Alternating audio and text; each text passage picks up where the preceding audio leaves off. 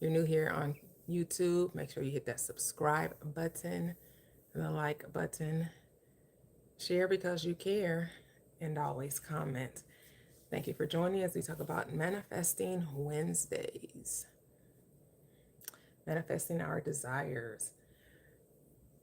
And I reference the scriptures, the Holy Bible, the Helios Biblios, the book of books, because it is a book all about us. It's all a book all about manifestation. It's all about the mind. Proverbs 10 and 22. For the blessings of the Lord of the law makes you rich and adds no sorrow to you. I have on the screen Mark 11 and 24.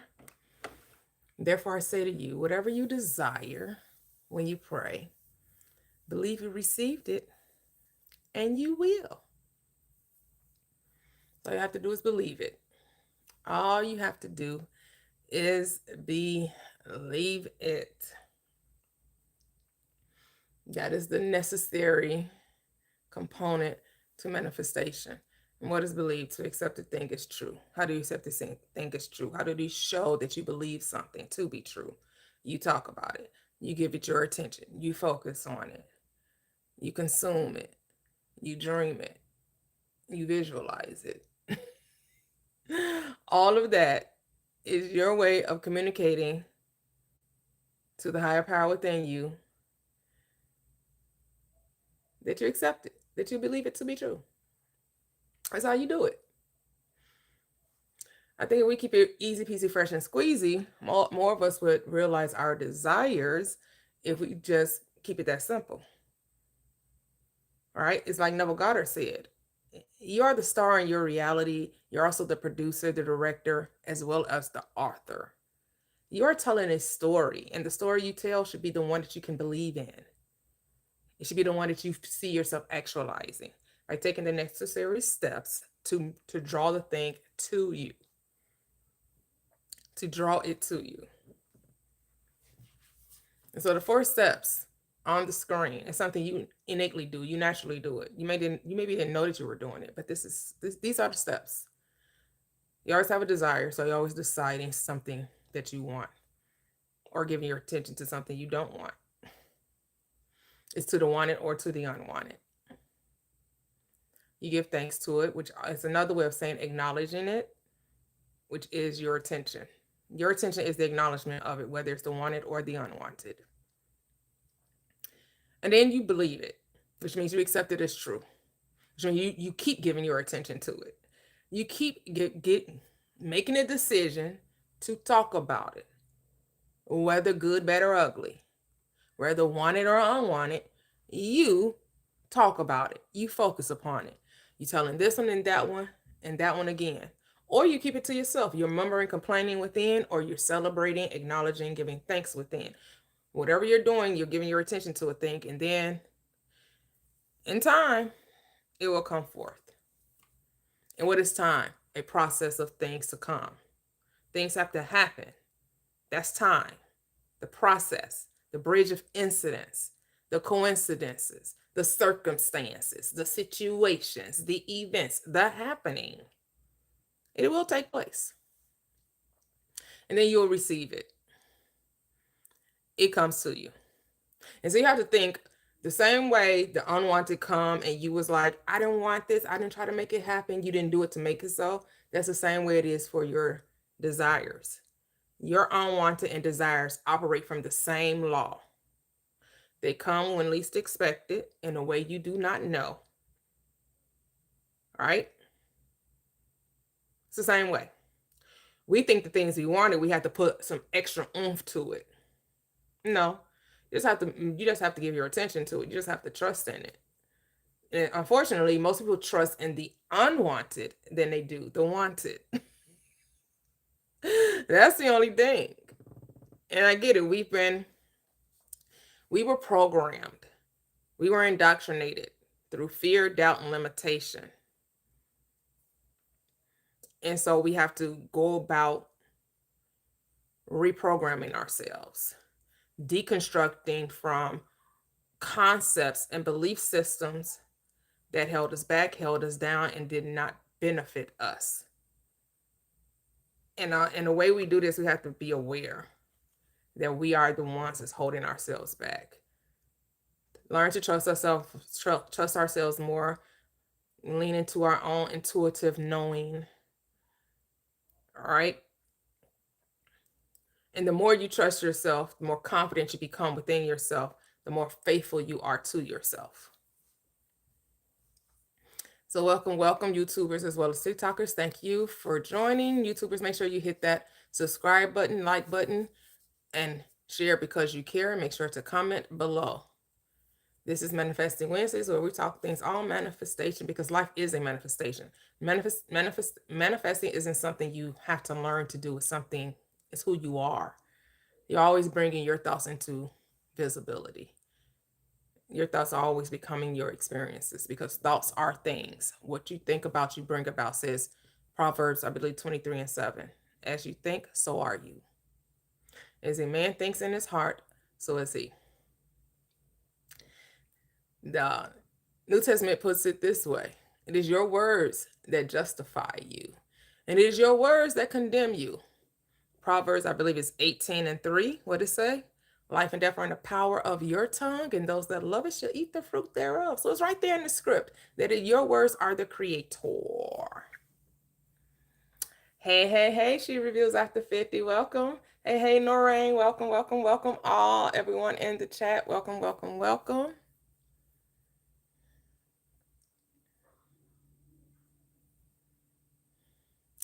Oh, no, it isn't. That's not true.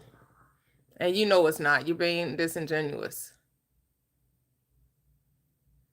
That's not true. Mem by Bim's biz. That's not true. Everyone manifests. Oh, someone wants to quote the scripture and they want to add their own little flavor to it.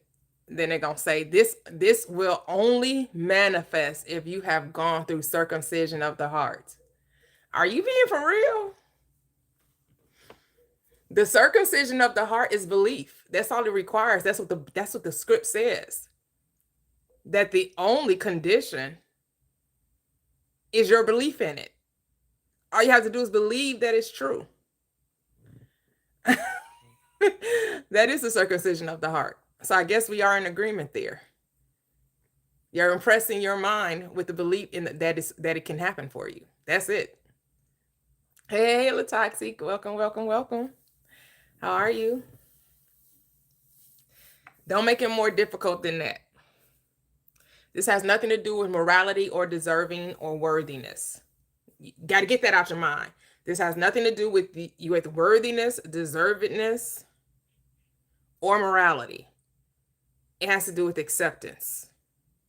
It has to do with trust. It has to do with faith. Thing is, we trust more of the things we don't want, right? We trust more in the doubt, in the limitation, in the fear, in the worry, in the complaining about the thing we don't want. So what is that you're doing? You're believing in the unwanted. Now put that same energy, that same attention into the things wanted. Just got to flip the switch, right? On off button. Turn off the noise that talks about difficulty, straining, strangling, striving, straining, struggling, competition, comparison. But here's the thing. Most people get things through competition, right? They say, well, I want to best this person. I want to shatter this record, right?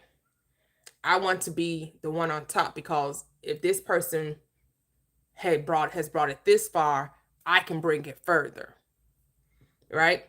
So there's absolutely nothing wrong with competition. Just know that you're really just competing with yourself, with your own desires, right? Say, I did this and then I can do one better. I did this and I can go much further, right? Or they did this and I know I can take it to the next level.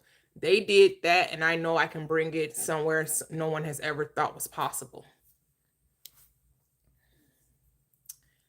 So you're using that other person as a measuring stick to say, yes, I can expand upon that. I can do greater. And so that's okay.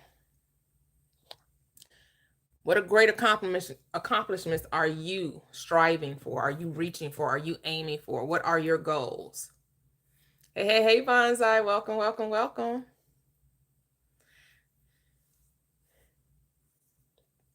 Say peace and love. So Mark 11:24. What do you want? That's what Mark 11:24 says. What do you want? Remember, I say it's 3 questions in the Gospels. And the 3, and because we talk about the Gospels because that's the New Testament, right? That's the new contract, right? That's the new covenant between yourself, right? The New Testament, because the Old Testament is old mind, body, New Testament, new mind, body, right? You're making a new covenant, making a new contract with yourself, right? So 3 questions. Who do you say that I am? What do you have of me? And do you believe I can do it? So who do you say I am? Thou art the Christ. And so what did Christ say? Well, what do you want? And what does Mark 11:20? What does the Christ say? The Christ says, Mark 11:24. Therefore I say to you, whatever you desire, that's what you want. What do you want? Because whatever it is, the only condition is all you got to do is believe it when you pray, when you acknowledge its existence, when you recognize its truth. Believe, accept it as real for you, and then you'll get it. That's what do you want? And then it says, well, the third question, do you believe that it's possible? Right? That's step 3. Do you accept the reality of it for yourself?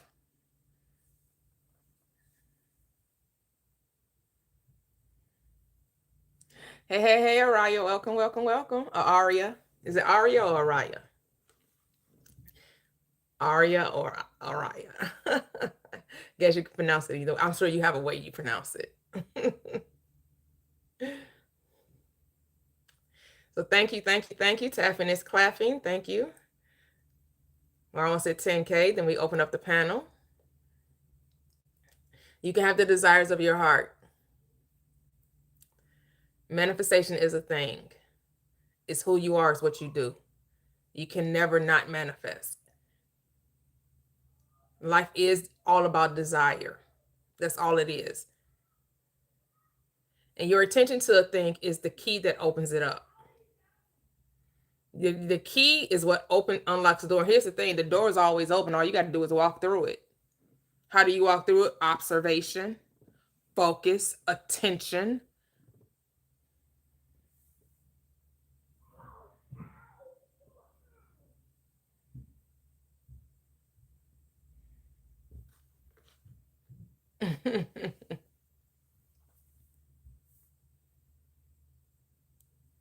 All right, Mimi. All right, Kimmy.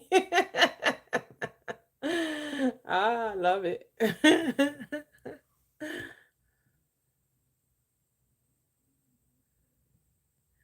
Why would your desires take you away from God? That doesn't even make sense.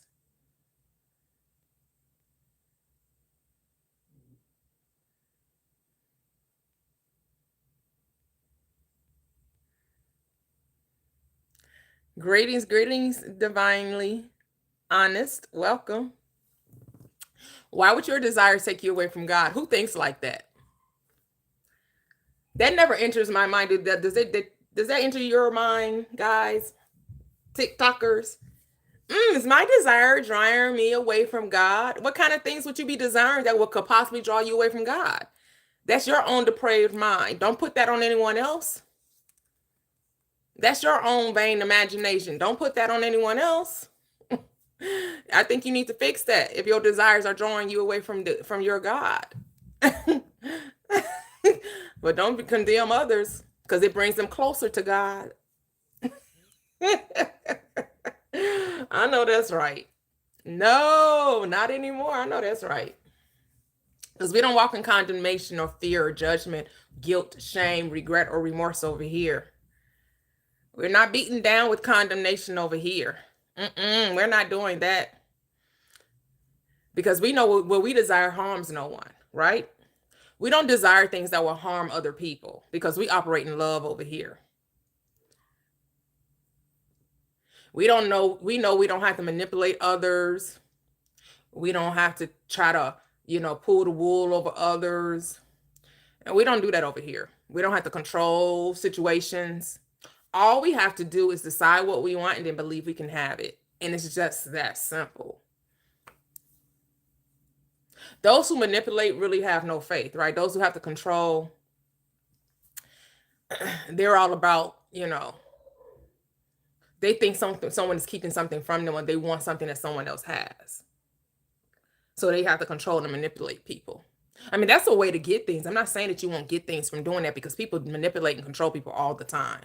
So I'm not saying that that's not a way to do it. It's just not our way to do it. It's not my way to do it. Let me speak for myself. That's not my way to do it. Because it happens every day. People manipulate people all day long, especially with this word. Because most people will use emotional manipulation, right? By drawing you in, trying to emotionalize every situation, wanting to connect to you on an emotional level. And since we consider ourselves to be emotional beings, that's why the Bible tells you need to gain control over the emotions, so you cannot be manipulated by others. It tells you better think about what you're trying to do to me. Hey, said think. The Bible tells you to think and not to be led by emotions. Unfortunately, most people don't listen. People get pulled by their heartstrings. People love a good feeling story. If it feels good, then it must be good. Because it sounds good, it must be true. I don't know about because it sounds good, it must be true. You better test the spirit by the spirit and see if it be any good. You better test that spirit to see if it be of God. Y'all got itching ears. Y'all listening for things that sound good to you instead of be good for you.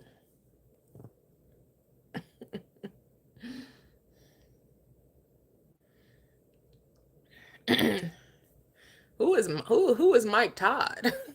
Hello, I am Janae. Welcome. I have no idea who that is.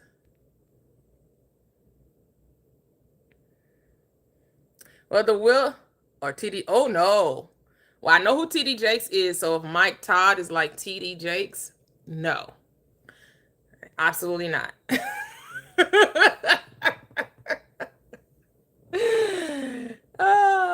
Absolutely not. They definitely, if Mike Todd is anything like TD Jakes, they use emotional manipulation to get you to do a thing, to get you to believe in a thing. They want your money. And I'm not saying everybody out here not trying to, get rich. Because a lot of people want to be rich. A lot of people are trying to get rich. A lot of people are manifesting wealth, manifesting an easier life, a comfortable living, prosperity, and success. And there are many ways to actualize that. And in this world we call a reality, all things are possible. That's what the script says, right? All things are possible to them that believe. So if you believe a way can be done in order to get a thing, it happens. I know I had told many of you before when I was looking to cryptocurrency, right? And I saw this documentary about this guy, and he went into a business with a friend of his. He wasn't really a friend, but he was a high school buddy, really like a high school arch nemesis, someone he really didn't get along with, but they decided to go into business with. And during the documentary, he said as a child, his desire was to get rich scamming, because that's all he knew. His family, that's how they got their wealth. They scammed people. So he said when he got older, that's what he wanted to do. He wanted to scam. His first business was actually an honest business. He used to rent luxury cars, exotic cars. And then he went into, he found about cryptocurrency and found out how easy it was to manipulate people into giving them money in order to get rich. And so their cryptocurrency scam was to make people believe that it was this card that they could have, like a debit card, except that this card, this credit card or debit card, I forget what they called it, was going to be a card that you can switch your cryptocurrency over to the dollar. And they were supposed to have create this program that was going to, once you put the card in it, it was going to be an exchange from crypto to cryptocurrency to US currency to the dollar. It never worked. They went over to, I believe they got in touch with some Koreans, and they went over to Korea. And the little thing that they tried to demonstrate, it never worked. But they still got the investment money for it. And they end up getting caught, of course. And the guy who the documentary was about, because he was forthcoming and he told everything that the FBI wanted to know, and I guess he had a change of heart, a change of mind, and he also was hooked on drugs. Like he said, he was always out of his mind most of the day. He was just he walked around with a book bag that had $100,000 in his book bag, and he would go and spend hours and hours at the casino. His business partner, because they both ended up on house arrest, but his business partner continued to try to scam people, even though they were on house arrest and was being investigated. So the friend ended up going to jail, and I think his sentence was like maybe 10 years or so. But the guy who said his desire was to be a scam artist, and he went into that business with cryptocurrency being a scam artist. And again, he was telling you how easy it was. He gave you the blueprint, how easy it was to trick people. And of course, they had people on there that gave their stories about how they really believed in what he was, the cryptocurrency he came up with. They had given them their whole pension or their whole 401k. They invested into it. And I'm just telling this story to show you that this law works for everybody. This law is not about morality. Consciousness, that which we call God, is not judging people's path in this reality.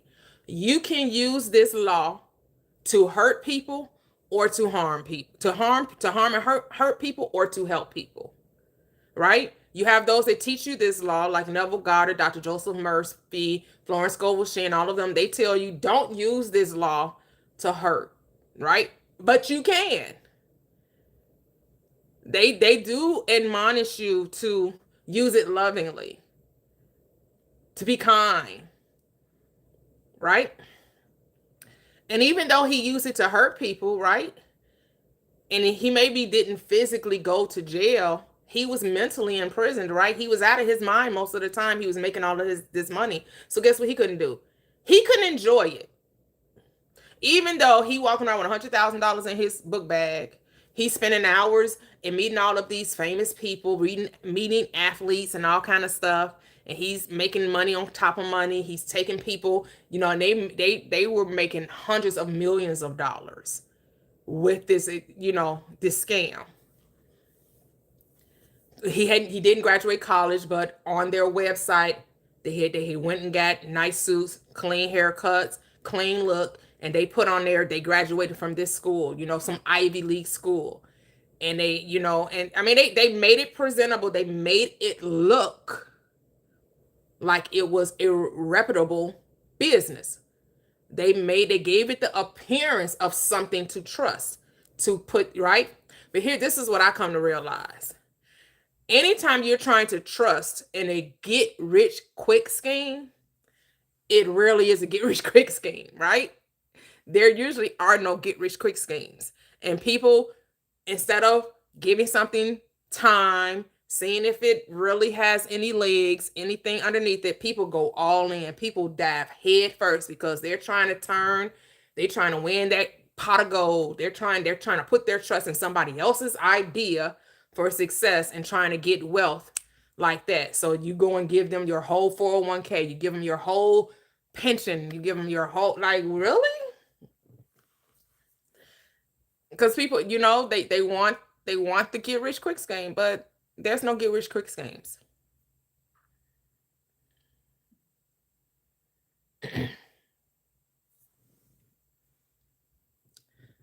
Peace and blessings. Welcome, welcome, welcome. You said you was gonna say it sound like, but it's only because he got caught. And what the person realized, because when the feds got to it, nobody claimed their money. So what the guy said, what he recognized, I gotta find out because I think it was on Hulu. It was on either Hulu or Netflix.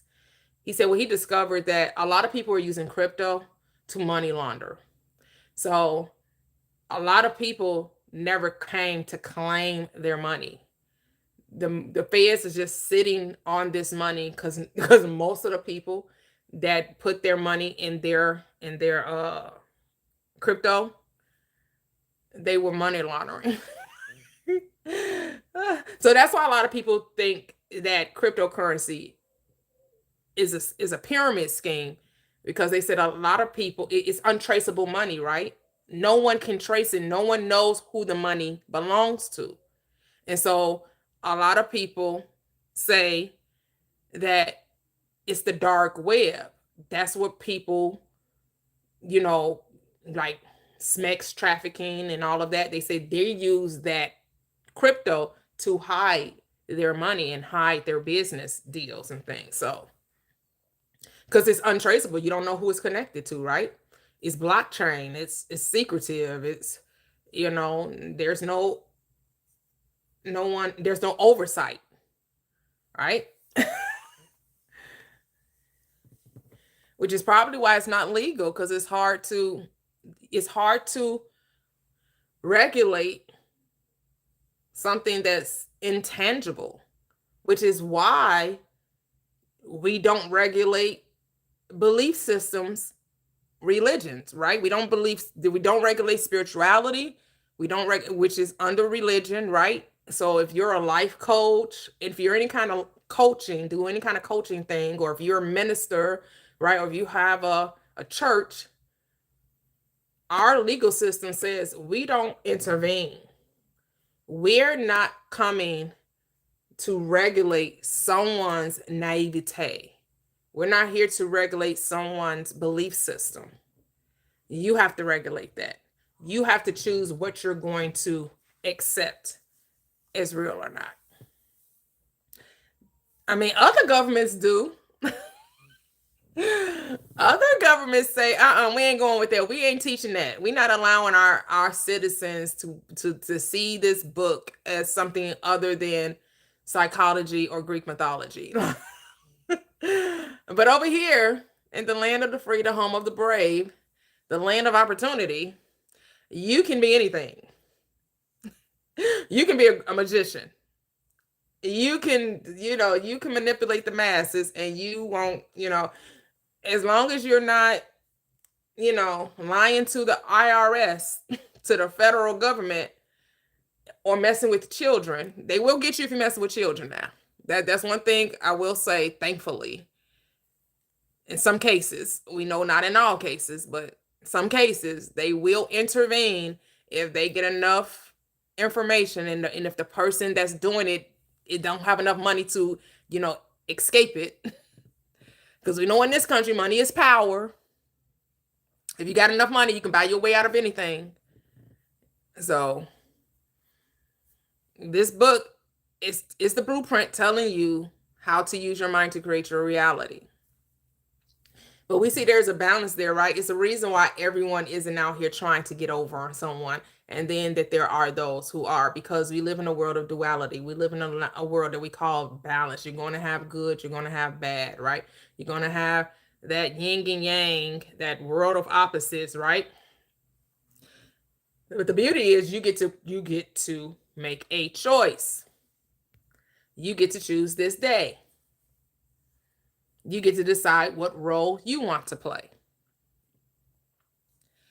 Now, I know I was talking the other day about, the panel's open, guys. So you're free to come up. We've well over 10K.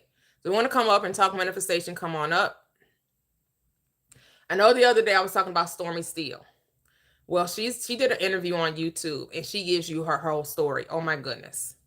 That story is so inspirational. When she talks about how a lot that God, that what she calls God consciousness, the source, was leading her and guiding her through her dreams. And how she discovered that anytime it was her time to expand and to go and to grow, if she didn't listen to it, something happened to make her move. Like some type of situation would occur in her life that would say, nope, you got to go. Nope, it's time to move to the next. And from the outside, it would seem like it was something negative or something bad. And it was just the way of her divine, her higher self telling you, I want you here and you're trying to stay. I want you over there and you're trying to stay here. I'm ready to expand you and I need you to expand. And her story is so inspirational. It's so wonderful. Like it's like, yeah, manifestation is willing. And what she doubled down on was belief. She was like, most people don't realize their dreams and their desires is because they don't believe in them. Because she said, whenever some adversity may come your way and it doesn't look like it's going to happen the way you think it will happen, most people walk away. And that's what she refused to do. She recognized that adversity was there to catapult her to the next level, not to make her stay in the same level or to cause her to break or to give up. She recognized that there's something, I'm supposed to be learning something from this. I'm supposed to be gaining some direction from this. And every time she trusted in that, she would, so she sold hair care products, and she sells products to help your hair grow. So those of you that may be looking for something to help stimulate your hair growth, maybe some people are experiencing alopecia or whatever, different things that's causing your hair not to grow as you want it to.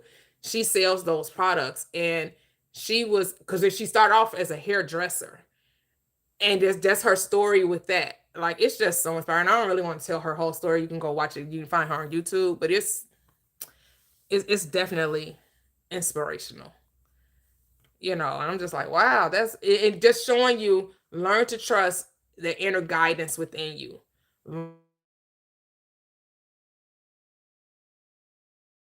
Learn to passionate in your heart and to trust that and to know that leading, that guiding will bring you to your desired end, and you will experience things that you only could dream of. But you do have to trust it, right? Because she could have had the dreams and not acted upon it, and then what? Or those situations would have been take place and she could have decided to do something different, made other choices, but she decided to bet on herself, to trust on herself. And things didn't always seem like, she didn't always know the how. She also talked about that, not knowing the how. She didn't know the how. She didn't have the plan. She had belief. She said, I didn't have a plan. I had belief. I believed in the visions, in the dreams I was having, in the visions. I have no plan. She said she dropped out of college with no plan. She moved from the small town in Alabama to another town in Alabama, Huntsville. And then that's when her journey to where she is now began. Because she said within her heart, she didn't see herself. Her parents were telling her, in order to be successful, you have to go get this degree. And she felt in her heart like, and she said it was already mapped out for her. Go get your degree in art, and then when you graduate, mama has a job set aside for you, and you're going to go be an art teacher. And she was like, that's not something I chose for myself. My mother chose that for me. And she said she was like in a very deep depression. She was crying. She just felt like that was not her journey. That was not her path. That was a path someone else had laid out for her. And once she decided to follow her heart, follow her passion, do what she wanted to do, that's when her path, her road, her journey unfolded. And so what is it that you feel like, the thing that you are passionate about, the thing that you know you have in your heart, the thing that you know that you have on your mind, the thing that's pulling on you towards, but it goes against everything you know. It goes against everything your family has ever told you, everything, you haven't never seen anyone take this path, let alone be successful. Be successful is one thing, to take the path, you've never even seen it. Her name is Stormy Steele.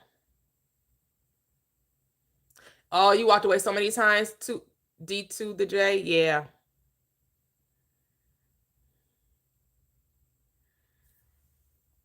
Yep. Stormy Steele is her name. She's on that show, the Bell Collective, Birmingham. So I know that comes on OWN, and you can catch the like if you don't have cable, if you don't have the OWN network, you can watch the recap or the replays on HBO, because that's why I saw her, the Bell Collective, Birmingham. But I remember her from Love and Marriage, Huntsville, Alabama. And her story was just so inspirational, from Love and Marriage, Huntsville, Alabama. And her journey is just, it's like, wow, how she used Facebook, TikTok. She used all that, she was starting off, you know, every time she grew, every time she took a leap, her expansion and success multiplied exponentially.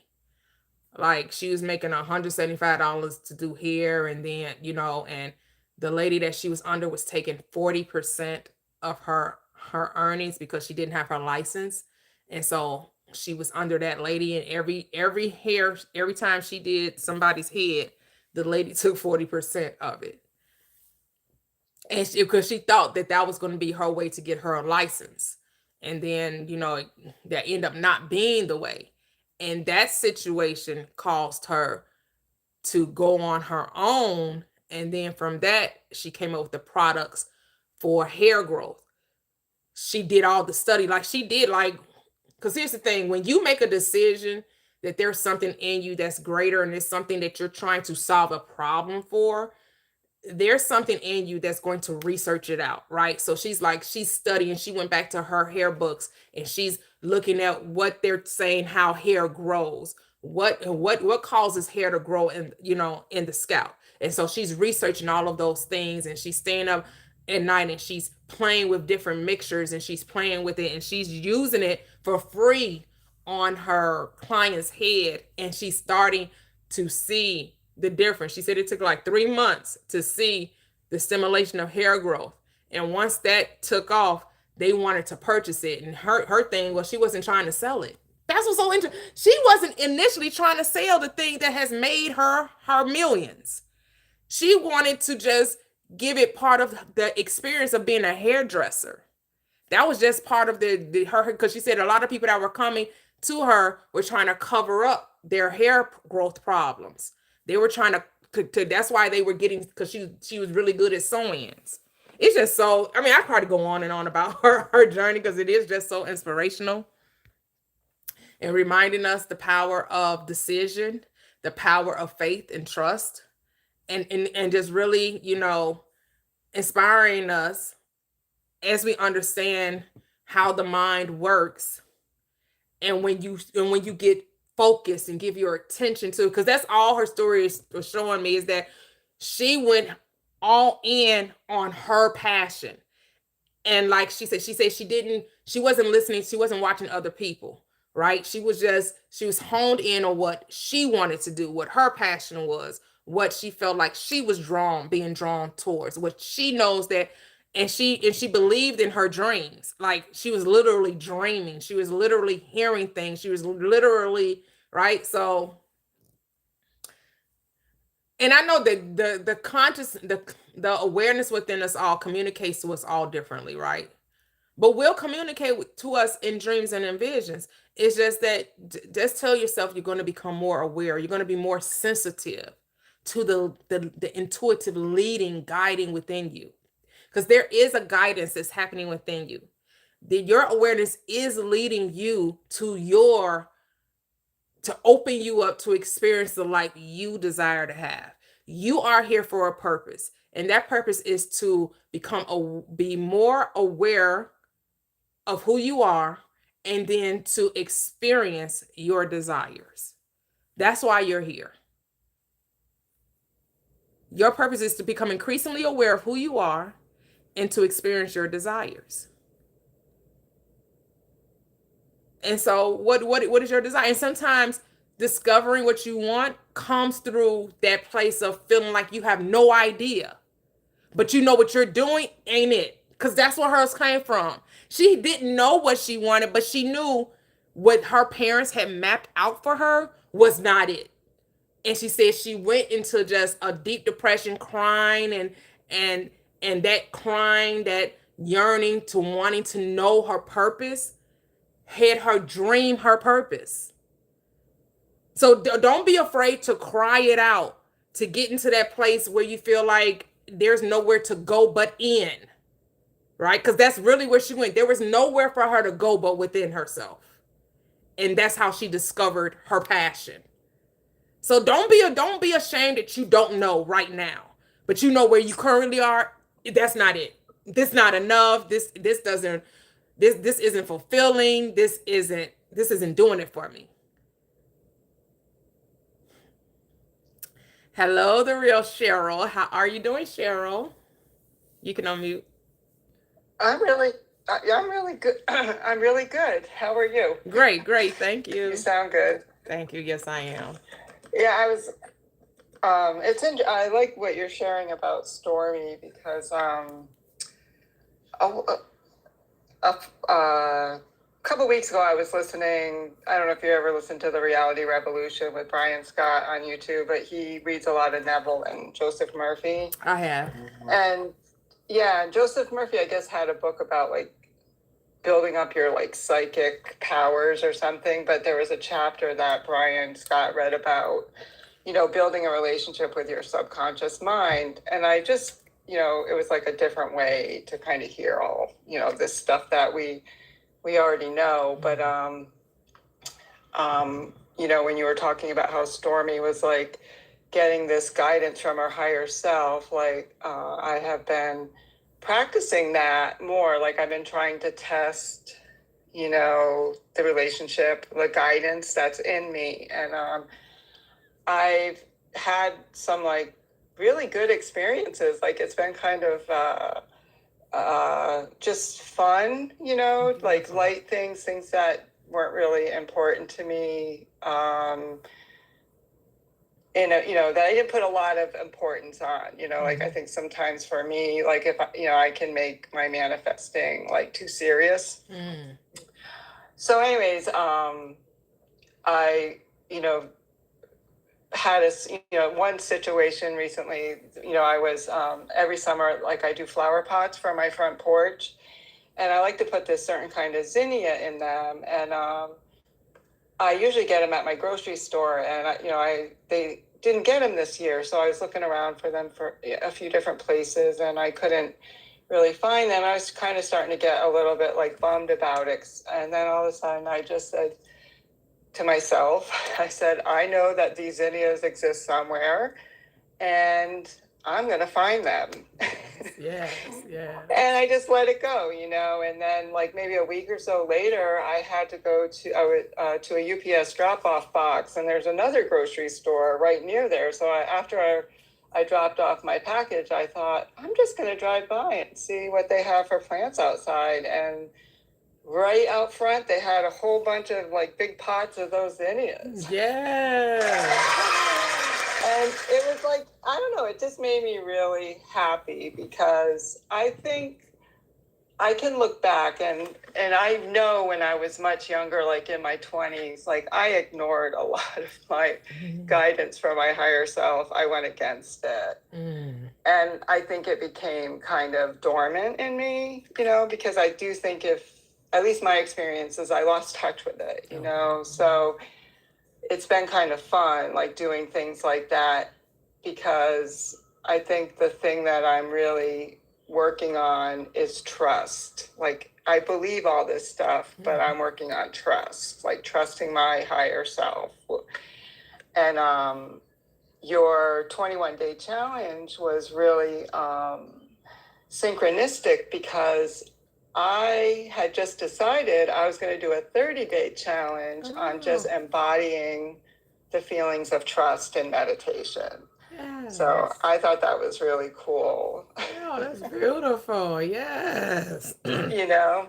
Hmm. So, and then one other thing that happened to me too is similar thing is where this is just recent, good things have been happening, but these are the two recent ones, where I had a couple new customers for my other job wanting spots, and I didn't really have any for them. And I was like looking at my schedule and thinking, how can I fit them in? And I would just get kind of overwhelmed. And then, I just said, I know there's a solution, and I would let it go, because, I was thinking about how say we don't have to do anything.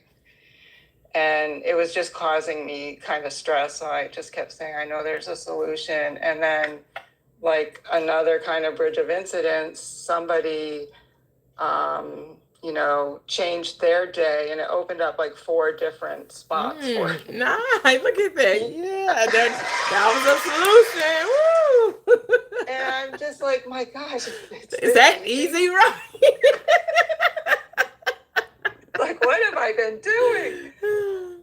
So it's just been really a lot of fun, and I've been also like enjoying like doing the meditation. Like, it's kind of nice knowing that somewhere out there other people are meditating with me at 6 in the morning. That's beautiful. Yes, So yes, yes. I'm so glad we're getting some great results there, because here's the thing, we're always getting results, but the awareness is happening, right? That you're becoming more aware of your own guidance, of your own power. right, like I realized, like I really needed to really just kind of go to the basics, like the trust, and kind of open that relationship up, like, and I like how Joseph Murphy just said your subconscious, like he said, you can lay in bed at night and ask your subconscious for X, Y, and Z. And that just kind of broke it down really simply for me. And so it's been just kind of nice to see that, like, that it is that easy. Because I think, I think about things sometimes too much. I think I overcomplicate things. And then so then that will kind of like be my double-mindedness. Mm. And so that's why I kind of just in my daily life now, I'm just, when things come up, I'm just like, oh, it's all good. And I just kind of leave it at that. And, I did it today. I was having like some stress about my day, and I just said, it's all good. And I just stopped thinking about it, and everything worked out, better than, I thought it could. And it just feels really nice to finally feel like I kind of have grasped this on the like having the deeper understanding. Beautiful, beautiful. That's it. Yeah, I did. I love the your share. How you just like, yeah, I decided that there was a solution, and then I let the solution show itself. Yeah, I think like, I know it's funny, like it's so easy, it really is, but I think sometimes you just have to get to that certain place where it clicks for you. Mm-hmm. A lot of it does click, but I think the consistency, like Mm-hmm. having it be consistent, and the trust piece, because I think I really needed to learn to or I need to trust myself. And that was the piece that I was struggling a bit with, because I can have a lot of fear and anxiety. So I thought I just have to really start embodying that sense of trust, even, and just practice that. Yeah. So I kind of had to take it down to a very basic level. And that has helped me a lot too, because it's, having these successes is help building my trust. Yep. Yep. Yep. Yep. You You know know, how I say keep it simple. yeah. And I mean, again, I know like it seems maybe foolish, but I think there was just some little piece that was missing for me, like, because it was, I could do it, and then I would, and then it seem not to work. And, and I think just honestly, like the last month, I feel like I actually said this to someone. I don't even know if it's from the Bible, but I've heard it before. Is I just kind of felt like I was having like deeper understanding. Like I literally said to someone, I feel like scales are falling from my eyes. Like things are starting to make more sense to me or be a little clearer.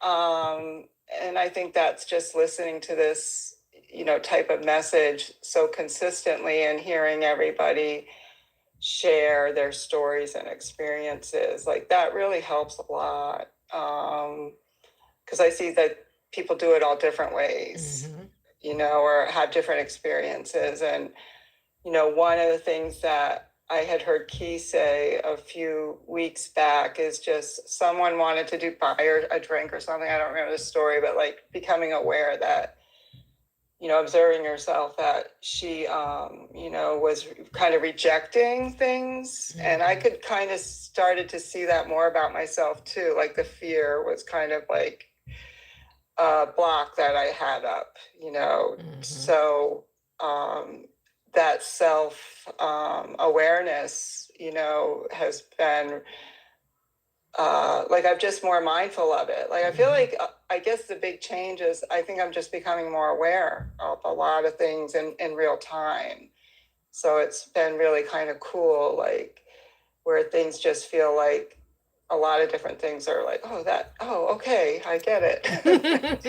Or, I can identify with Key and maybe I need to look at that a little bit with myself. Like, how am I, what obstacles am I putting that I don't need to, or maybe I'm not, because I think I shared, when I got my car for free, I noticed like, I almost felt like apologetic about it. And so it's those little subtle, like maybe things, subconscious, like roadblocks. Right, So, right, right. that you don't even sometimes know you really have. So I think just having that extra awareness has been really helpful. Yeah, because we have it really, we love to talk about being deserving of something, right? And if you feel like you're not deserving of it, you may self-sabotage, right? Yeah, that I found that's really a core belief. I've been working on that, and I've been kind of like keeping track of like my triggers just so I can figure out a little bit more like why am I being triggered instead of just, getting upset about it. Like trying to be a little bit more rational minded, like what, and a lot of times it goes back to like that, like a fear or something like that. So that's really helpful too. Yeah, yeah. Awareness is key, because you can't change what you're not aware of, right? But you become increasingly aware, and like you said, the trust is just confidence in oneself, right? They're confident. Yep, it is, and the more you prove it to yourself, the more you have confidence in it.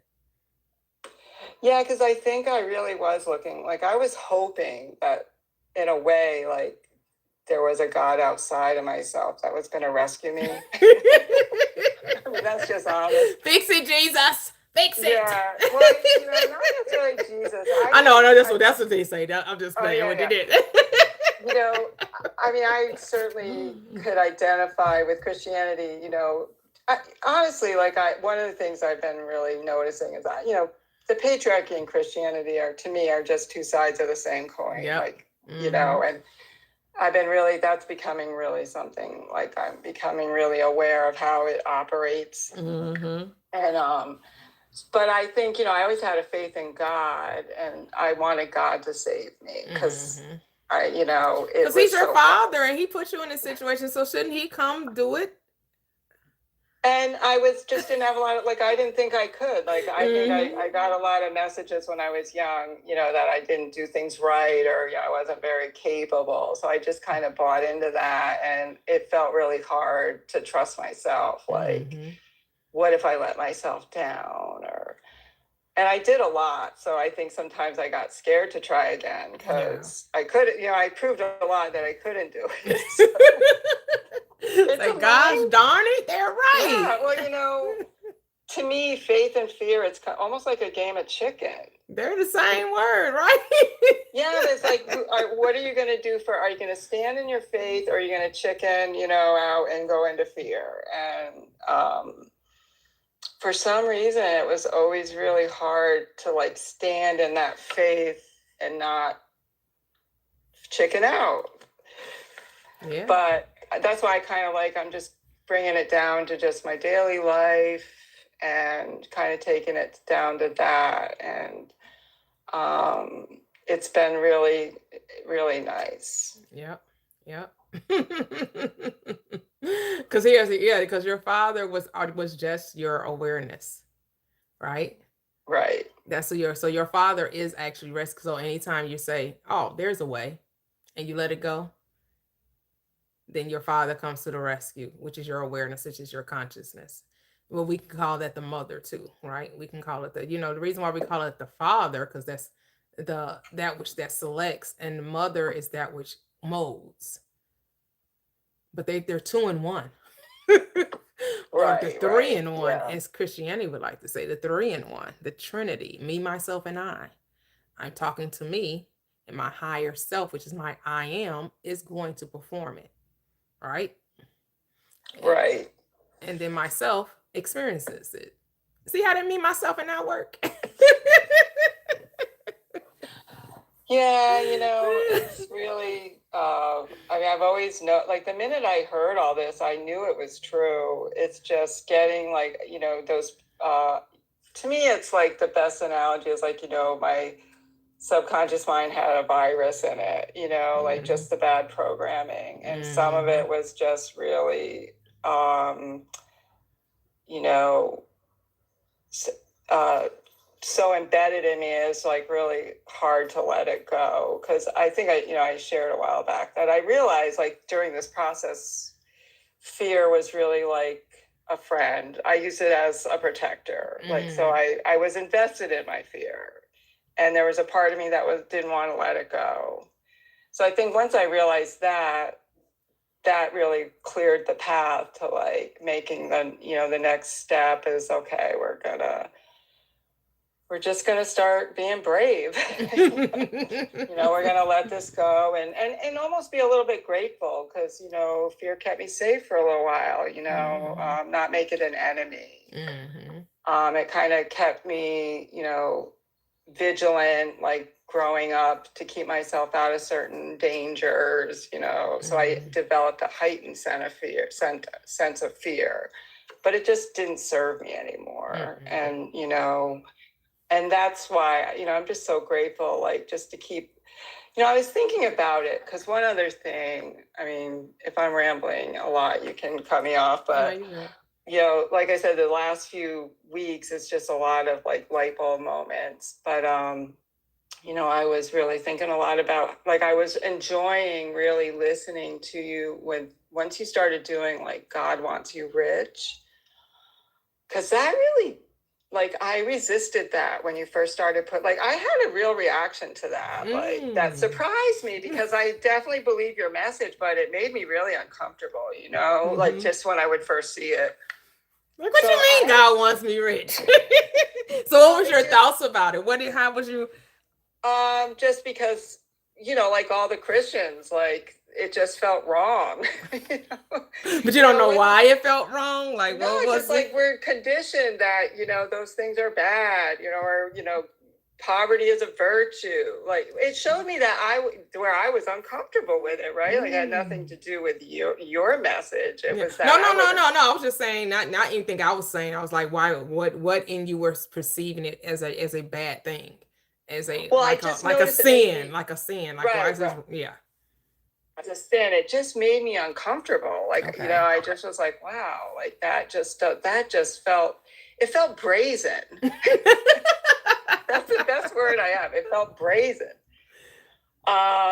And then I've just been really listening, like even sometimes in the morning, like I'll listen to some of your videos, like just before you get to the 10K, when you're kind of talking about some of the scriptures and things.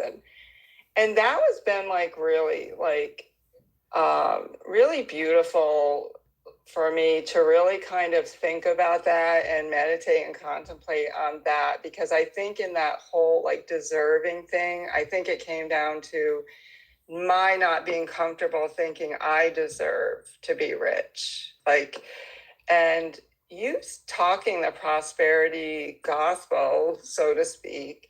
And I ain't so to really, speak. I'm speaking the so to prosperity. speak, It's the prosperity gospel. Yes. Well, I mean, I totally believe you now. Like that book is a prosperity, the Bible's a prosperity book. It's to teach us how to live life in harmony, with having this 3D experience that it really is easy if we want it to be. And it's just been really like balm or soothing to my soul, like just listening and really soaking that in and just kind of meditating on that. And just really starting to think about everything like in a different way and being more open to that. And it's really been like, I've really been enjoying it, and it's, like I said, I just feel like there's a kind of a shift going on right now, like just a lot of different, things, like almost like neurons going off in my brain, the last few weeks. And it's just been really nice. And, I really have been enjoying like just this message because, well, the other piece about like, this world and the patriarchy and everything is, I think part of the reason that message was so brazen to me is because on every level in this world, we're told we should struggle. If you don't make enough money, you should get a second job. If every, like nothing, the world doesn't want us to have nice things, like just like it tells us we have to work really hard or we don't deserve them or whatever. So I think it was part of that like conditioning too, like on every level, even through the religious level, like you're kind of taught, the reward is in the afterlife. Yeah. It's not on this level, and you're not good enough to, or smart enough unless you have some great idea. Like it's really like work, struggle. And I grew up, with a single mom, and we were poor. So I think I just really kind of, that was my life for a long time. I didn't know anything different, so part of it is to the expanded awareness of what that looks like. Like sometimes it takes a little while to understand like where my limited thinking is getting in my way. And I thought like when you started doing those God Wants You Rich, I'm like, that was like a bingo, like, wow, like that's really hard. Like I struggle with that, like that message, because I wouldn't have that reaction. Yeah. So he was like, where's Toya going with this? Well, I loved it though. I really loved it. It was just like your big bold gold letters. God wants you rich. I know he don't. God wants you saved. No, he doesn't. God don't want you to go to hell. God wants you to struggle so he can train you for heaven. Okay. But the thing was, like you always, like you say in that message though, like rich isn't just about money. It includes money though. It does, but it's like it's a whole life.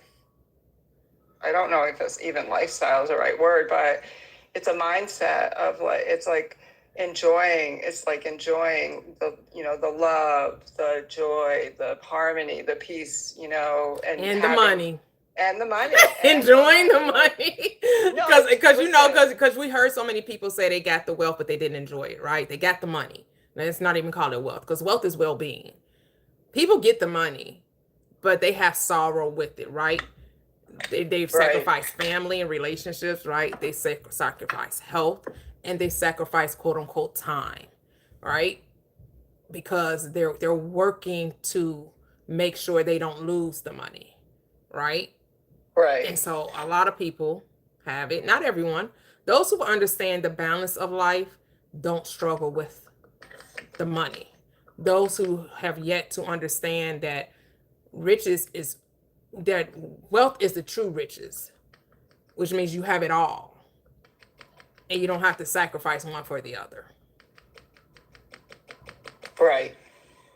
Right. Like you can have it all, Yep. whatever that all is to you, you know? Exactly. It's whatever it is to you. Don't let society define to you what your all is. Right. Right. So yeah, I think it's just like your message has just been really resonating with me, and I've just been, like I said, I've been just kind of contemplating a lot of things and just listening, really opening up my mind a bit more and listening, and it's been really it's been really wonderful, really. Love it. Love it. Oh, thank you And so I much. just Oh. wanted to share one other little thing that's Mhm. kind of funny, but like I noticed, like in this group, just like there's been so many amazing conversations lately. Like people come up and they, just all kinds of people, all different, thoughts and things, and I was one day, you were finishing up, and like maybe a half an hour before, you got off, like some Christians came in, like those really quote unquote nice ones. And it was so weird because like what the feeling was like when they started preaching, it reminded me of like when you watch one of those like exorcism movies and the priest throws holy water on the demon person, and then the demons or the starts like hissing, and like that's what the Christians were reminding me of. Like they're so like hostile. And that was again like everything's inverted, and I don't know, it's just been interesting to kind of see that from a different point of view. Like uh they have nothing that I want. There's nothing attractive about their Christianity. Mm, mm, mm, mm. Oh, but yeah, I don't want to say all Christians, right? Like the No, very the right, ones that come in right. like you call you a demon, you're gonna burn in hell. Those Christians. The ones that want to condemn you straight to hell. You going to hell in a handbasket with Yeah, gasoline draws on. That's what. yeah, because I mean, we're in this beautiful vibe, everything's really great, everybody's, sharing and, and then all of a sudden, it's like that demon hissing at you. Like they can't stand that you're happy. Oh my goodness, that's like mind-boggling, right? It's Yes, like it's, it's like they instead of coming to be the joy, it's like it's literally that's why we say Christianity is the Antichrist, because they literally come to steal your joy. This thief comes only to kill, steal, and destroy. it's, it just blows me away because, like, at best, when you're quoting some of this beautiful scripture that they love, they could at least be like, "Well, you have a point there." Like, I might not agree with everything, but it's almost like the more you talk, the more angry. The more you quote the Bible, the angrier they get. So it's just been really interesting, like how the more I like kind of embrace this new mindset, like just how almost, I'm going to use the word, like it's almost like violent the way they come in sometimes. That's how it feels to me. It's like they crash the party. So it's Yeah. been, I'm telling you, all these things are kind of like, my eyes are being opened in a new way, and it's Yeah. just really kind of cool. Yeah. Yeah. Thank So you. Oh thank you. wow. Thank you. Oh, we definitely loved it. I definitely love the conversation, Cheryl. Well, definitely, Well, definitely. Oh my goodness. Beautiful, oh, beautiful, beauuful. Beautiful thank you so revelations. much. I'm Beautiful. very, Oh, very grateful. It's almost a year that since I found you. nice, And nice. it's just been the best year. Oh, That's So, beautiful. That's beautiful. Love it. Love it. Love it. Thank you so much once again. We definitely enjoyed you.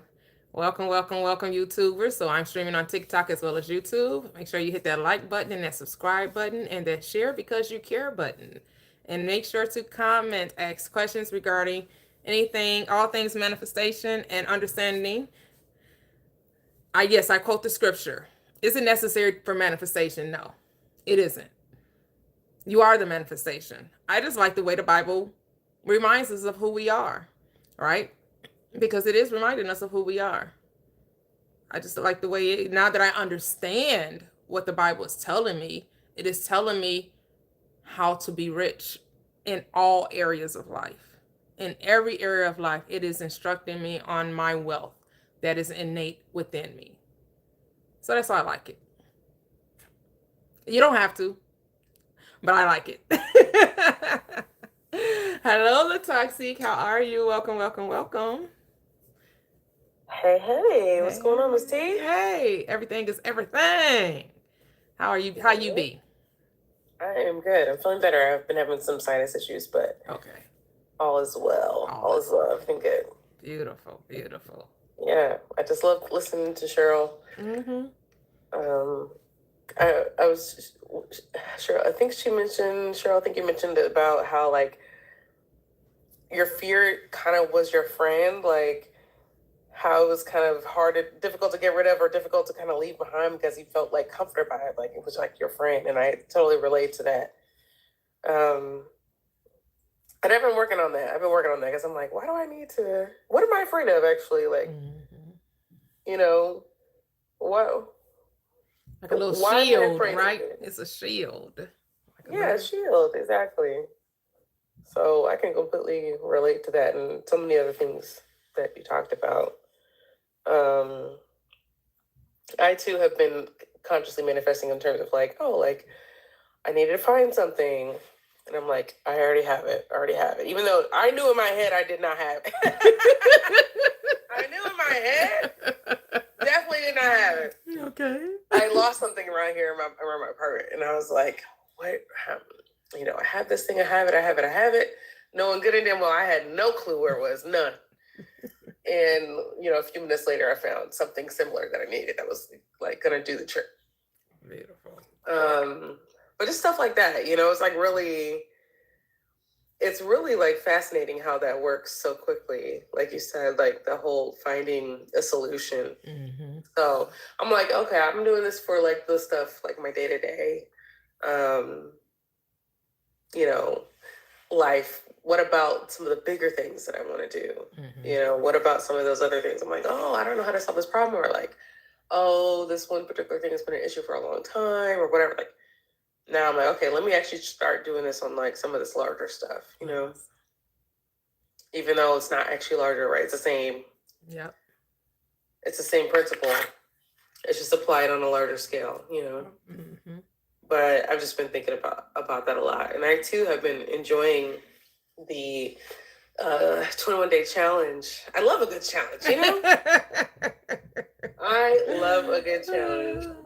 Like it really. I like calling it an experiment. Challenge. Experiment, sure. Yeah, an experiment. I love that better, actually. That's a much better way of saying it.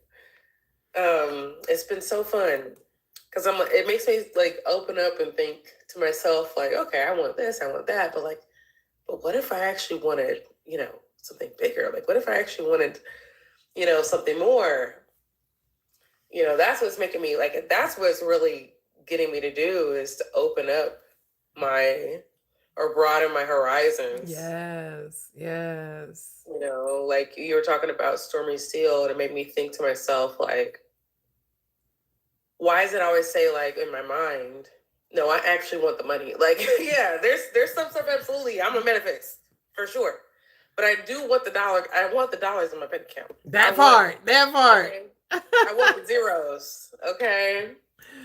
So right, because she wasn't doing what she doing not to make money. Right. Her ideas was, and she talks about 40,000 days, 50,000 days, $1 million sales on TikTok. Like, you know, she said in 2022, she made $23 million. But go ahead. Oof. I love that but for her. then lost it. But go ahead. Oh, yeah, okay, yeah, she went through the whole situation, but Yeah. I mean, it made me think about, okay, well, what am I going to do with this money, right? And I've been thinking about this. I've been planning for this, But in my mind, I'm like, what would I like to do? Oh, I'd like to actually be an angel investor, Like, I'd actually like to, have my day filled with like talking with entrepreneurs about new ideas. That's what I think Oh, love it. Like, not to say that you have to have some kind of altruistic, because it's obviously whatever, being right. an investor, you get a return on your money, so it's not charity. Right. But in my mind, I'm thinking like, yeah, I know it sounds like a little bit like altruistic, but it is something that I think I would really enjoy. So just this challenge helped me think through like, what am I actually going to do with this money after I get it? Like, gain clarity, right? Right. Have a vision, right? That's what this. Well, go ahead. I'll let you finish. Go ahead. No, yeah, that's exactly it. I mean, gaining clarity. I was talking to my dad on Father's Day because my dad is like my my dad is like my advisor. He's like the one person I trust. Like if I ever when I do actually win the lottery, he's gonna be the first person I tell because he can hold a secret. I know that's right. I know that's right. I trust my dad with my life. Yes, okay? Love it. Like I trust that man with my life. I can tell him, and I can tell him I unalive somebody. He would keep it to himself. Okay. I know that's right. That's my ride or die. That's my ride or die. Yes, he really is. Love it. I was just talking to him because I was like, well, I'm definitely going to have him as a part of my advising team, for this money because I trust his, his point of view. He's a very measured person. He's not like, he's a very controlled person. Like he's calm. He doesn't like let things get to him. He doesn't let things like take over him. You know what I mean? Like, I'm not explaining that too well, but anyway. No, you are. Yeah, we get what you're saying. Yeah. So in my mind, I'm just like, so I talked to him about it. I was like, Dad, I'm planning on winning the lottery. I know that's right. Once you in on the secret, boo. Okay, let me let you in on the secret. And he took me dead serious. He was like, okay, so when you win, like, here's what you need. Okay, so when you win, this is what we're going to do, baby girl. I got you. He was just like, because I told him, I was like, here's my plan. I think I'm going to do this and this, this. I'm going to, give money to these people, blah, blah, blah. He was like, listen, I think you should cut it down. I don't think you should give that much money to these people. He's like, because he listens to a lot of, like the stories like that, like you do, like sports stories of like basketball players and stuff like that, because we're basketball fans. Okay.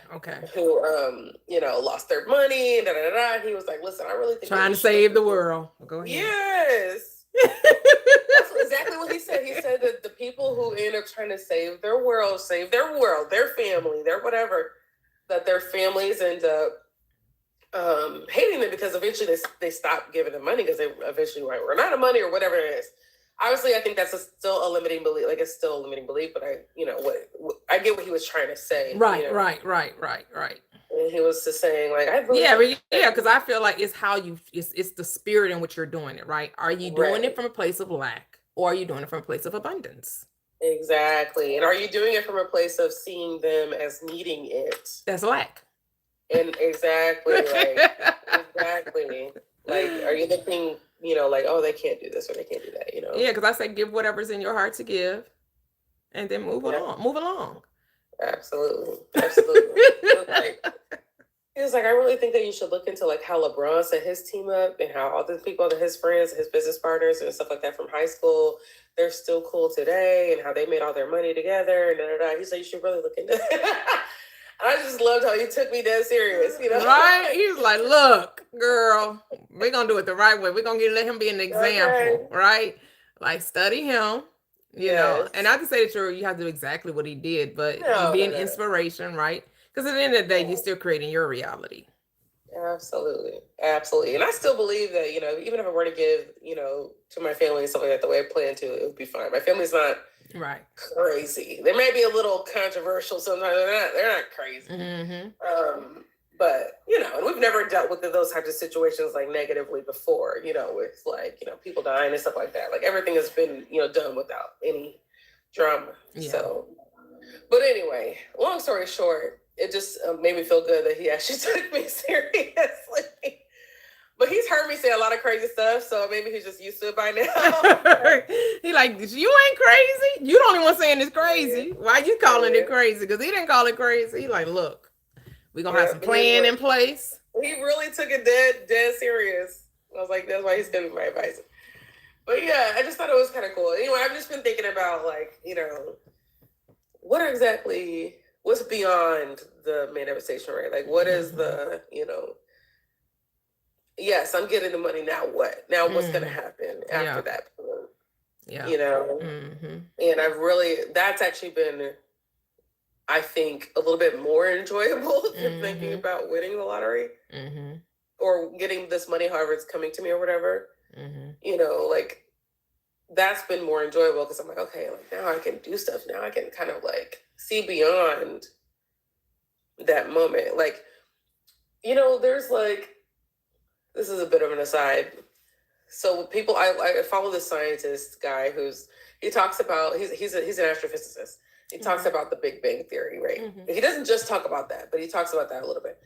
And he kind of explains like in science terms, like what some of these concepts are, right? Okay. And what he talks about is like, because of space-time and how long it takes to get from one place to another. When it comes to space, the Big Bang is just this point in space in which we cannot see beyond that point. Okay. Physically, because of time, we can measure it, the time distance from here to that point, but you just can't see beyond that point.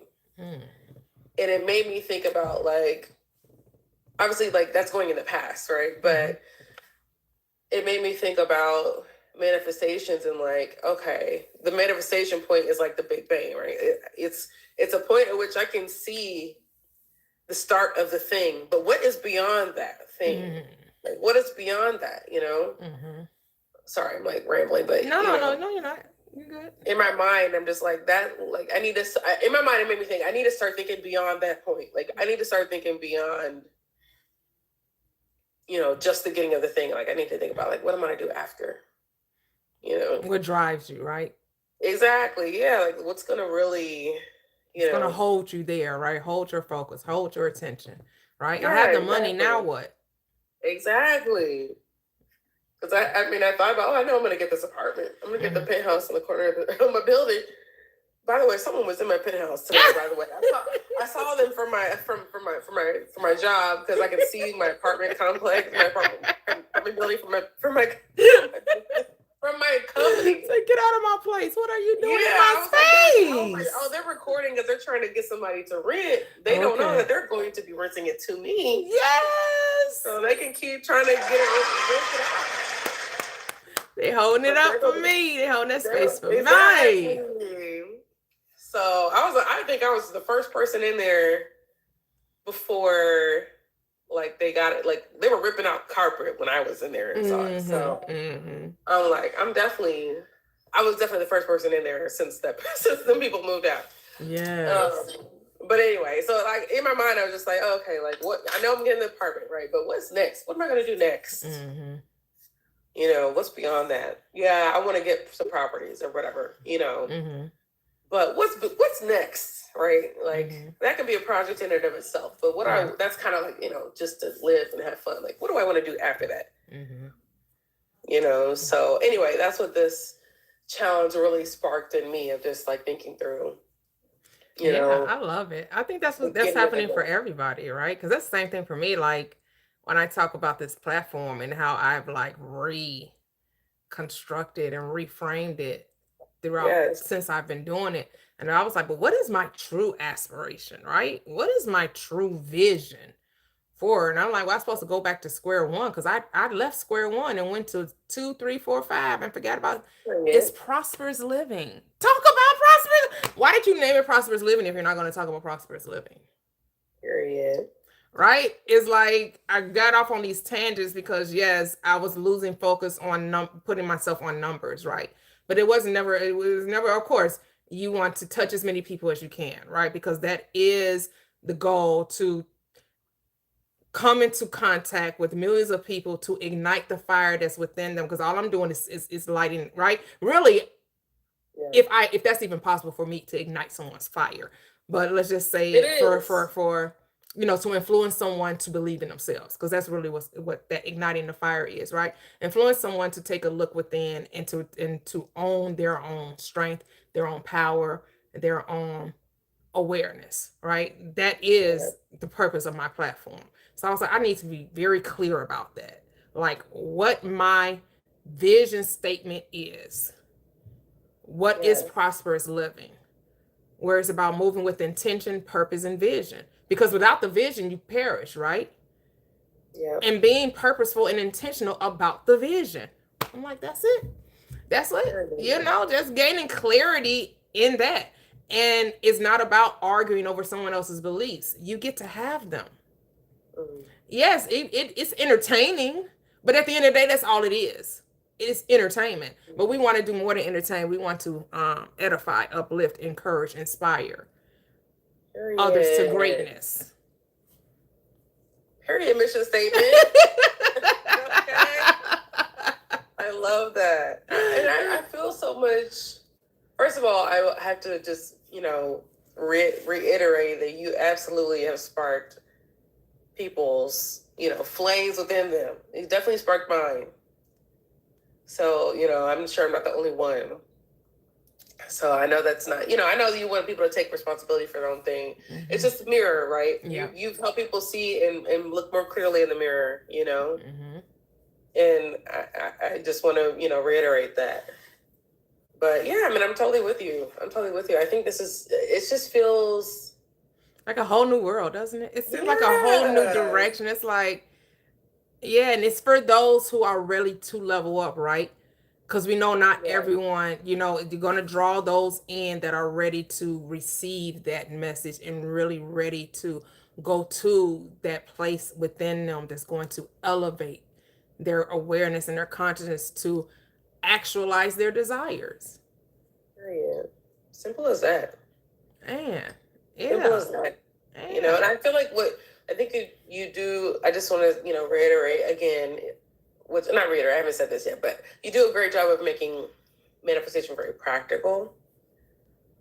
And I think, obviously, like in the manifestation, community, there's a lot of talk about, the 3D, the ego, whatever else, like all these other like concepts. And I think it's just super simple. Like, it's super simple. You just have to decide. You have to decide. You have to choose. You have to decide what you want. You have to decide that you have it, basically. And I appreciate you making it really practical. And I think, too, like, what I think is, the test of a true, the test of someone who knows what they're talking about is you can, like you said, test it. Mm-hmm. You could test it. Yeah. It's as simple as that. Yeah.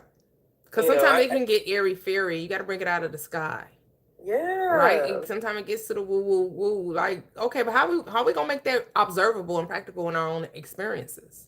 Exactly. Right? Like somebody was asking earlier, because I was on live earlier. I came on for a couple of hours. Oh. And they were like, have I heard about the 4D, 5D? I was like, I was just about to bring that up. I was like, people talk about it. I don't never tried to lean into it because, again, it seemed to complicate things for me. Now, for others, it may simplify it. But for me, it was another complication you're adding to the recipe, and I don't need no other additions. I don't need any other additions. And, and I was like 4D, because some people say 3D is, of course, what we observe. It's the observable space, the physical reality. Some people say time is the fourth dimension. Then other people say no, time, the fourth dimension would be something else. And I was like, and I don't know in the 5D. I mean, I've heard people talk about it, but I never tried to lean into it, so I can't remember what they said. And then A-Time was like, well, the 5D is your higher self. Well, everything is your higher self. So what? Yeah. it's all your inner conversation. Right.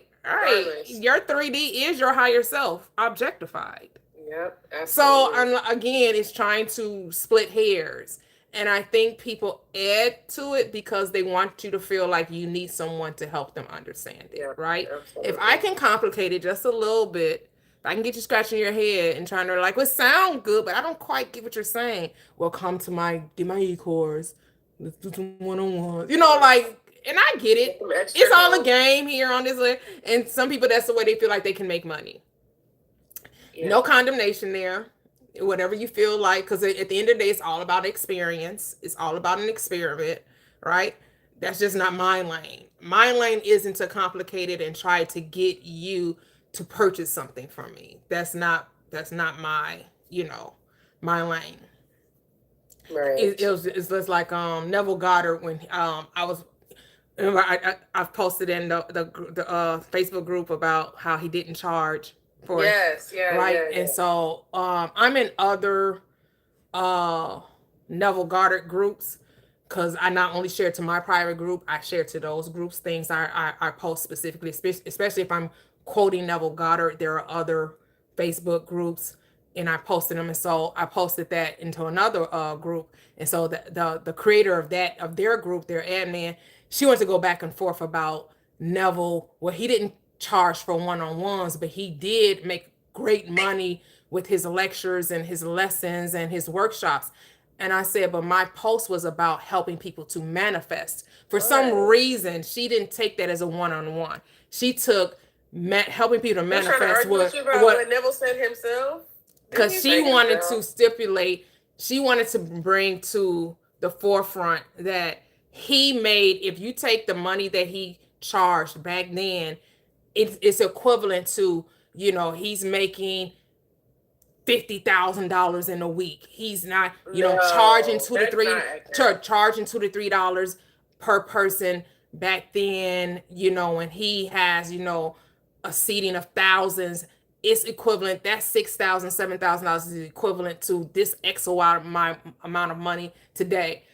I said, okay, but so either there's a contradiction there, because from what I've read and heard him, because like I said, I've read about 200 of his lectures and I have all of his books. Right. And yes, he talked about him being in a agreement with someone who would go look for the places that he would speak at, and the person would take 40%. And it was one time when he did a lecture series where he charged $5.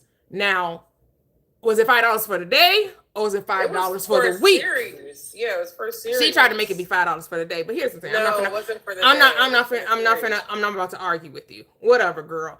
I was I've never heard him do anything like. I think every time I've heard him charging about something was always for the series of whatever he was in town somewhere. Right, and for the most part, it was for the hall that they were renting. So a lot of times he was taking collections to help pay for the hall.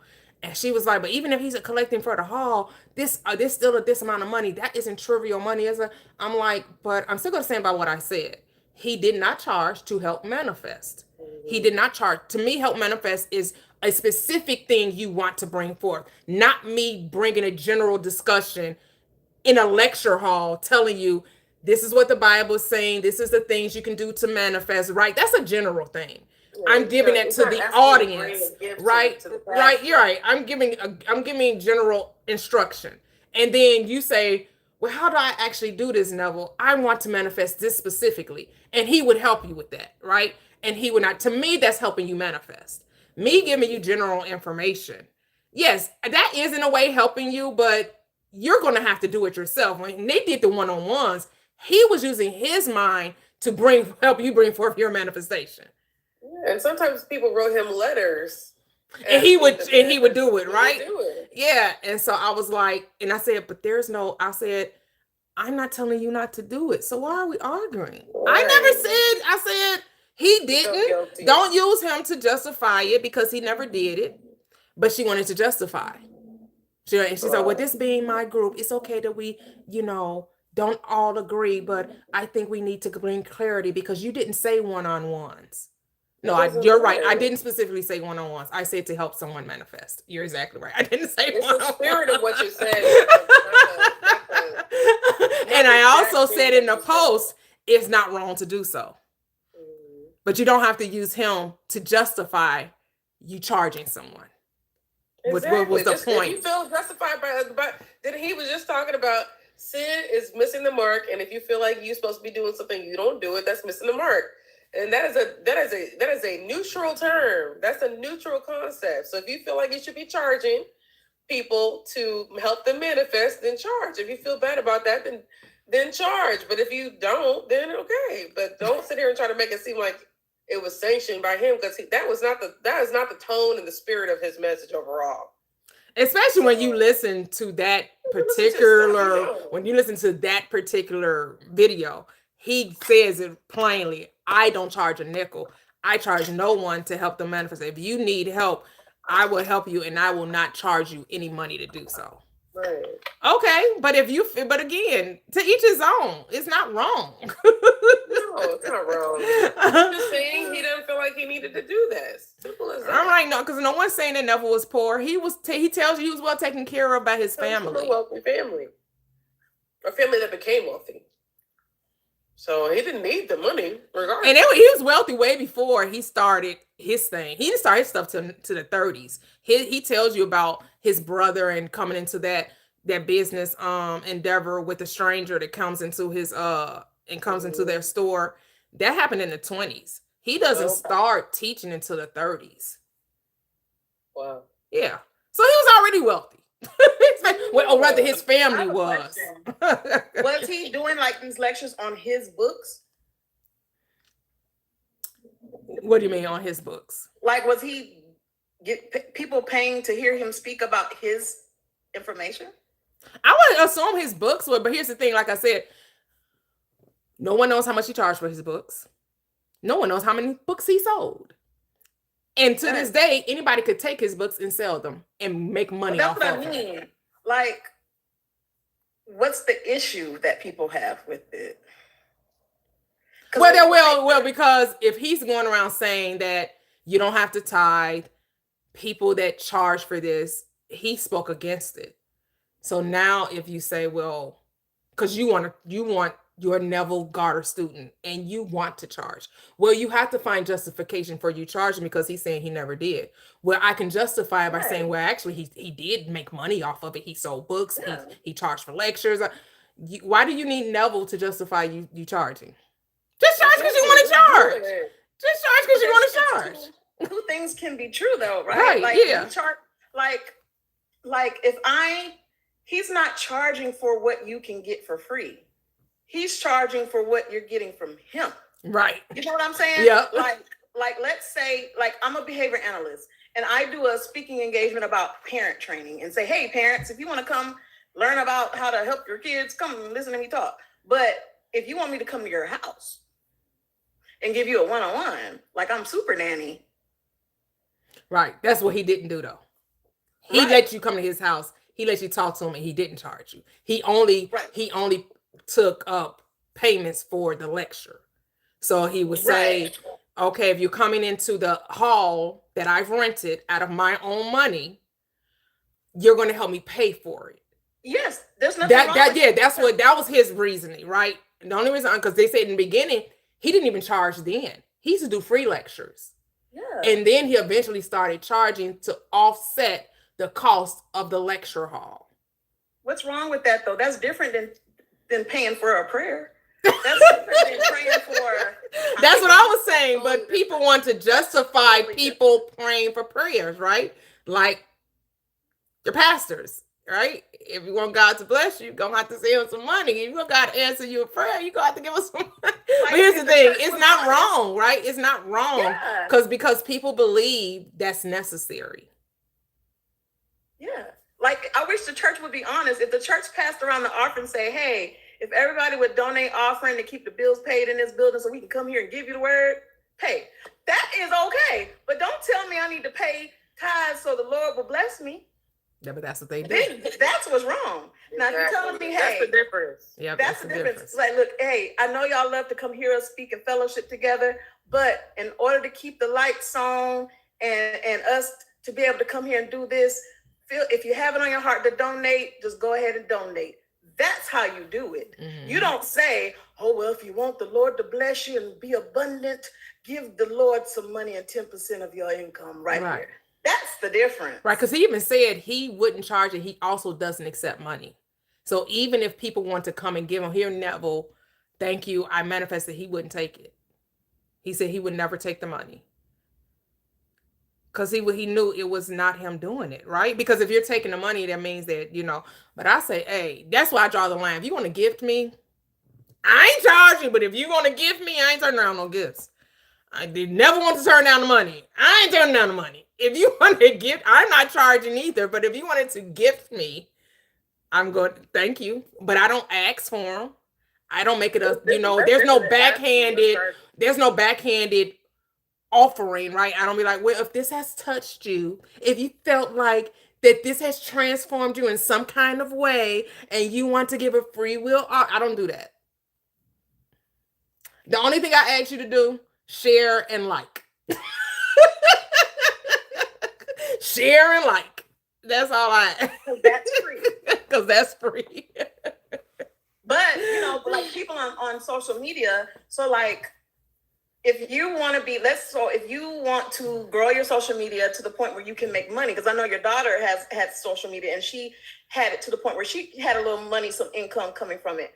But if people are sharing and engaging with your social media, which grows that person's social media, which thus indirectly puts money in their pocket, you are supporting someone without having to give them money, right?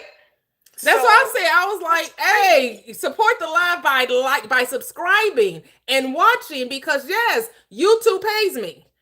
Exactly. Facebook pays me. Exactly. TikTok pays me. So that's where I get income from. Exactly. Right? So that's the way, but I don't, other than the private membership, and I want to talk to you ladies too about that too, I shouldn't even bring it up, but we got something. Well, here's the thing, because everybody not single, but I have an idea for you for memberships too, that I gave another friend that has panels. So, and she's making money. I do believe if you have frequent people that come on your panels, they should have a membership. Because, especially as you grow, because, your panels, like I go on this like dating panels, and she has like 10,000 people in her rooms, and she gets like millions of likes. And just by you being on her panel, you get engagement. You get, like, I'll get off her panels and have 50 new followers. Nice. Right. Mm-hmm. So I told her that, your platform is helping other people's platform. You need to benefit from other people too. So I said, if you have people that get on your panel multiple times, they need to be a super fan. Or if they don't want to be a super fan, they need to send a money gun. If you're going to get on the panel, because they're benefiting, they're getting gifts when they're on the panel. Yeah. They're getting followers when they're on the panel. And yeah, your panel's growing, but you need to benefit too. And she started doing that. She get $99 a month for all super fans. And she has her audience. You can take people down. Her people will send jets to get people off the. You know how much a jet costs? They send jets to bring people down. Well, that dating thing is man, that's a moneymaker. So everybody looking for love. Yeah, everybody looking for love. It's fun, and it's great, and she's a great host, and I'm telling you, so there's nothing wrong with that. I was going to think about that, because I don't know if Key's in the chat about our dating thing that we want to do, the membership. Yep, get in the membership on my YouTube.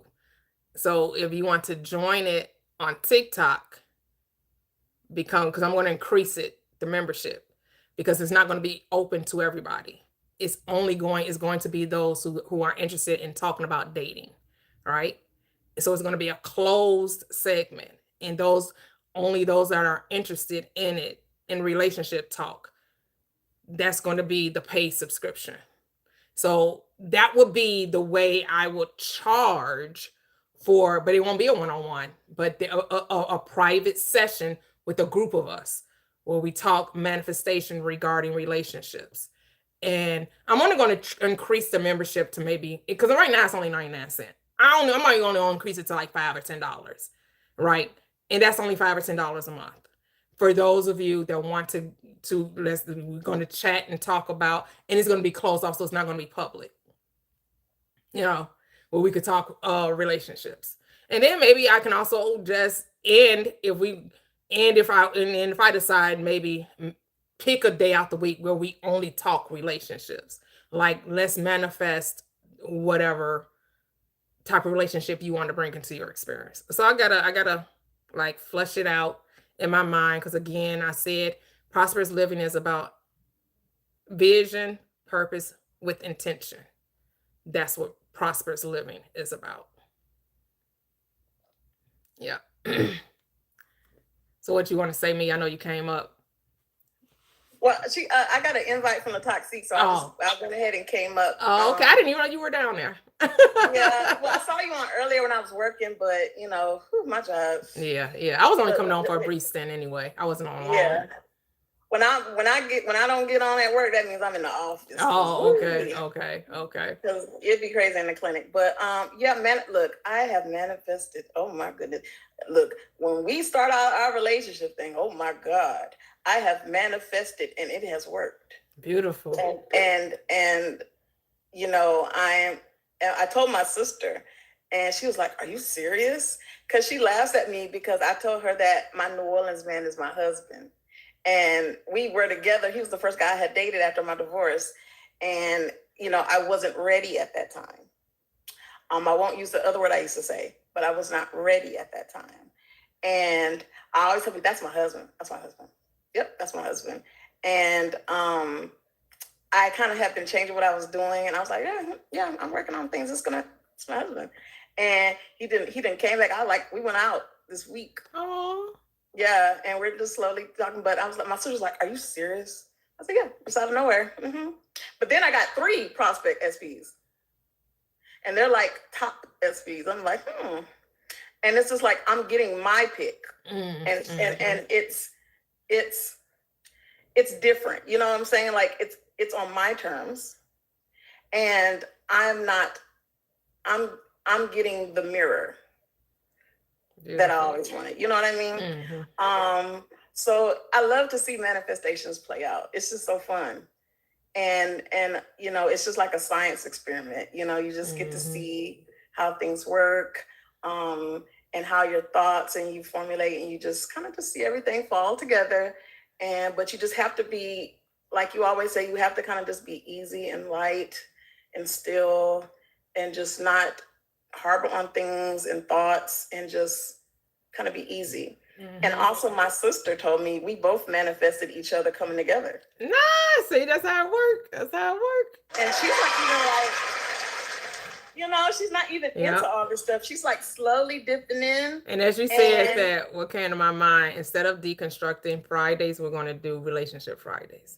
I'm moving away from Christianity. I'm moving away from the Bible to me is not a religious book. It is a manifestation book. So we're going to lean into prosperous living. And so moving away from that whole mindset, because like Latoxi was saying and Cheryl was saying, this going into the silence is really bringing clarity, not only for you guys, but for myself, of me getting my mission statement for where I want my platform to go so that it does reach millions of people to help ignite the flame that burns so deep within us. Just need to ignite it into set it aflame so we can realize the desires of our heart. Yes, and now I kind of understand like what the Bible was saying and the character of Jesus and what he represented was show and proof. And how, I speak lightly about manifesting and how I around like my sister, but when she gets to see the show and proof, in her eyes, it seems like a miracle. You know what I mean? So, in the Bible of, when they talk about the miracles and how things you see, it's when you take it so literally, it seems like magic, but it is like magic. Right. So just like when that car you see that you want and then all you see is that car, it's like magic. Like, how the hell, all I see is my car everywhere. Like I literally, and it's no lie. It's so weird and true. I got an Audi. My new car, I wanted like a better car. I only got my 3rd car in my life and I got an Audi last June. I promise you, all I see is Audis. Yeah. On reality shows, they always have an Audi. I never even paid attention to Audis. That's how it goes. I was on a Lexus. I wanted a Lexus, SUV crossover before I went. So I wasn't even thinking about an Audi until like the week I got it. That's funny. The Lexus was my desired luxury Yeah. car, but you know what car I The ended up buying. SRX. I But wanted you the know what car SRX. I ended up getting a Mercedes. I ended Yes, not my even sister getting has a Mercedes. instead of getting the Lexus, I got the Mercedes. Yeah. Yep, my sister has a Mercedes, and I wanted the Lexus, the crossover, like I think the SRX when I was married, but then I wanted the car. I was thinking about getting a little flashy little sports car, and I ended up getting an Audi, which is like a little crossover Q3. But all I see is an Audi on like reality shows. People will just have an Audi. Like, don't nobody drive know that this many people drive this damn Audi.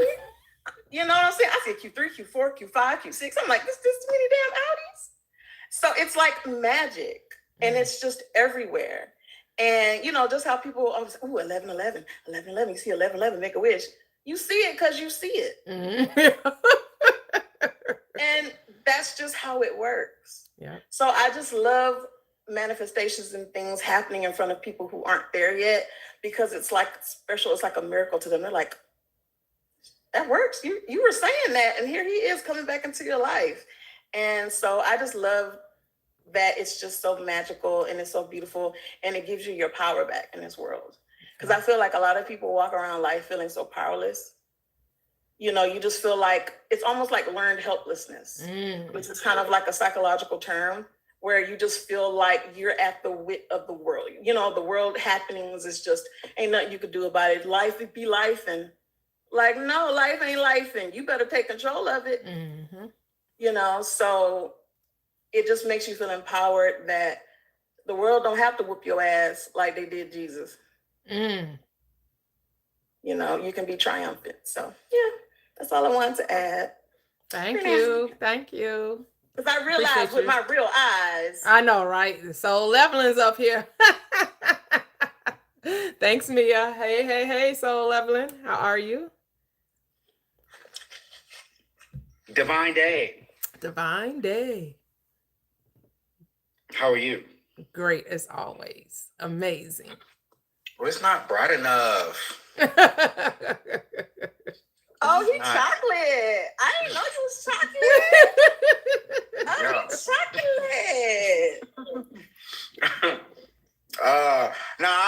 I wanted to say, hey, what's called it had buy me up or whatever, and I was like, okay, yeah, I just had some vegan hot dogs or whatever made out of carrots. I was like, wow, like, what did that taste like? Like a hot dog. The flavor is like a hot dog or whatever to me or whatever. He be cooking it up, like he be doing it. And then I just had these 2 vegan empanadas or whatever. Oh my gosh, with this sauce. And I'm about to make me some beet carrot. I don't want to interrupt you, but this thought is gonna kill me. Okay. No, go ahead. So if they made a vegan hot dog out of a carrot, tastes like a real hot dog. Do half the food that we eat, is that even real food that they just made taste like something? No, really. You can make a carrot taste like a hot dog. Is a hamburger beef? If you look on, because of mine, because it's called the placebo effect. Right? It looked like a hot dog, right? Your mind is telling you it's a hot dog. That's what it tastes like. We got Taco Bell, we eating puppies, and because you know what? I'm going mute now. If you look at what's on the package of a hot dog, that's like three different type of animals. I'm just saying. If you look on the ingredients, it's and then the wrapping is like goat, sheep, or something or whatever. Like I'm just saying, like people don't read, but at the end of the day, they don't care. So as long as it tastes good. Hey, wait, have you all seen those TikTok videos about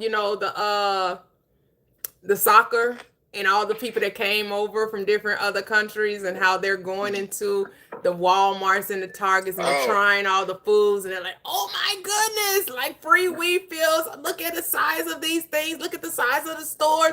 Oh my goodness, it's like a one-shop. Oh my goodness, this is what the gas stations are like. Like they are blown away, and they're like apologizing. Like, we thought America was such and such. Oh my, we owe you an apology. Oh my.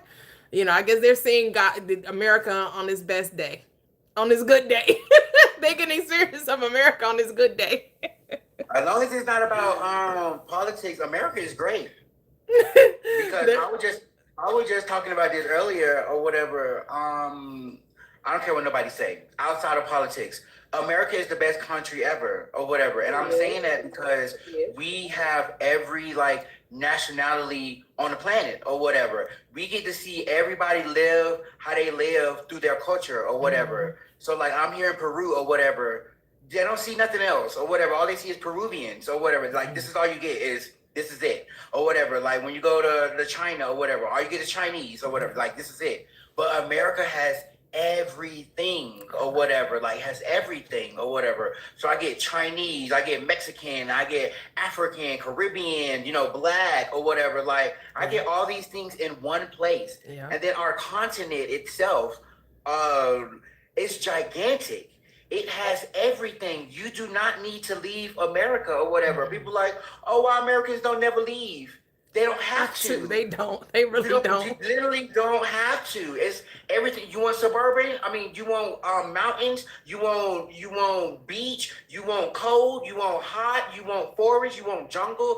Well, not jungle, but everything. We have You want the South We Pacific, have right? You jungle. want South Pacific. We You do. want Yeah, Caribbean. we have tropical. We got everything. You want the hood? You want to run for your life? You're funny. But it's everything here or whatever. So This is the land Yeah, flowing with I'm- milk and honey for real. yeah, I'm glad that I was born in America or whatever. And then like now looking at the World Cup or whatever, people's like Americans, they're great or whatever, they're nice, hospitable or whatever. Like I love America, I'm gonna come back or whatever. Like because you go to other countries, what you talk about? Politics. We are not the politics. Like stop when you go to different countries or when you meet people, stop talking about politics. Like talk about the stuff that you do in your everyday life or whatever. Like, I got this restaurant, my favorite restaurant, blah, blah, blah. I do this. Stop talking about politics. We are not the politics. And then when people get over here, we're like, oh, it's a different story. Yes, because all you seeing on TV is politics. Yeah. And that's not us. Like Don't that's forget why we're race relations too. Race relations and politics. Race relations, like slavery. That hurt us too. Like, so if you just stop talking about politics, this country is right now, but it's really great or whatever. Like, it's really great. And so now I'm traveling or whatever. And I'm like, I want to see how other black people live or whatever. Like, I've seen America. Like, I'm black myself. So I know what it is. I play Shane. I don't want to go to Mexico. I want to see what they hand games and, the food, the culture, how they act or whatever. Mm-hmm. Like, I want to see that now or whatever. Like, so Colombia, huge population of black people. Brazil, gigantic population of black people or whatever. Like I just found this place called Bahia, Brazil. It's a black state. Like it's like Atlanta, Georgia, but a state. Right. So I'm going there or whatever. I Like didn't know this. There's black Peruvians too. yeah. There's not a ton, but they there. And I just found out like Brazil. They're black in Belize too. We're all over the place. That's the thing. Like we're all over the place. Like I was just talking to this lady. She was like, "Oh, where you from?" or whatever. I was like, "America," or whatever. And then she was like, "Oh, like where your mom generation from America?" She was like, "No, like generations and generations." I was like, "America." Like what? Are you not hearing me? Like They want to believe that we came from somewhere else. Like our origin story cannot be America. It has to be, oh, they came from the Congo. Oh, they came from Ghana. Oh, they came from Haiti. Oh, they're original. No. Indigenous to the Americas. America, like Right. the thing that they show you on TV is not. That's those Native Americans. They were black, not what you seeing. They look just like me or whatever. So America, what do you mean? And it's kind of for me. I'm What thinking they say? like, What did our grandmother say? Whenever I asked my grandmother, what did our great grandmother look like? Great great grandmother look like Indian. My grandmother would say long braids and high cheekbones. That's what my grandmother said. like America, like it's not Africa, America. I'm not saying like maybe the first people when the planet was Pangea or whatever. Probably yeah, we probably was all centered in Africa or whatever, but that was a long million years ago or whatever. So no, now nigga, I'm from America. Like I'm my family from America. Like, and if you want to talk about African slave trade or whatever, most of them niggas went to Brazil or whatever.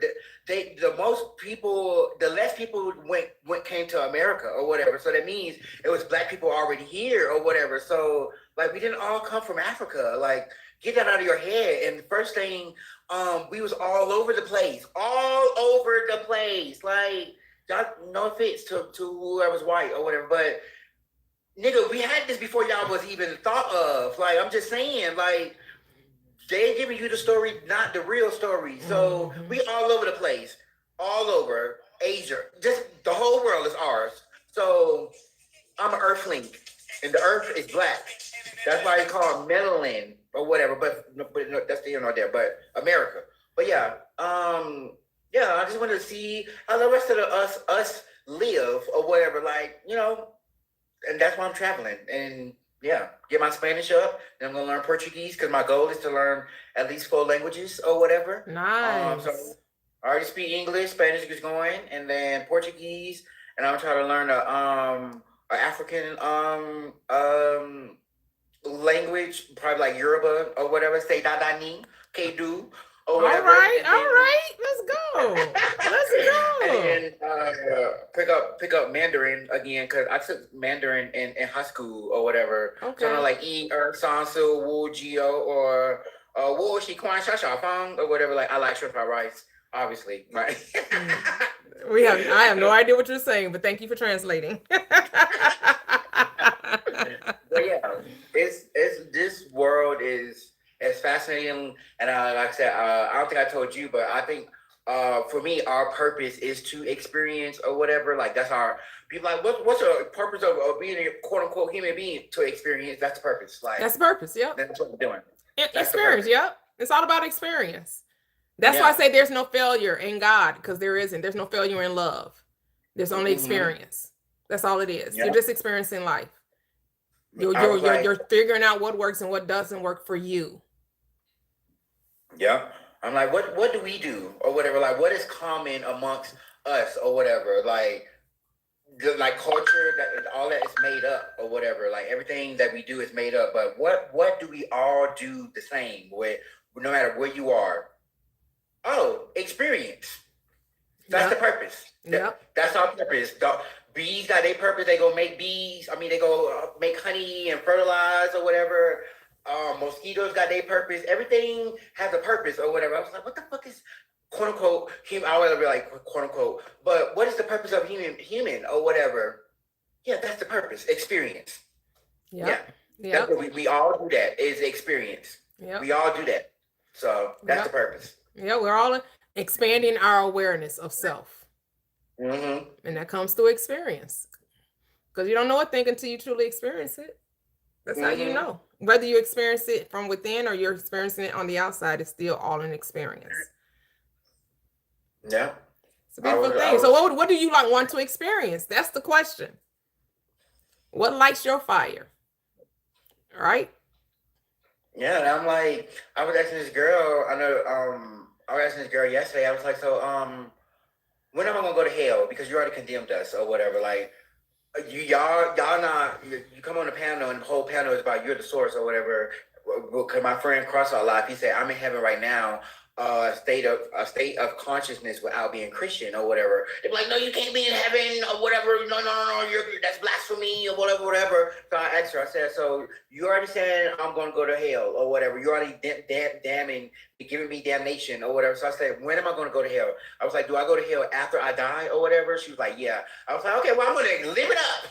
Because why the fuck would I wait for something after I die? Right. Who cares? I'm not gonna worry my mind about something that's gonna happen later. Yeah. Now and later. I thought only your physical body had the senses. My spirit got the 5 senses too. Because when I'm in my dreams, which is my spirit, I don't feel pain. I be falling and dying and hitting the ground. I don't feel shit. Well, some people say they do experience the same stuff here. They say they taste the food in their dreams. They feel sensations in their dreams. I don't trust them people. I can't remember me having a dream where I was eating something. I've had dreams of food I ain't never tasted though. That's what I'm saying. I don't remember. That's a nightmare. I want to taste it. That might be good. Yeah, none of dreams that I can the brain, that I can recall. Snacks. That I get recollection from. No, I cannot. Dreams that I remember, I was never eating in my dreams. I was always trying to get somewhere or experience something. A lot of my dreams either be I was in high school, church, or work for some reason, or I'm going back to my old childhood. So you only go to hell in your dreams. High school, church, and work. That's hell. No, high school was good. High school was man. I learned Going to church in my dreams? Hell. No, I learned about white people. Yeah, sometimes I'll be in church telling them about the truth, though. I'll be sharing I'll be in there. I'll be in there. Get her off the stage. We did not pay for her to come here. They're going to unalive her in her dreams. She don't go out like Malcolm X in her dreams. Yeah, get her Toya off. has a dream. No, but I like in high school. I learned a lot about white people in high school or whatever, especially when I did international baccalaureate or whatever. Like it was like five black kids or whatever, and then the rest was white or whatever. And then our teacher, that she would like make jokes and stuff or whatever. None of the black kids would laugh because we don't know what the fuck y'all talking about or whatever. And then, but when we make jokes, only we would laugh or whatever. Like, and I seen how they like act and respond and hang out and blah blah blah. Like, it seems like they don't have sensation in their body because it be cold as hell. They be wearing Birkenstocks and shorts and have on a hoodie. What? Like that don't make sense. But But the kids do that now too. Like my nephew, my son, they like to walk around be doggone 20 below outside. They walking around in shorts and doggone hoodies. I'm like, it's them damn Crocs get on my nerves. Well, when I was in high school, it was Birkenstocks. All the white people had a pair of Birkenstocks, like Birkenstocks and Uggs or whatever. Like when I was in high school, they wear those polo boot, them buckles, them daggone polo shoes. They thought they was something. But I'm probably older than you, so. Yeah, I'm ageless, but yeah. And in earthling years, I'm 36. Yeah, in earthling years, I'm 42. I like that earthling. That's only a couple of years older. Right. Y'all will be in the same age group. 1984 is like the best Earth year. Oh yeah, so you're only 5 years older than me, younger than me. Jordan year. Yeah. 89. Oh, okay. Yeah, y'all not too far apart. So by the time I was like 5'6", Michael Jackson was his finest. That bad Michael. That's why I love them light skinned men with the baby hairs now. It's Michael's fault. Not light skinned with the baby hair. I love light skinned men. That bad funny. Michael. That bad Michael was fine. You're a bad Mama Jamma, huh? That speed demon Michael. Don't listen to me. Y'all sure y'all want me to go to Chicago? Oh, yes. We're going to have a time. You can't take it back. Sorry. The tickets have been bought. I know, right? We're going to have a time.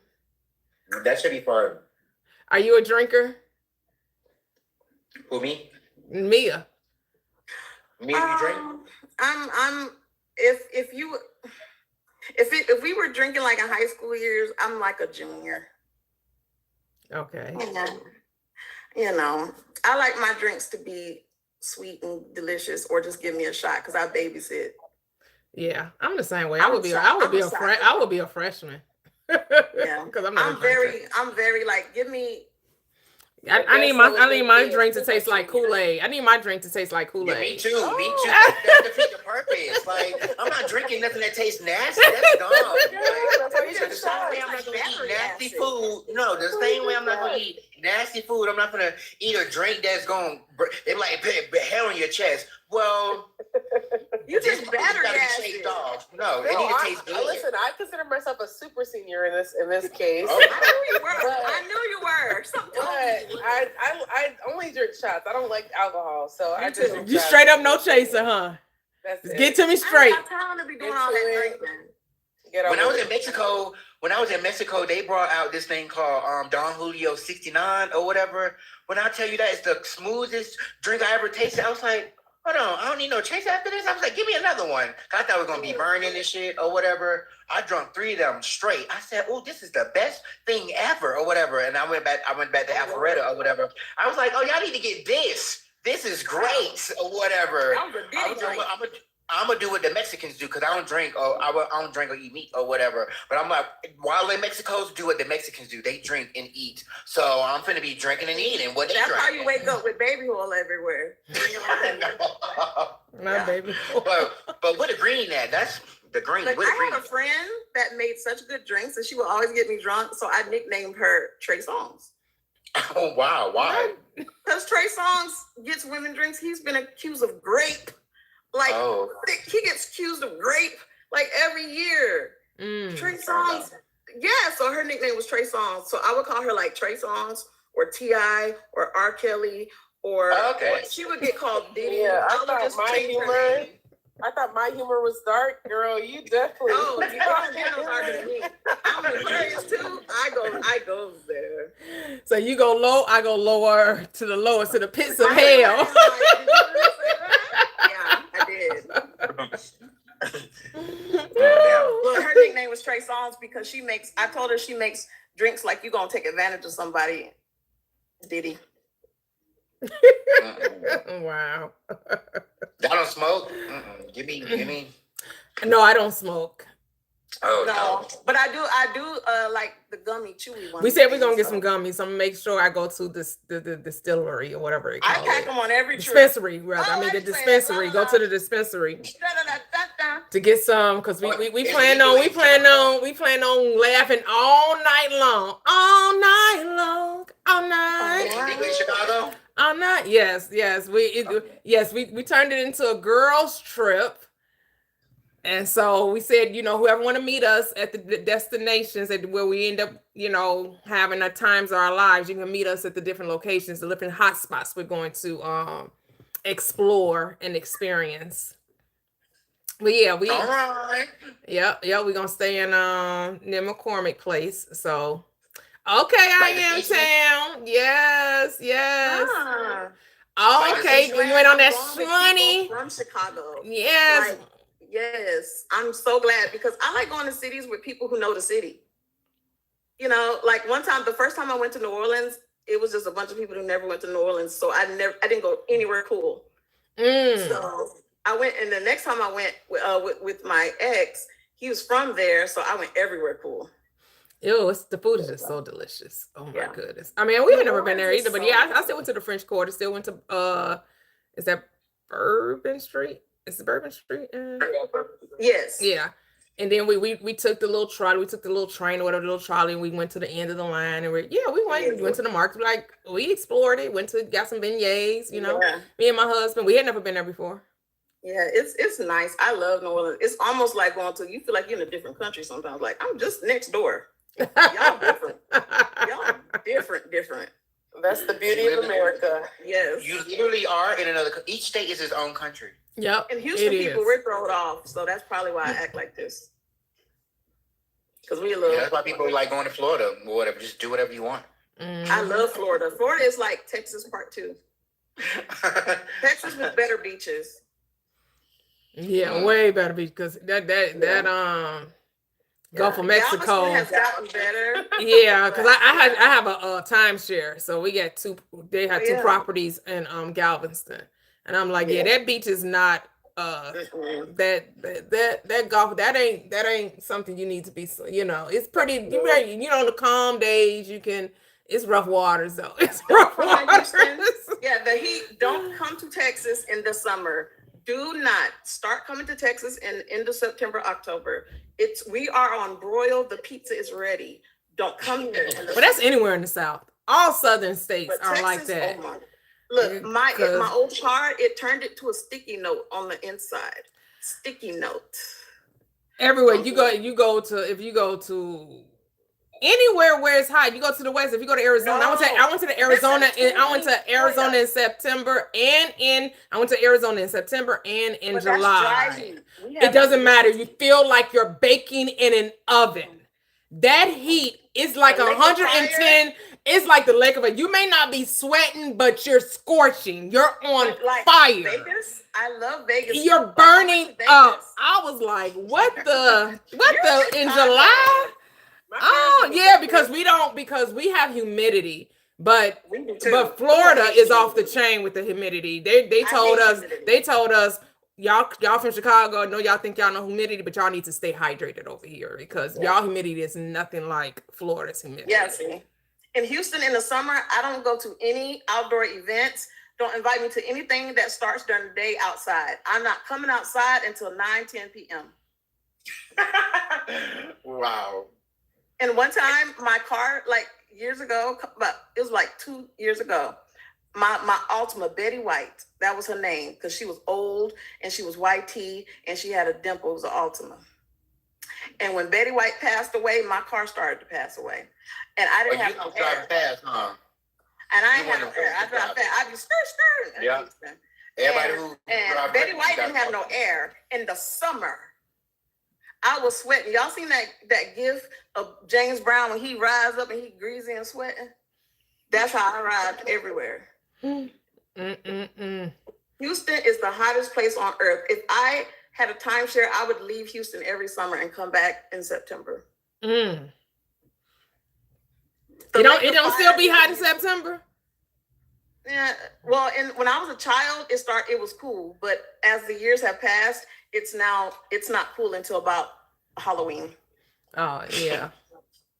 It's on broil. We on broil, the pizza ready. You know when you get them. Yeah, because I thought September would cool off. You go out west, Vegas and Arizona, it's still 110 degrees in September. Because my husband's birthday is the middle of September, September 12th. And we went there during his birthday. And I'm like, what the hell? September is just like July? It's still 110 degrees? What the heck is going on? It was one Christmas. That it was 80 desert. degrees. We was outside popping firecrackers and shorts on Christmas one year. Mm. 80 degrees. Riding bikes on Christmas Day. We get new bikes on Christmas. We outside riding bikes like it's July. Yeah. I thought I was never gonna see snow. Cause I'm from Fort Lauderdale.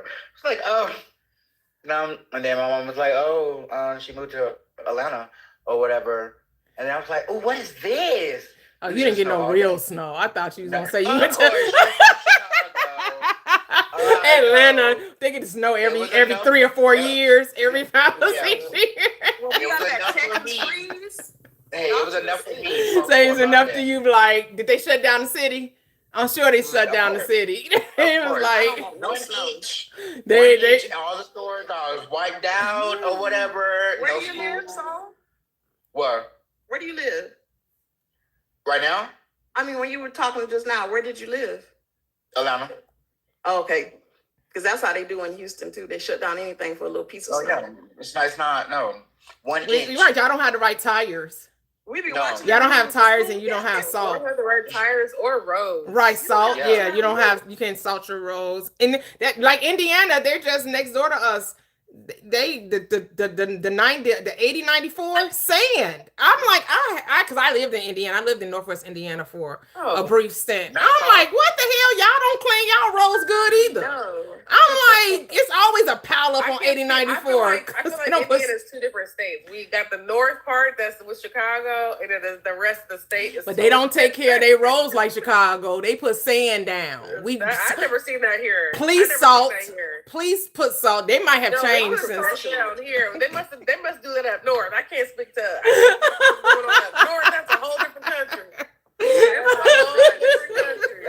Ice. No, it's not the snow, it's the ice. When Houston had that weird freeze a few years ago, you should have seen us.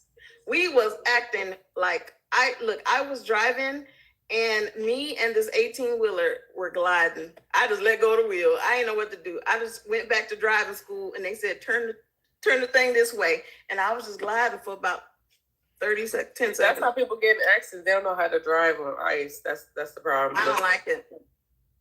You know, being from Indiana, it's like it's normal to us. It happens every single winter, so it's not. You know, Chicago's the same way. So Of course. Of but course. yeah, it's definitely a skill. Unfortunately, it has to be a skill. Yeah. A lot of people don't know how to drive in rain either. No. But yeah, a lot of people don't know how The to hydroplaning. No, they don't know how to deal with hydroplaning. That's normal for us out here, but I'm not saying that's a good thing. It's not. It's not. It's not. really We get not. hurricanes and flooding out here bad. Oh yeah. So our conversation just went a whole nother direction. I know. Like we're not even talking about manifesting Wednesdays. We're talking about life, driving. Oh, we have someone new on the panel. Renzo, disciple. Are you there? You can unmute. You meant to come up. Yeah, I can. I'm at work right now. I just hopped on. Oh, wait, can you do us a favor and either take us off Bluetooth or take us off speaker because we hear an echo. Renzo, disciple. Yeah, you're. I think you're. Are you there? You can unmute. You meant to come up. Yeah, I can. We're like repeating at work right now. Ooh, that's I because just muted that's you because right then because yeah. we're hearing a really, really, really strong echo. I don't know if it's a Bluetooth or a speaker thing, but just as an FYI. Renzo is a Bible thumper. I'm telling you, every answer is coming from the Bible. I'm telling you. What? He be on lives together or whatever. I'm saying that nigga is a Bible thumper. Like, if it ain't in the Bible, well, Wait, are you saying that as a good thing or a bad thing? a bad thing. That nigga don't think Who? Renzo, disciple. Yes. Okay. Oh. Or whatever. I'm saying that nigga is a Bible thumper. Like, Oh, yeah. You still have an echo, by the way. Yeah, you have to take it off of speaker. speaker or Bluetooth. You have to take it off speaker or Bluetooth because that's giving us the feedback. So take it off speaker or whatever you have, is speaker, Bluetooth, whatever it is. no, he cool as heaven or whatever, but bruh, that nigga don't be thinking for himself. Yeah. I mean, yeah, as long as you're gonna stick to the Bible. Only thing is when you stick to the Bible, some people take it too literal. So that's the because I stick to the Bible too. When it comes Like to you- manifesting. When it comes about bringing what I want in life, my desires. That's what the Bible's about. It's about getting your every desire, prospering on this third dimensional plane. Manifestation at its finest is the Bible. It is a book that tells you God wants you rich. I like how Cheryl was like, she was taken aback. She's like, what, hold up. Toya talking about God wants you rich. What you mean? She was offended by that. But thankfully she was like, oh, I see. Which, a lot of people get offended because, and you know why most people get offended? Because they don't think they can have it. Yep. That's the only reason why you're offended, because you think it's an impossible feat for you. So since it's impossible for you, it should be impossible for everybody. No, it's your limitation, not my limitation. And that's exactly what it is. I realize that a lot of people, like, just to again, I'm hearing what you're saying and I'm spitting it back out because in my mind I'm like, this applies to what I feel like I've experienced from. I have a relative who always called me entitled. Like, she always felt like I was entitled, even as a kid. And even growing up, people call me spoiled. Like, I had a cousin who, didn't grow up in the same way that we grew up. And I remember so distinctly him calling me spoiled. And I used to feel like bad about that. Like, I used to feel like really bad about that. Because I never considered myself to be spoiled. Like, this is my life. I didn't consider exactly, and I'm not. I mean, compared to people I knew, I definitely didn't feel spoiled, and also, Yeah, I'm on mute. I can hear a lot of echoing on y'all part. it's you, friend. Yeah, you can drop and come back up and see if that fix it. But like I said, you cannot be on Bluetooth or speaker while you're on the panel. So you can drop and come and request back up, and hopefully come off speaker or Bluetooth. Go ahead, Latoxi. No, yeah, I was just saying, like, long story short, that whole concept of me being entitled, I realized that was why some people had issue with me, because they felt like, well, who are you to be asking for this stuff or that stuff or this person or that person, or who are you to just be asking to want for more? You have no right to. You just better be grateful for this. Literally, that was the mindset. Like, oh, you should be grateful. When I used to be married, and my ex-husband, of course, we ended up getting divorced. But when I went to divorce him, they were like, "Who are you to think that you deserve do better?" Wow. Yeah, I mean, they didn't use those exact words, but they were like, he wasn't beating you, he wasn't cheating on you. So who are you to expect better or more from him? Wow. Like, that was the mindset. Wow. And so long story short, I always felt I was always kind of penalized without me realizing, according to those people, like they wanted to try to penalize me for wanting more or wanting better. Even I had a relationship a few years ago with a guy who was a great guy. We were not a fit ultimately, but they were like, why do you feel like you can give up him? Like, who are you to think that you can do better? And settling mindset, right? Listen, because one thing I'm gonna do is leave. Okay, if I feel like I need to do better or be better or can be better or have better, I'm gonna get better. I love it. So I mean, I'm not saying I'm not crazy. You know what I mean? But my mindset is like, if it's not a fit, it's not a fit. I'm not about to sit here and try to make it fit. Yeah.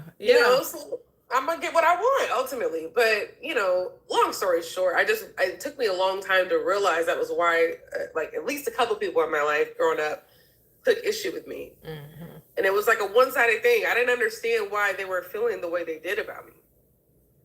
Like, Proxy, me and you are like very similar. That is freaking me out.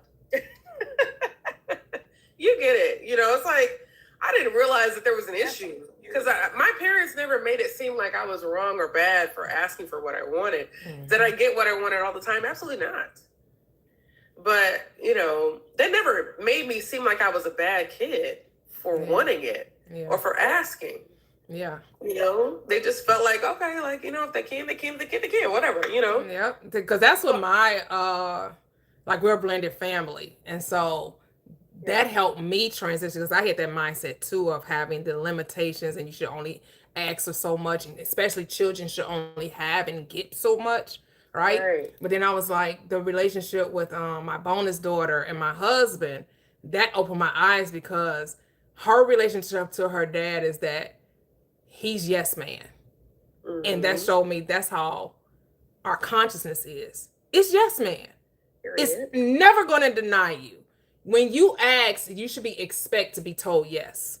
When she asks her father for something, she's expecting whatever you want, baby girl. Whatever you want. Whatever you want. And I had to like do a whole restructuring, because I had to get out of that mindset that, well, damn, we can't give it to her. Why shouldn't she have it? Right. And because we were taught that you had to earn it, right? You had to do chores, you had to do this, you had to good grades. You just couldn't have it because we got it. The only way you get it is because you had to earn it. I had to flip that switch and stop thinking that way. Because why would you have it and not want to share it and give your children the very best? Because we say, right, we want our children to have more, want our children to experience a different life.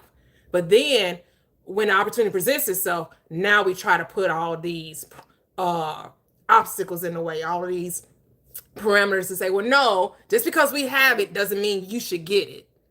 But why not? Because we say, oh, you're spoiling them. Why not? Why? That is so, like, you are hitting it on the head. And Wow. I feel like you grew as a bonus mom. You were able to grow into that mindset. Yeah. And But that's I just because of feel like- awareness, right? I had to be aware of that's what I was doing because I was Right. challenging some of this, like, hey, you ain't gonna never say no, huh? But I had to check Right, myself, right. like, should he say no? Right. And my children also helped me because they would be like, yeah, if that was me, I would make sure my daughter had everything. My children were saying that, so I'm like, damn, they right. Okay, Yeah, let but me you let me back Yeah. off. And yes, he should give his daughter the world because he's also doing it for my Yeah. children. It wasn't like, but I may have been blocking my children a little bit because of the old mindset of, you know, you should only get it if I decide you can have it.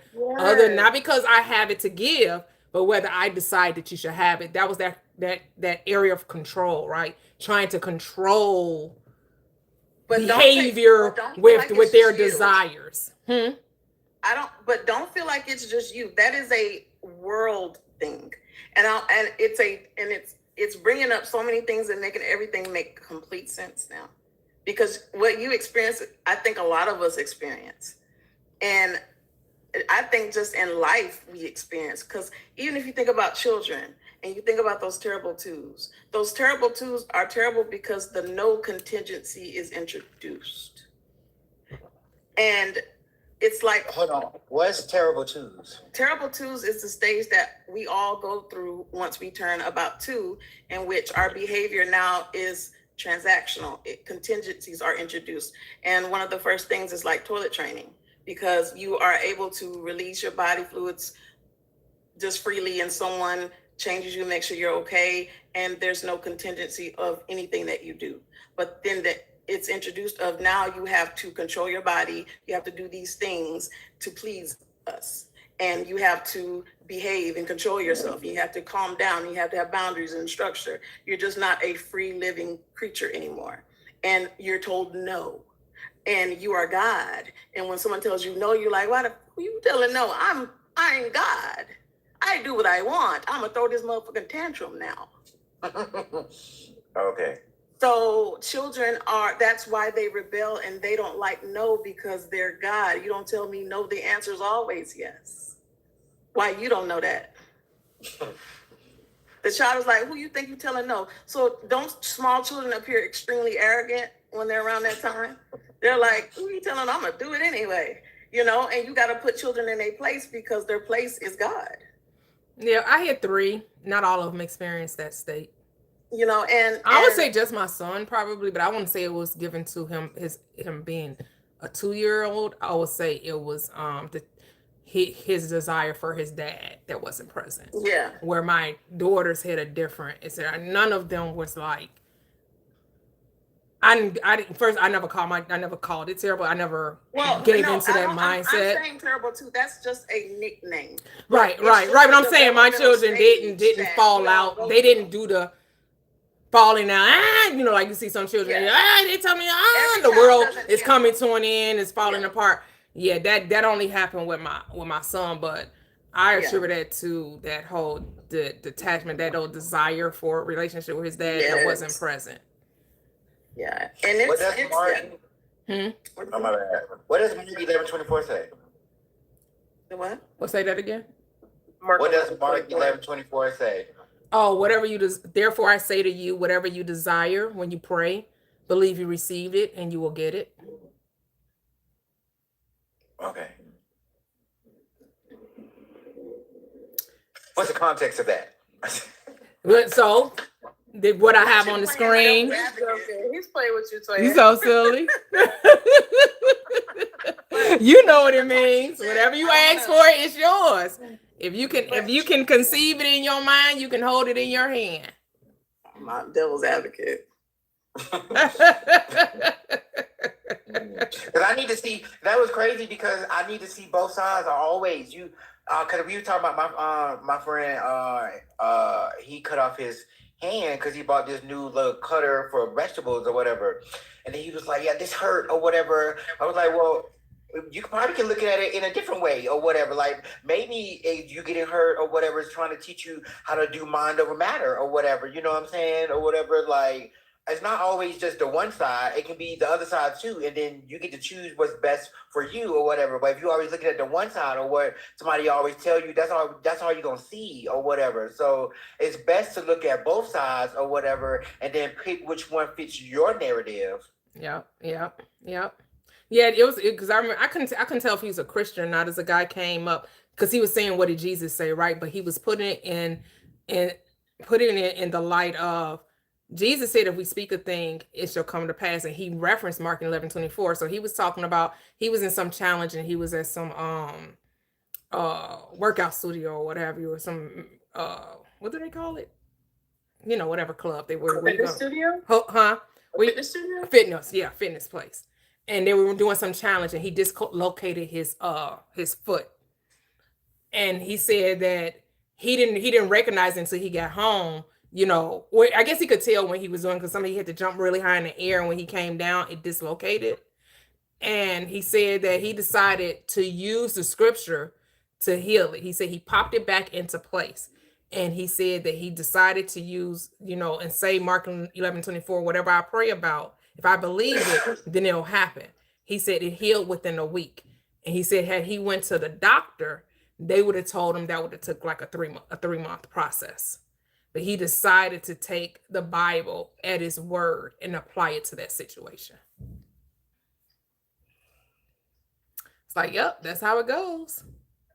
So we have Mr. Kevin on the scene. Welcome, Kevin. How are you? How have you been, sir? Oh, I'm doing great. How's everyone? Oh, amazing. Thank you. Okay. That is one of my absolute favorite scriptures, Mark 11:24. That scripture embodies manifestation, whether it's the wanted desire or whether it's the unwanted desire. It's all about whatever you believe. I was sharing that with someone earlier today, not on live, but personally, that you know, what you think about, you bring about. Your energy, your attention is the transformation of your energy into that which you desire or do not desire. Your attention is what is the energy force that brings it into reality. That whatever you want or whatever you don't want, your attention to that thought brings it into reality.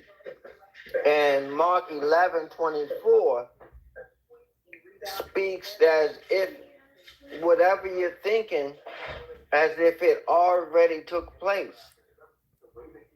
It's not like it's going to happen or eventually you would like to see it happen. It has already happened.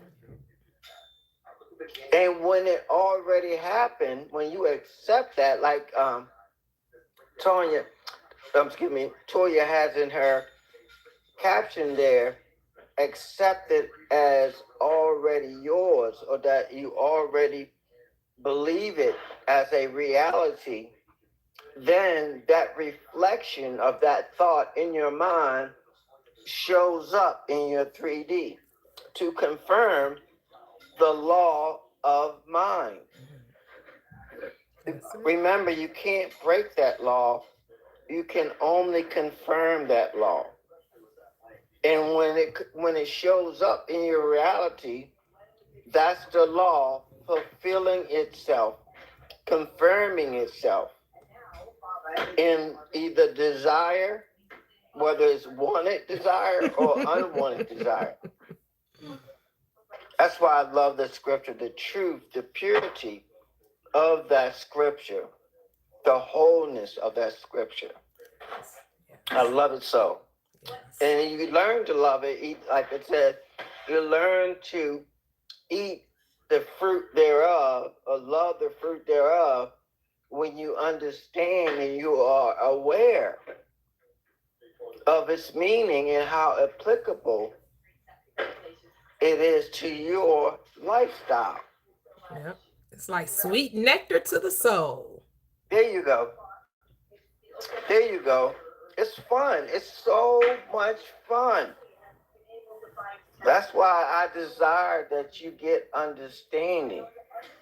Get all that you're getting. Get understanding. But that's when it becomes relevant to you personally. Yeah. That's Through it. Jesus. You got to go through Jesus. No. You got to go through Jesus. Jesus is the truth, the way, and the light. No, that is blasphemy. You got to go through Jesus. You need to suffer, and you need to, you're sinful. You need to get out of that fleshly body and desires. No. Well, I know, like Soul Level. I know you're poking fun at it, but let me use that as an example because I was there at one point, and because this is a world of belief, not a world of judgment. It's a world of belief, and because I believe that, the law of belief had to confirm that. Starting young. Yes. That's my daughter. Yes. Sweetie, 9 years old. I don't forget. I know. I was there when you were born. So it's the law of belief. It confirms itself. Whether you're Christian, whether you're Muslim, whatever it is your religion, the hat you decide to put on, it will become true to you. It will become true to you. Jesus said, your faith made you whole. Yes, sweetie, it means holy. Made you whole. See, she knows. She way ahead of me when I was her age. She knows that she is God. Yeah. And so is everyone else. Yep, she said God's inside of you. She knows that. Yes. And she understands that. Beautiful. Beautiful. That's it. God in you. Do you not know that Christ is in you? Unless you fail to meet the test. It's not talking about you failing to meet the test that Christ is in you. It's failing that you failing to meet the test to know that he's in you. You don't know it because why? You haven't proved it to yourself. Correct. You failed the test of knowing that Christ is in you, which is your hope of glory. It is the power of God and the wisdom of God. That's why James says, if any of you lack wisdom, let him ask of God, who gives what? Liberally. Liberally, yep. And what? Does not, and upbraideth not, which means no respect of persons. It shows no partiality. Anyone can ask for wisdom and direction and guidance, and it always gives it to you. Like Cheryl was telling us earlier, right? She's been testing this through her life with small things. So she's gaining her confidence, her Godfidence, right? She's gaining confidence, faith, and trust in her ability to reconcile problems. She says, there's a solution to this, and she lets it go. And then solution comes. The real Cheryl, she's liking a lot. She's in the chat. The real Cheryl Craig. The real Cheryl Craig. She came up earlier. She said she's been following me for about a year. Loves when she comes up. She gives us great insight to this revelation of truth. She didn't grow up a Christian. She didn't grow up knowing this truth. She didn't have to like deconstruct from Christianity. She's realizing she had to deconstruct from patriarchy because they're really tied together. She said they're two sides of the same coin. What, Christianity and patriarchy? Yep. Yeah, because patriarchy started Christianity. It's a male perspective, right? It evolved into accepting women in leadership, but that's not how it started, of course, right? It still doesn't, on the whole, accept women in leadership. That's still not a thing in most places in the world. In the U.S., it's becoming more common, but it's still not common and still not widely accepted in a lot of places. Even evangelical or like more modern Christianity still don't accept women. That's why we couldn't get a woman president. It's also responsible for YT supremacy. No such thing. So They're not supreme. They think they're superior. There's let's a difference. make a long list of all the things that YT people are supreme or better than us at. That's why I don't say. That's why I don't say YT Nothing. supremacy. Right. That's why I don't say why. I say they think they're superior, but they're not. They're not supreme, and that's not. Racism is not supremacy in anything. It does not bring out the best in anyone. It does not show forth love in any aspect of it. All right. See, here's the thing. If you keep perpetuating that even if you're saying it in jest, saying that something is supreme to you, what? What? Oh, that wasn't towards me. I don't believe that. Oh, yeah, right. People calling people like the elites or like I'm elite. The only elitist I know is myself. I don't know. Like you have the things that we say about other people, we need to say about ourselves, right? Or like, but you know what? I feel like they tried to, like, even like movie stars, they put like Hollywood, they want you to idolize people that are people just like you. Like, why do we have movie stars? Why do we have Hollywood? But that's why social media is breaking that construct, right? It's tearing it down, right? Because now it's saying anybody can be a star because we always were all stars, right? That's why they call us young stars. Youngsters, young stars, right? Like everyone is a star in their own right. But like you said, Hollywood to set up the idolization of another person. And we were never to idolize anything outside of self. We're only supposed to see ourselves up here. All right? Because here's the thing, like I always say, the world is a mirror. So in a mirror, do you look up or look down? No, you look in the eye. Why do you think that's what, when they had the Jim Crow laws, right? They had people looking down. Because if you looked me in the eye, that means you saw me as equal, right? So I got to make sure you never look me in the eye, because if you look me in the eye, you see yourself as equal to me. And I can never allow you to think that you're equal to me. So you better look down. You better never look me in my face. Oh, and that's why when you look at a white woman or something, they don't want you to see yourself as equal. Don't you know you're less than? How dare you? It is all psychology. That's what I'm saying. The world is, like you said, Soul Loving, spiritual psychology. It all starts in the mind. It's mind games, y'all. This world is nothing but Jedi mind tricks. But you better learn how to trick your own damn mind and stop letting other people trick your own mind. Trick your mind. Look, they'll teach you that having delusions and all those things are bad, while they over there using it to their advantage. We love you too, pretty as Lene. She said, I love this community. Talking about being in denial is a bad thing. So protecting myself from something that's... Well, yeah, for them, the world would tell you that's not realistic, right? But you need to be real. And you know what their realism is? Like, I think Latoxic talked about this before, about people talking about they can't be too happy in life because don't you see what's going on in the world? Like, how do you have a right to be happy with life when you see all of the problems in the world? And I know you guys heard me talk about Bill Donahue, right? I only listen to Bill Donahue to break down scripture.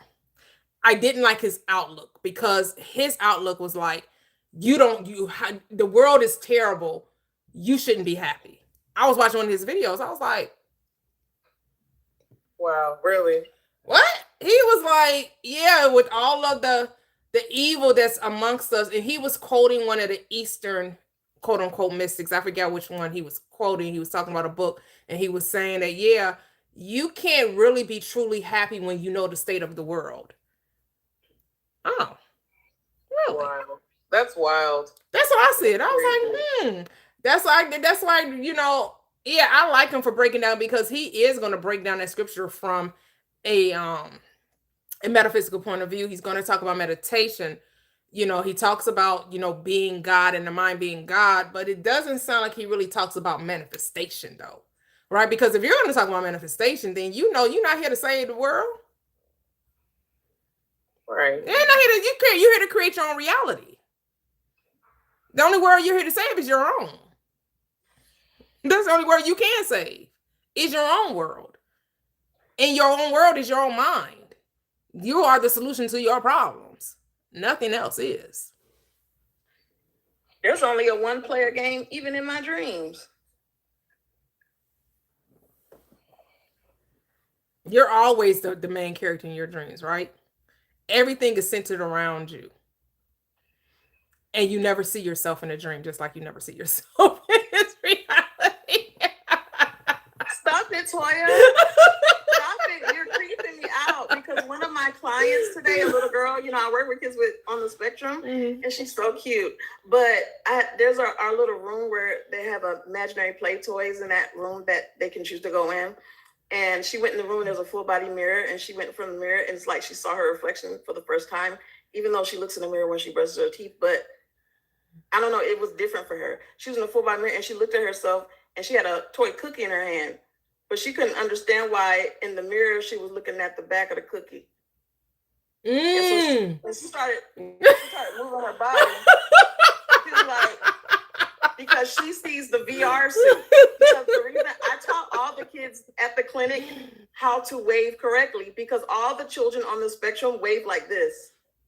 Oh. So I said, and so when we're teaching them how to say hi and goodbye, and we're trying to teach them like this, they're doing this. So I say, when we teach them how to say hi and bye, you have to do it like this. And all of a sudden, all of them did it the correct way. Oh, wow. So now they're all waving like this, but we have to teach them like this. Wow. So they're so like God that they literally are the VR suit, and they don't even understand their awareness that they're physical.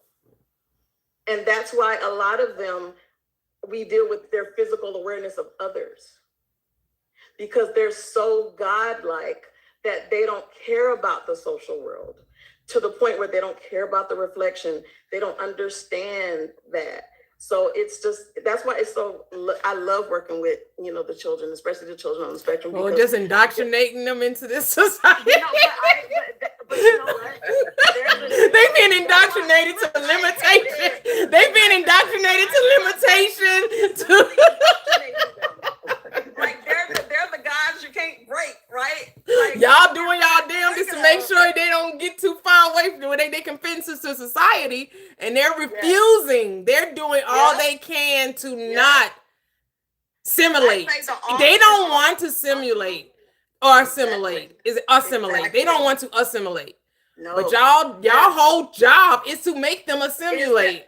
When I was reading the 4 agreements and the master stuff, I realized that my job was the indoctrination. To teach the indoctrination, and that children with autism were the hard to break kids, right?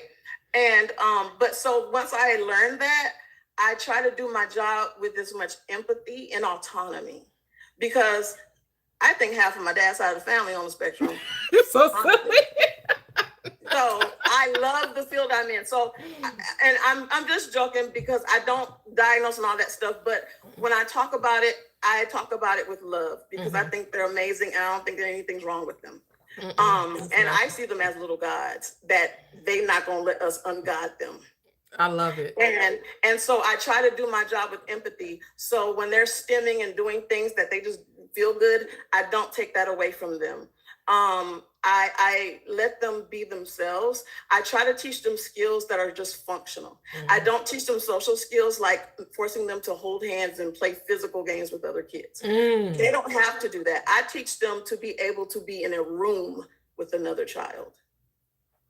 I teach them to be able to exchange things with another child, because if they're going to have to go to public school, they're just going to have to take turns. But I don't teach them how to play with another person, because they can play by themselves. If they're happy playing independently, they can play independently till the day they leave this place. It is not fair to teach someone to play with another human. Right. Why? So that other human can say something, hurt their feelings. Right. Right. So That's why another human that's can why you dictate create their imaginary reality. friends. Right. So someone else can dictate their reality. Right. Because don't we create imaginary friends? God give us our friend. We don't need them. So I do my job with as much autonomy and empathy because I know, Mhm. you know, and you know, that's just kind of, yeah. Love it. Love it. Yep. Oh, just all the constructs that have to be torn down, right? They have to deconstruct from society norms, society rules and regulations, and then, build back up your knowing, your leading, your guidance. Go ahead, Soul. Like Karen and Sharon, that's the most stupidest thing ever. I'm still playing with it. What you mean? Give it to you? No. You're I'm gonna tell you a stupid goal. The stupid goal that they have us teaching is compliments. They want you to social skills goals, teach you to give compliments. I said no. If I teach them something, I'm just going to model it. I'm just going to compliment in their environment so that they're aware that it happens. But there are goals where you teach them to compliment someone else, and then you teach them to compliment them back. Or if someone like, that's disingenuous. That's fake. That's not realistic. And no, a compliment is natural and innate. That's weird. I'm not teaching compliments. No, that's weird. You would be surprised at the things they want us to teach these kids. Yeah. You want me to give my stuff away while I'm playing with it to somebody else? Let me get your car while you're driving and get out. Karen and Sharon, you learned that? Karen and Sharon, Mia, give me that audio, right? When you're driving it, I teach my kids self-advocacy. I teach self-advocacy. I have a client that he doesn't advocate. He's an angel. He's such an angel that someone can do something to him and he won't do nothing to him. So I'm teaching him. So what he likes to build. So I'm his clinician. So I wrote a goal for him, and the target is you gotta teach him how to speak up and advocate for himself. So he'll build something, and I'll walk over and knock it over. He build it again, I'll knock it over, and he's supposed to say no. And the third time he did it, he blocked it, and he gets reinforced for that. You're supposed to not let someone do that to you. Mm-hmm. That's not okay. I have to teach him to advocate for his things. I'll give him like a coloring sheet with no crayon. Are you gonna ask for it? Because he'll sit there and just, you need something? I'll give him his lunch with no fork. I have to teach you to ask for what you need. That's how you advocate for yourself. He's just a little angel. You know all the tricks. So when you be talking now that what you do like makes sense or whatever. Like, no, that's not psychologically right. No. I'm like, oh, okay. I do behavior modification, so I change behavior for a living. Yeah. Was that good or bad? No, I teach skills. Well, some of them have bad behavior, so they tantrum and have self-injury. I have a kid that bangs his head for attention. Oh, okay. Or when he's upset, or for sensory stimulation, and he bites himself. So I give him a helmet. Bang away. Interesting. Yeah. Wow. Yeah. So I guess they do need to learn some things, right? Because some of their awareness doesn't mean that they're self-harming, right? So you have to teach them not to self-harm. They climb too. Like, you would think, oh my God, they're like, I had a little boy, he was like Spider-Man. He could climb anything. He had no fear. He never hurt himself because he's God. God ain't scared of nothing, is he? And he could do anything. But I had to teach that behavior to change, right? Because he could get hurt in this world, right? But what I did was I showed him places and took him places where it's appropriate to climb. So I didn't say, no, you can never climb, but you can go to this jungle gym and climb, and you can go over here and climb, and you can do this and climb. So I gave him opportunities throughout his day to climb, instead of saying you can never climb for these 8 hours you at school. Right. No, that was sensory stimulation. That's what I be talking about. You need to be programmed or whatever, because there's rules here or whatever. Like, You don't want to just go up to a line and oh, this is a cute cat. No, that's not. No, it's not. So you need to be programmed or whatever so you can see how the shit works. Then you can unprogram yourself to how you see fit for yourself or whatever. I have a girl that rocks, and she's 10, and she rocks for STEM, and she just rocks, because it feels good to her, probably like the womb, and she's in the ocean. She loves rocking, right? Okay, well, she can't rock and do her schoolwork and do things like that. It's embedding in her learning. But I put her on a program to where she learns and discriminates when it's appropriate to rock. So when she's at the working table and she needs to do her work, she can rock. But when she's on a break, she can rock away. Beavis and Butthead out, do your thing, girl. And, so I'm teaching her how to discriminate when it's appropriate and when it's not. But I'm not telling her that she can't do it at all. Nice. Beautiful, beautiful, beautiful.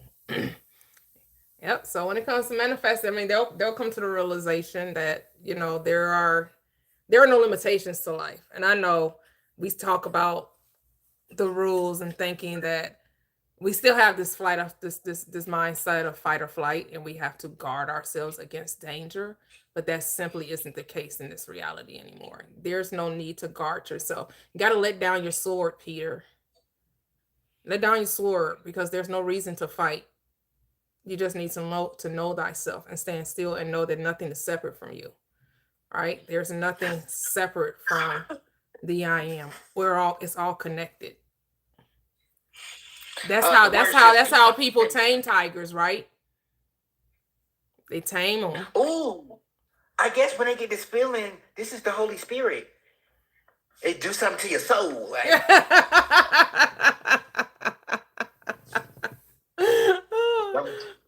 People did it, right? People, this is spiritual psychology. Like I said, it's just reinforce what you already know or whatever, and you just do it over and over and over and over. That's what Mia do with the kids or whatever, like, until it becomes a part of you. Like, oh, I got this, but it's okay to still go read the book or whatever, or still go to Toya Live or whatever, or still blah blah blah. It's okay. It's okay. It's okay. Because we just come here to commune with one another, right? To encourage one another, to share stories, to connect, right? Because we are still social creatures, But the socialization, as you guys said, isn't about taking away your right to your individualized experience. And that's unfortunate that most places that want that social club, they want everyone to think and act the same. They want conformity. Whereas when we come together, we shouldn't all have to think the same way, right? On some level, there is going to be that foundation where we understand that there is a way to think. And then there's a way not to think, right? So, of course, like my platform, when people come in here and then they start talking condemnation, fear, limiting, well, I don't want to talk about that. So unless you change up your conversation, then yes, I'm going to request that you go fearmonger in another space. They have a right to fearmonger, just not here. So regardless of whatever community you find yourself in, there are going to be things that you live by, things that you say. We all have we share a common rule, a common landscape, right? Start your own stuff. Like, go start your own shit. If you want to promote a message, it's easy. Go start your own shit. Why would I force somebody who not thinking like me to have no idea what the fuck I'm talking about or whatever? But like, no, you need this. What are you talking about? No, you need to do it. Just go start your own stuff, and then you will attract like minds, like or whatever. Yep. But to try to convince somebody of something that they don't have no idea what the fuck you're talking about, you're doing extra work. You're putting in more. You're expelling more energy than necessary. Like, it makes no sense. Well, no. The Bible says this, But it says this to me, and I'm saying this is what it says. But yet you're trying to force me to believe or to see how you see it. That's not my message or whatever. So when I be on Cross Out Live, when they begin too much, I'm like, okay, ma'am, what's your message that you want for the people? Because we're done or whatever. But I already know what you're gonna say. If we all going to hell, damnation, Jesus, the truth, the light, and the way. It's rinse and repeat. We don't care. We're not promoting that. We're promoting you're the source, you're God. It's all you. That's what we're promoting. And if you don't see that, yes, we're using the Bible the same way you're using the Bible to damn people. We're using the Bible to uplift people. That part, yeah. Nuh-uh, so I'm gonna go in a live about spaghetti. I'm gonna go in a spaghetti live and tell them why they suck and they need to be eating steak. Right. Exactly. I'm gonna go in the spaghetti live and bust up in there and tell them why they all suck and they need to be eating steak and potatoes. Right, like some Christian came up because I had the live I did earlier today. I said the Bible is the prosperity gospel, and I had quoted 2 scriptures, and he was like, "Just based on what you're saying, you want to debate? No, you have a choice. Just because you see the message that I have, you can scroll. You want to debate? You came up because you didn't like the message." No, I need to tell him that's wrong. That's wrong. Exactly. No. You just want it. No, you want to debate. You think I'm here to convince you of something. This message does not resonate. You don't have to stop. You see it. You can block me. You can scroll.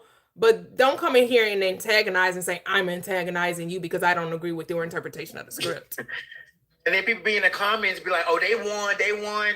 Won what? It ain't nothing to win. It's giving what would They like, oh, they won. They got you. No, they didn't. No, they didn't. There's nothing to give. It's a tug of war. Right? Who winning?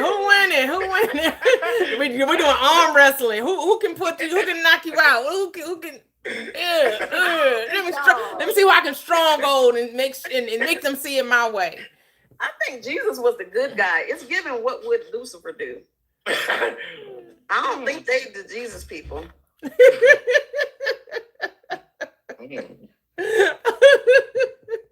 Oh, because as much as they claim we have free will, they will say, but you're leading people astray.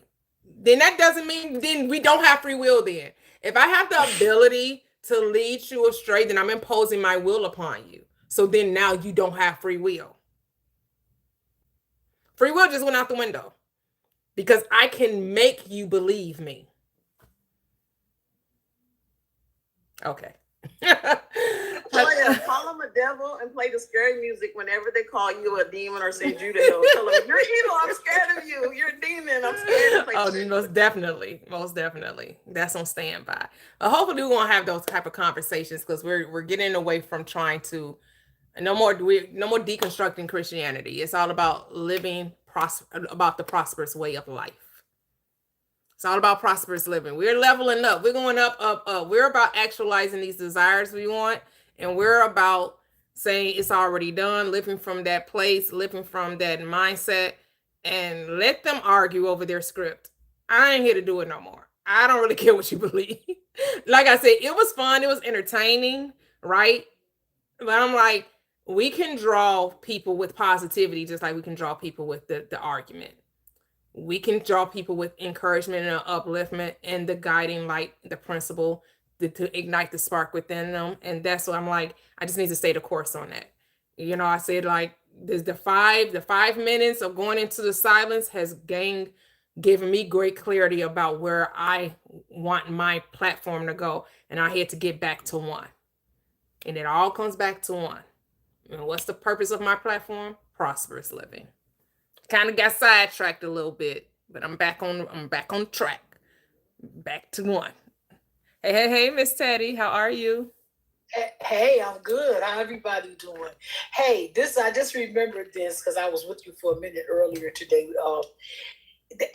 Okay, he kept insisting by virtue of the fact, once you told him, like I said, I witnessed this so much, but you told him, no, I'm not debating. I'm not trying to, change your mind. And this is what he had the nerve to say. By virtue, you are debating. By virtue of the fact that you have that up on your post right there, and you're saying, and you look at the Bible different than I do, that automatically brings a debate. See, to me, that has to be the most, I'm not judging, it's observation. I'm sorry, it's observation. The most asinine mindset that I can think of. He is going to insist that you are debating, that you bringing up a debate, not realizing that is coming from you, sir. That's inside of you. It's not inside of me. So I was just kind of piggybacking that out. Observed that he was so adamant by telling you, just by virtue of the fact of what you're doing, automatically makes it into a debate. And the other thing I wanted to share, and I don't know I don't think it's too far off. It was earlier when you were talking about the eyes, that we weren't allowed to deal with the eyes, looking at somebody. And I didn't know, to be honest with you, have you ever heard that the eyes are the mirror to the soul or something like that? It's the windows. Yes, windows. You don't see, right. You don't see with your eyes. You see with your consciousness, with your beliefs. Eyes are windows. That's all there are. You see through them. You don't see with them. There you go. But listen, this is just a quick experience I had before. And it's something I will never forget because I never had it before. This was only one time. Supervisor, I guess, was reprimanding me for something at a job, so anyway, it doesn't matter. YT. And I've been on jobs down through the years, especially, I guess, because of my age, kind of like there were times that a lot of jobs were not open to BL. You know what I mean? It just wasn't. It wasn't a big thing like when Blue Cross Blue Shield first got big and they make a long story short. He was reprimanding me. Mm-hmm. And, call us up reprimanding me, like talking to me. And we're sitting there. And actually, I was sitting in a chair and he was standing up. So that means he was kind of over me, up, not right up on me, but standing up. And I was sitting in a chair. And while he was talking to me, Toya, I don't know this is what my mind told me to do. My mind said, I just started doing it. I started staring him directly, straight in his eyeballs. But guess what? I made myself not blink. I wouldn't blink. I just looked, and he was just going on and on. And all of a sudden, he started literally coughing and choking. He couldn't stop. He had to, excuse me, and he had to walk out and go get some water. And I have never forgot that because I'm going to be honest, I wasn't saying, I hope something happened, but when I was looking at him, all while he was talking, I literally was thinking, you so stupid. I really was. I ain't gonna lie. I was going, look at you, but I wouldn't blink. I just looked him straight in his eyes, and he was looking back, steady reprimanding, steady, giving all his authority or whatever. But I just wanted to share that. I thought that was kind of interesting. He just kept talking and talking. All of a sudden, he just started choking. Okay. The eyes can be powerful. Okay. Yeah. Okay. Yeah, because sometimes people try to use that type of use it as an intimidation thing, but when they see that there's no fear there and you're not looking at them like they're above you, and how do you show someone that they're equal to you? You look them in the eye. Yeah. You don't look down. You don't look away. You talk to them. You look straight at them. You look in there. And for some people, that's quite uncomfortable to look people in the eye when they're talking. Look straight head on and be like, really looking intently. Right. But if people don't mean anything by it, it'll be a great conversation, right? When you're looking at someone and you're talking to them because you're engaged in them and you're really enjoying the conversation. God to God. That's exactly how, seriously, if you really just think about that one-on-one, just me, that's how I look at it, like God to God. I really do. Mm-hmm. But check this out real quick. On the meditation, the very first night, oh, I love this. But I'm going to have to admit, I'm not an early bird, so I have been setting the clock, but I go back to sleep, so that's okay. But listen, so the first night I got up, the first morning I got up, and what I decided that I wanted to focus on, I was focusing on it. And as I was focusing on that, I was just real quiet and saying, this is what I want to, manifest. This is what I want to manifest, vortex, whatever. And I was like, but somewhere it was weird because like somewhere in that, I guess the mind wasn't all the way quieted yet. It switched to something else. Do you understand what I'm saying? So watch this though. So I immediately started going with the something else. And it was so deep because what I was going with, and it more or less, it was like physical. It was like with physical stuff, physical bodies, physical. And what I was going with, like I mean, for real, to the point where I literally had to get up that morning as I was walking around going, wow, okay. So I'm just saying, so, so far, I'm gonna stay with that. I'm gonna just stay with that, away from my original. And actually, you say it can be a domino effect because I believe what I'm manifesting and focusing on, that once that comes to fruition, I really believe that in itself can bring about other things. You see what I'm saying? One thing can bring about something else. Yep. Yeah. So I just wanted to share that tidbit. Love it. Yes, I know somebody was asking, should you focus on one thing? Only if you want to. You don't have to limit yourself. You can have it all. Yeah. All right. You can, because you can focus on one thing that's encompassing all things. Right. So you just want joy and peace. How can you have joy and peace and abundance and lack anything? So you can be specific or you can be general. It really doesn't matter. It's your canvas. It's your canvas to paint.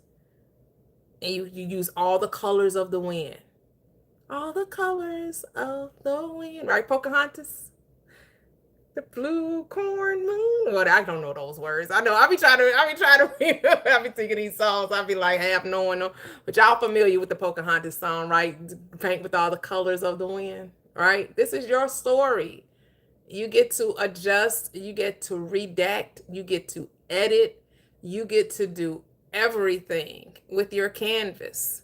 It's a blank canvas. And you get to decorate it however you desire. And so, yes, Miss Teddy's talking about our 21-day experiment, going into the silence, the theater of our own mind, as Reverend Ike would say. And you're going to spend 5 minutes minimum of focusing your thought on your desired outcome, whatever it is you're desiring, whether it's for you or for someone else. All right. And that's the stillness. You're stilling the mind by focusing on this thing. Because what is the true currency? Kevin was talking about it earlier. Attention. That's the true currency. And we're becoming ever increasingly aware of this with our social media platforms. If you ever wanted to truly understand what currency, the true currency was, all you have to do is look at our social media platforms.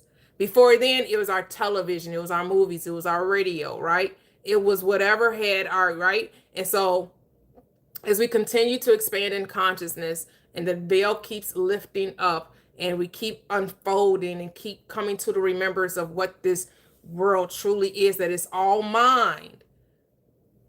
It's all about what can keep your attention. So all of these platforms, social, whether it's TikTok, Facebook, IG, Instagram, YouTube, what do they want? They want your attention. They're willing to pay whoever can gain the most attention with their platform. And they'll pay you to keep eyes on you to make sure they keep you on the platform, right? So I heard people talking about social media is going to move straight into a streaming platform where curated videos are going to be a thing of the past, and it's only going to be about live streaming. Right? That people is that, we're getting away from even from the Netflix and the Hulus and all. That's why Netflix brought podcasts to their platform. Right? Did you all notice that? Netflix has podcasts now. Like they, I know they brought the Breakfast Club. They're not doing as well, right? Because, they're iHeartRadio, and then they were using YouTube as another set of eyes. But with that was all free though, right? Like you don't pay a subscription to YouTube, but guess what you do have to pay a subscription to? Netflix.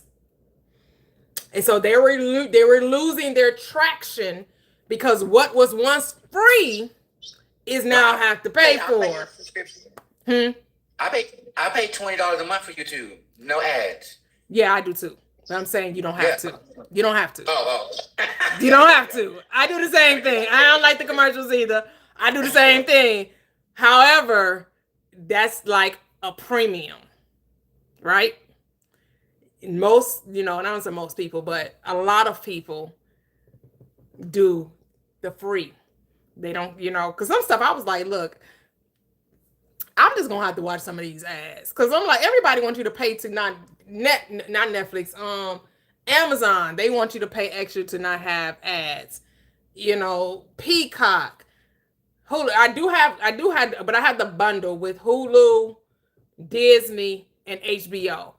I pay no ads for those.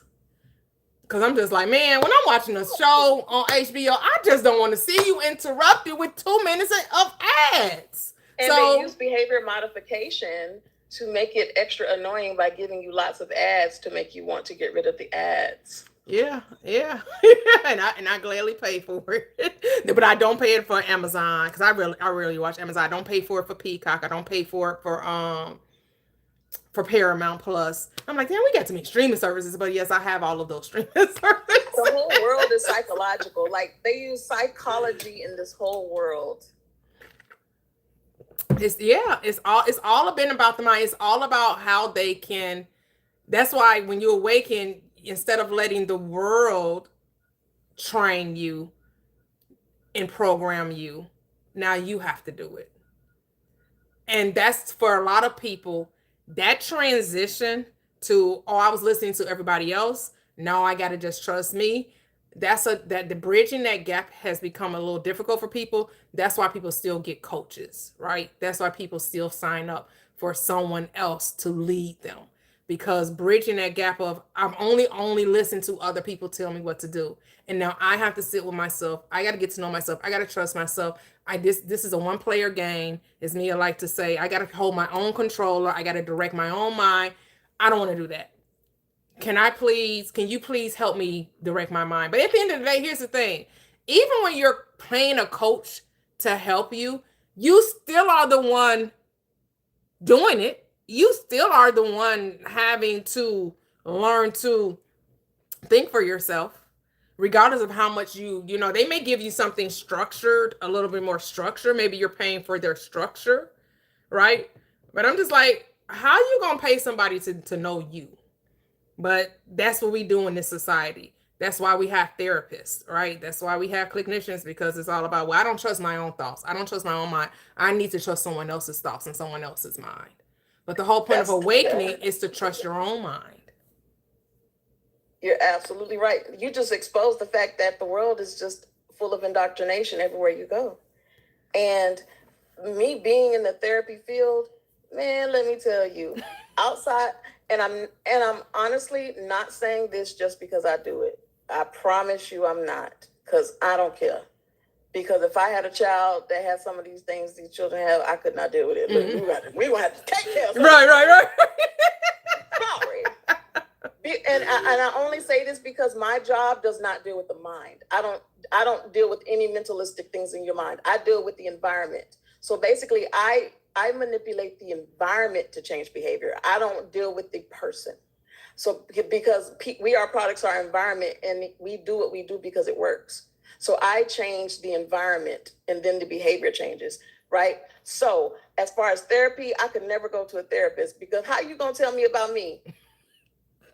I don't care what you say. I don't care what you went to school for. You ain't in my mind. You have not lived my lived experience, and this is a one-player game.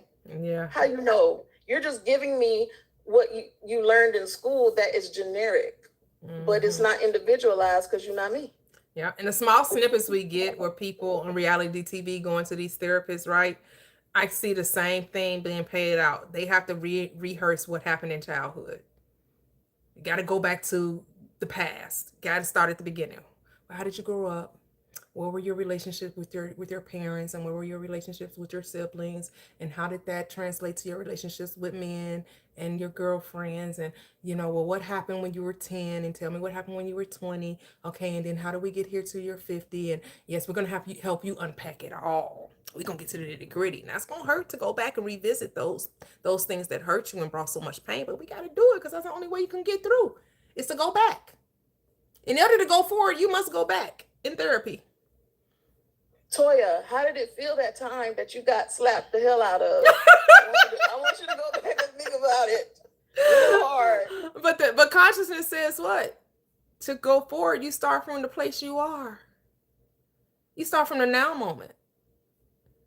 Don't look back, Lot's wife. You can't go back, Lot's wife. I'm telling you, I'm moving you into a new state. How you looking back? Oh, you want to look back? Guess what you get to do? Stay there. Sorry, Lot. You a single man now. You ain't got no wife no more. Your wife didn't want to go. She was too stuck to the dad past. She wanted to keep bringing up old baggage. She didn't want to move forward. She wanted to stay there right there. That's what happened to the Israelites too. They kept looking back too. They couldn't move forward either. Everyone that had experienced enslavement with the Egyptians, they didn't get to go into the promised land. That old state, that old mind died right there in the wilderness. Everyone 20 years and younger got to go into the promised land. Right? Just salty. I love it. You want to say something, Miss Teddy? Oh, I thought you got. I was, but I thought I had been off a mic for a minute. Was making noise. I was tapping, so I thought I was making noise. Listen, I don't forgot now. You know me. I'll come back. Okay. Y'all be saying so much, and everything y'all saying look like my mind. I had either experienced it, or I'm thinking about it, or something. So I'm always trying to grab on to piggyback. But if I think of it before you go, I'll come back up. Thank you. Oh, no problem. No problem. Okay, so we have that CG Rice 23. Are you there? You can unmute if you meant to come up. Yes, ma'am. How you doing? It's been a minute since I've been in your live. Who you chewing out this time? What group of people? No, we're not on that anymore. We moved past that. Oh, yeah? It's all about manifestation now. Yep. Right on. I ain't got anything negative and whatnot to say. Basically just come in with positive, checking on my people. So, it's been a minute since I've been on this. So thank you for joining. Yes, ma'am. So you just checking in, huh? Thank you for checking in. Okay, we got Nima. Are you there? Did you mean to come up, Nima? I just wanted to say hello to you and everyone, and I'm just listening and learning. Thank you for joining. Did you have any questions? No. Okay, cool. I have. Yeah. Say no more chewing anyone out. No more.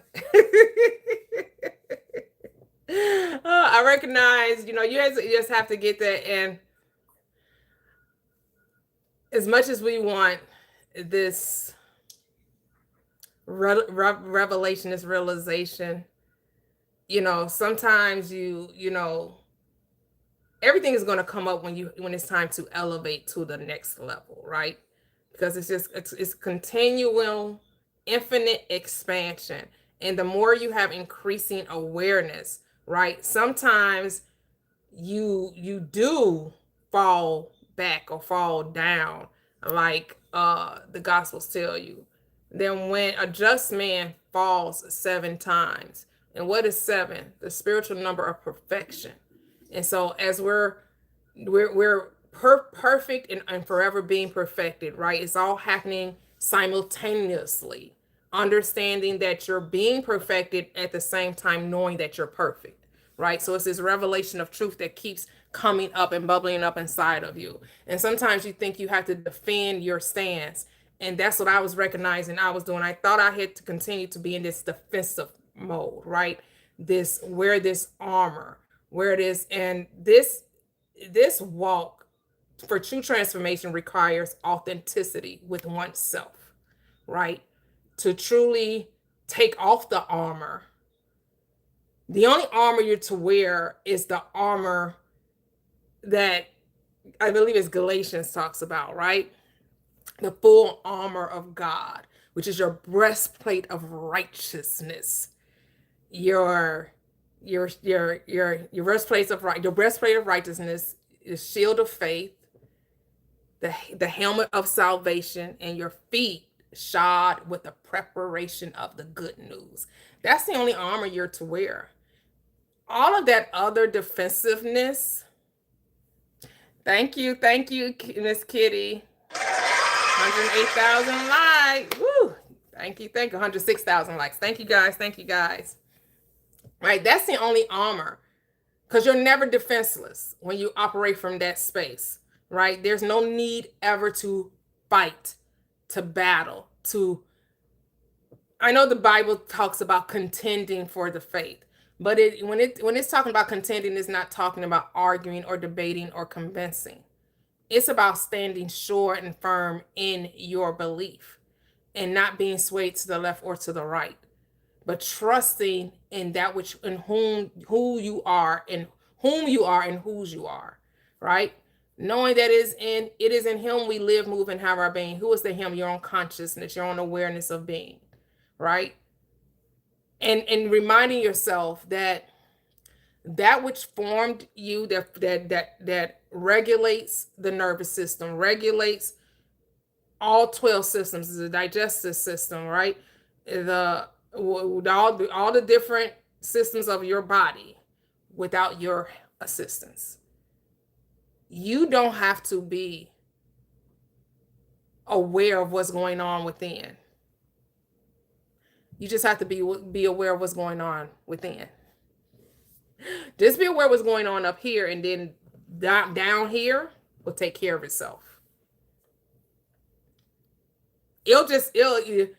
Health will just be naturally expressed when you have the transformation of mind, when you renew that mind, when you operate from the heaven from within, then it becomes the heaven without.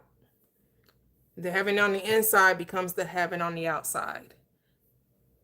On earth, where it is where? As it is in heaven. It's on earth as it is in heaven. So whatever's going on in your earth, your third dimensional reality, your physical body, is because of what's going on within your mind. That's your heaven. And so in heaven, you can turn it into hell because it's all in your mind. All is mind.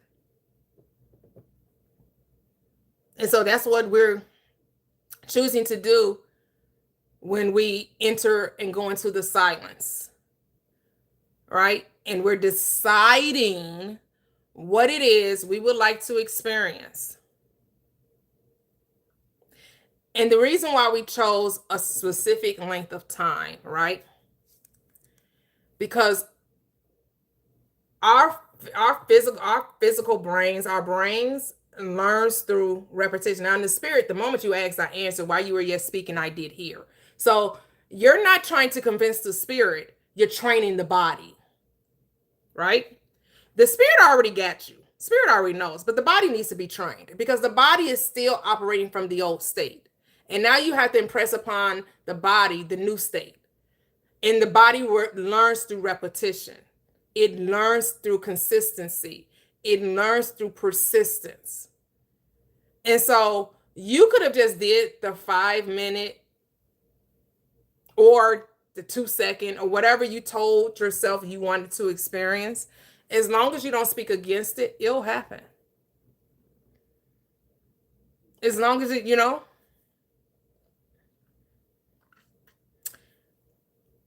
we're given different parables in scripture, right? It's like the widow and the unjust ruler.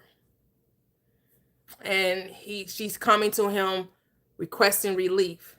And he said, though I fear not man or God, because this woman keep coming, she wearing me out. She troubling my spirit. She won't take no for an answer. I'm going to give her exactly what she wants. Even though I don't even fear God, I don't even fear man, but this woman is just so persistent. She just won't let it go. She just won't take no for an answer. So what is that telling us? You don't accept, you don't compromise, you don't settle for less, you don't settle for any other thing than what you desire. You do not have to compromise. You don't have to say, well, this is close enough, or this is almost it, and then just take it. You don't have to do that. Hello, welcome.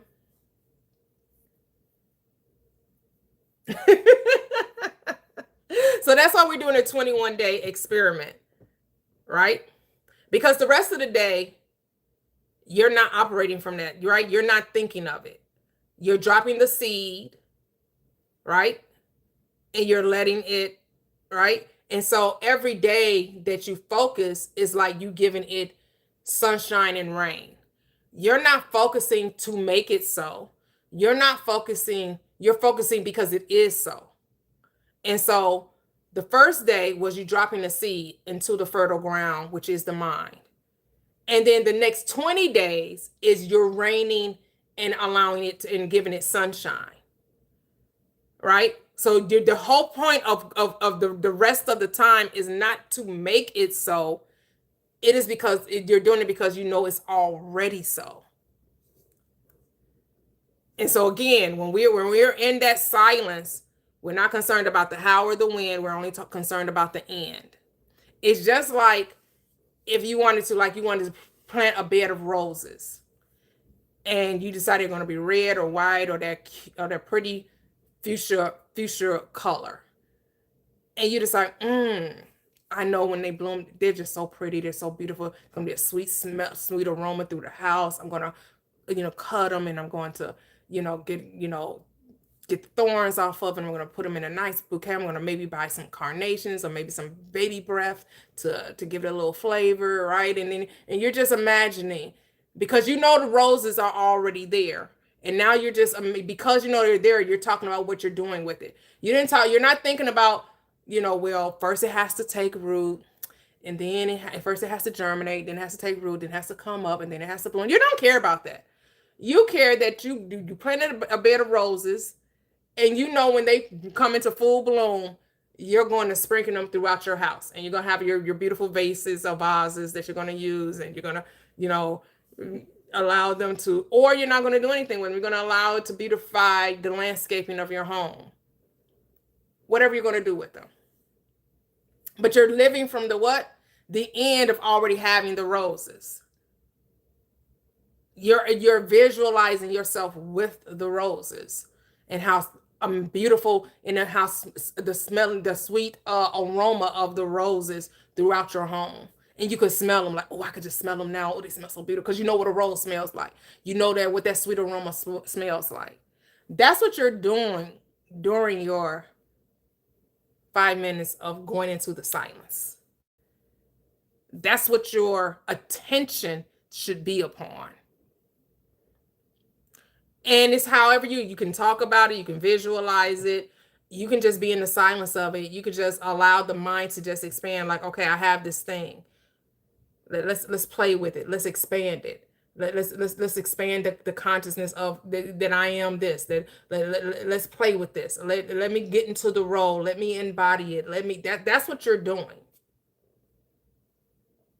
Enjoying the having. Love that. That's it.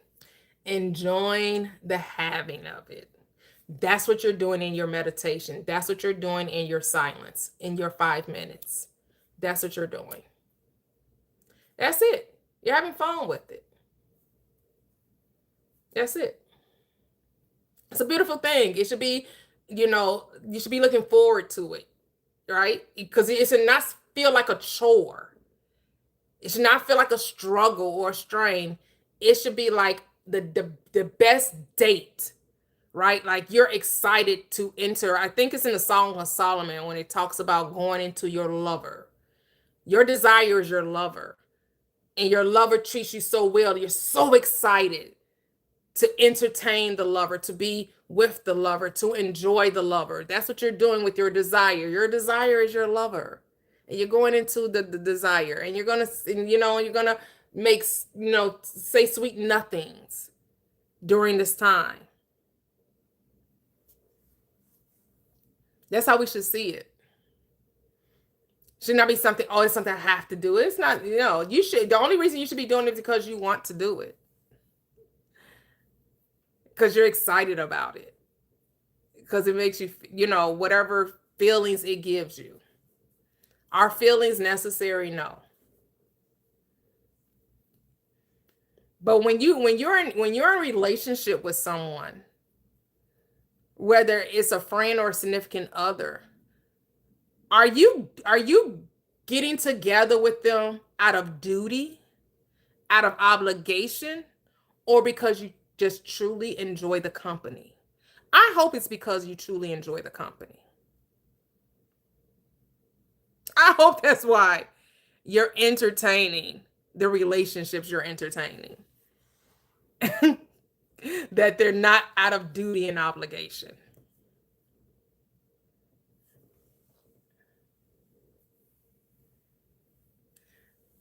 Hello, A-Town. As Neville Goddard would say, he would say, you're going into like an abandonment in that moment. You're abandoning yourself to that moment. You're completely surrendering yourself to that moment in time where you're with your love. Like the thing that you want, love it. Want to be with it, want to enjoy it, right? Like, I'm hoping you don't want your desire, whatever reasoning you want your desire is your reasoning, right? But we know the blessings of the Lord makes rich and add no sorrow. So when it's of the Lord, which is of the law of your own being, it does not come with regret, shame, guilt, remorse, right? It's because you wanted to enjoy it, to love it, to embody it, right? Like, this is who I am. This is my life. This is what I'm supposed to be. This is what I'm here to experience. And a lot of times, that's what keeps people from realizing their desire. They didn't fall in love with it. So like when adversity hits, when things don't happen as you think they should, you walk away from it. You say, well, it just wasn't meant to be, or it's too hard. The obstacles are too challenging. Well, no. The adversity is just to get you to self-correct. That's it. The adversity you created. There's nothing there to test you. It's your own thinking that brought about the adversity. So when you have the adversity, as the desire is coming into fruition, it's because, right? Yes, repent. It's because of your thinking. See, a lot of us don't even realize, like when I was listening to Stormy Steele, and she was talking about the different adversities that she was having and the things as she was manifesting her desires. She recognized anytime she did not trust her intuition, she created adversity. So she recognized it was her. She recognized that she didn't trust when she got the innate, the intuitive leading to move forward, she wouldn't do it. And so then the adversity came, and she recognized, oh, the adversity is here because I need to self-correct. I need to repent. I need to change focus. I got off focus.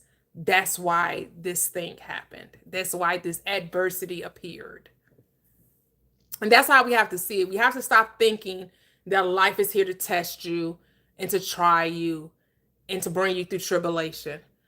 No, the reason those things happen is because you create the testing, the trials, and the tribulation. You think you can't have your desire without hardship. You think you can't have your desire without struggle. You think you can have your desire without first being tested to see if you're worthy of it. But remember, it's not about worthiness, but it'll always happen unto you as you believe. So if you believe, just know it's going to show up. if that's your core belief, it's going to present itself to you. Go ahead, Miss Teddy. I was just thinking you were saying like the adversity comes just like you say to give you or show you that you're off point. You're off point. And just the opposite of that is when the manifestation comes, it comes to show you you're off point. So there it is. Yep. Woo, there it is.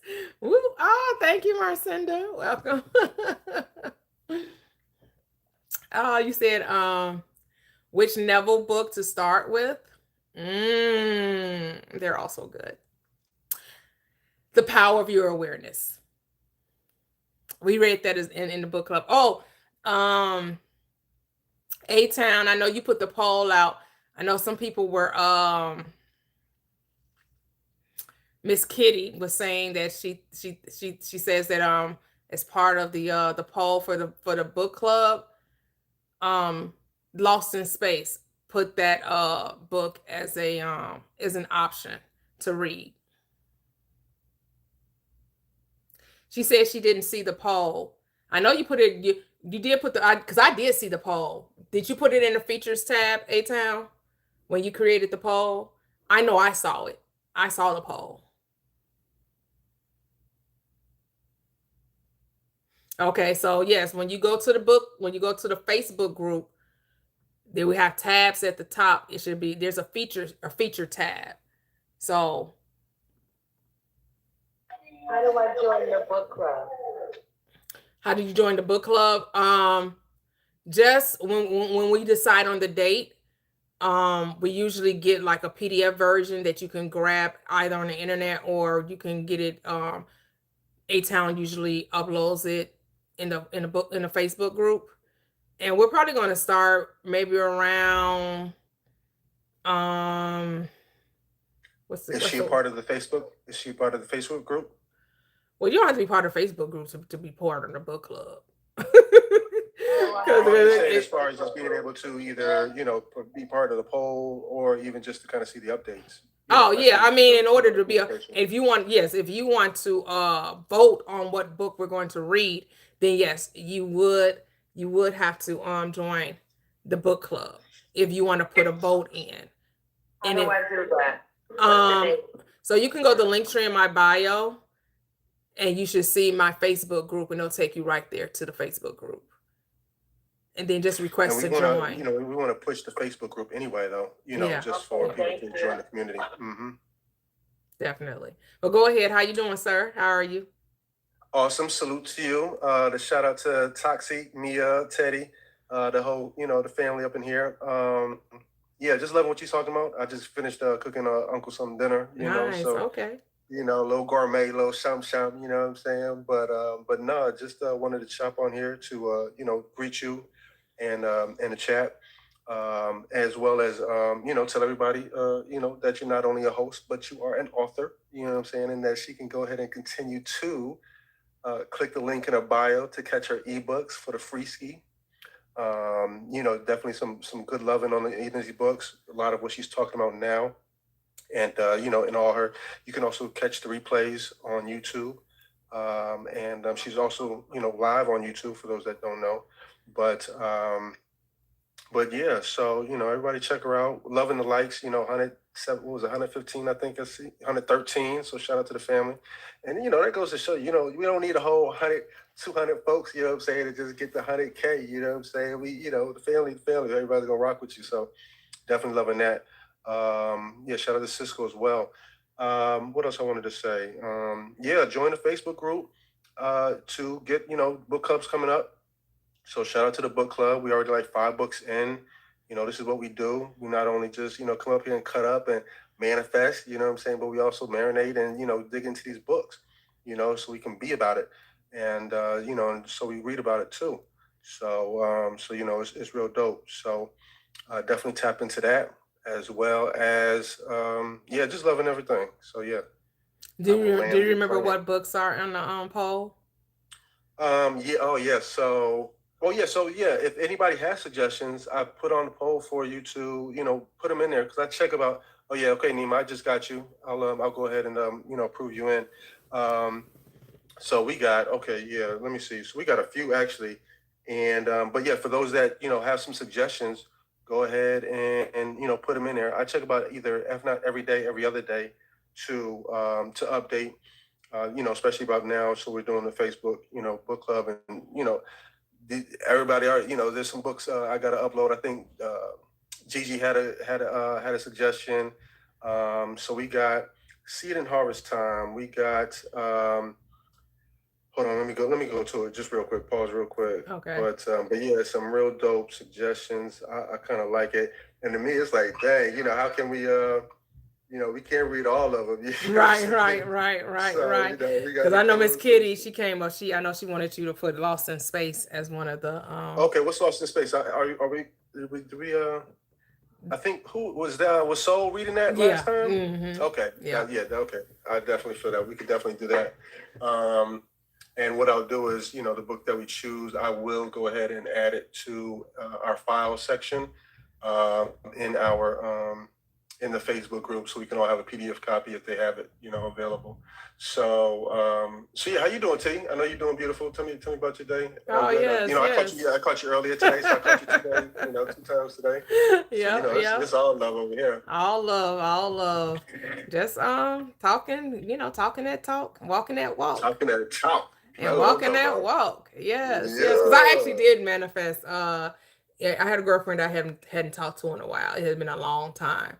And I was just like, let me see. People always saying, oh, if you think about somebody and you want to talk to them, you don't do nothing to make them reach out to you, right? It's like, okay, I'm about to test it. Just gonna think about like, yeah, okay. She reached out today. I was like, okay. And because my thing was like, we need to get together, but I didn't say that.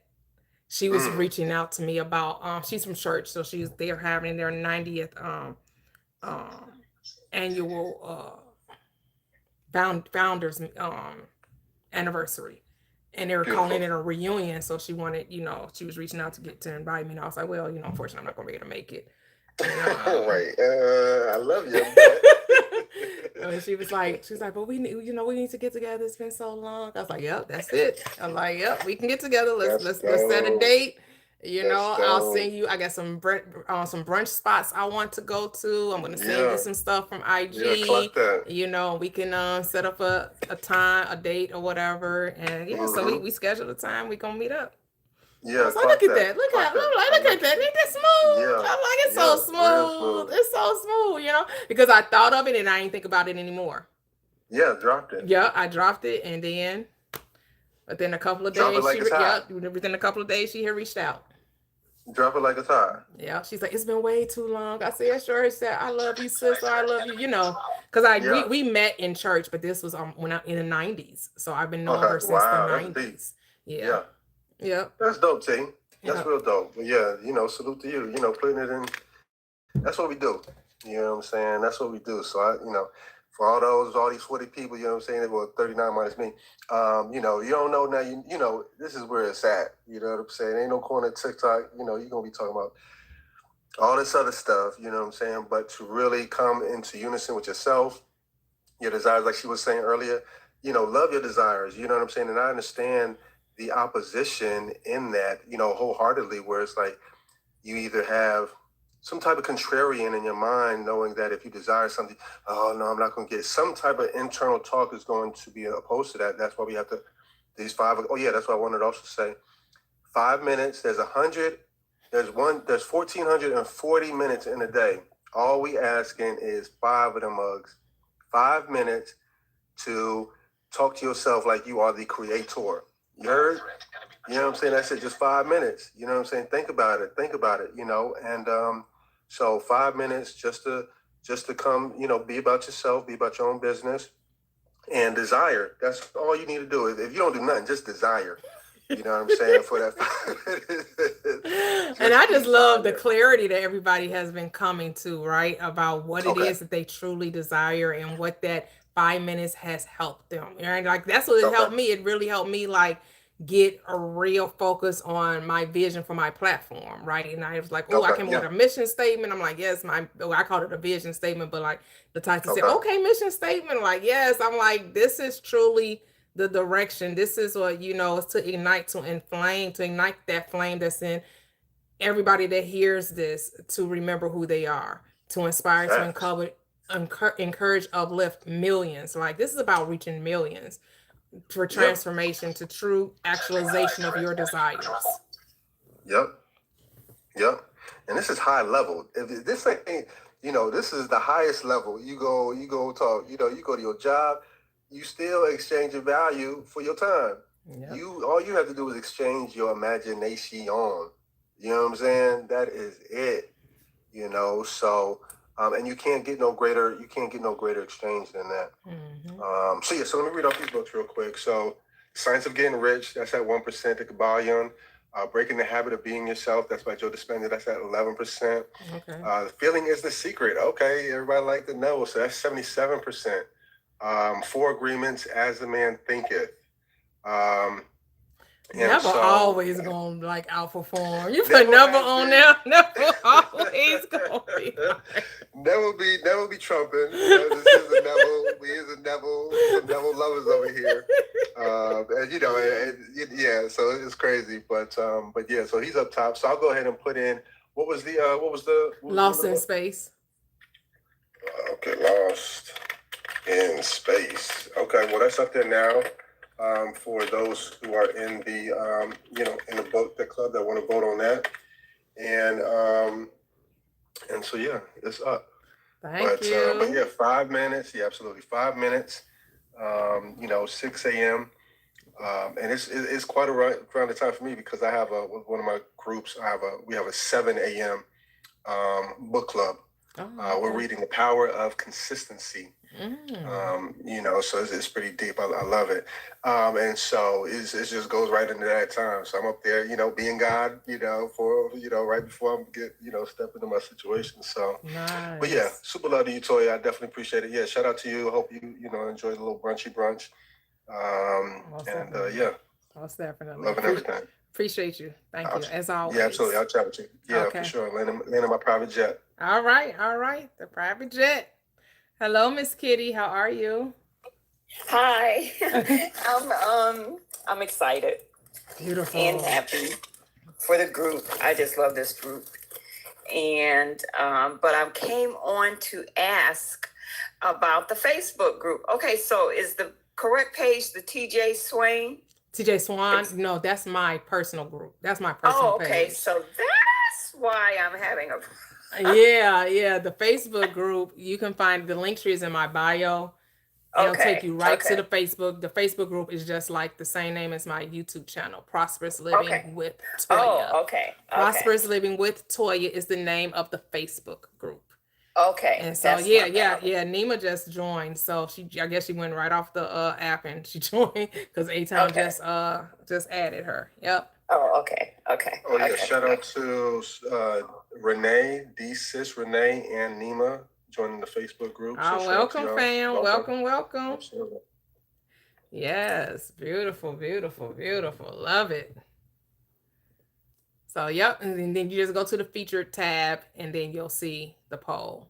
So I don't know how long we'll keep it up. I have to decide which Saturday we'll start in July.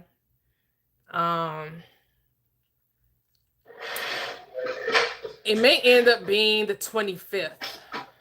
So we'll see. Yeah, I'm thinking maybe the 25th to start. So that gives July. Okay. Yeah. So it gives us time. Maybe we'll close the poll. Give it a couple of weeks, I guess.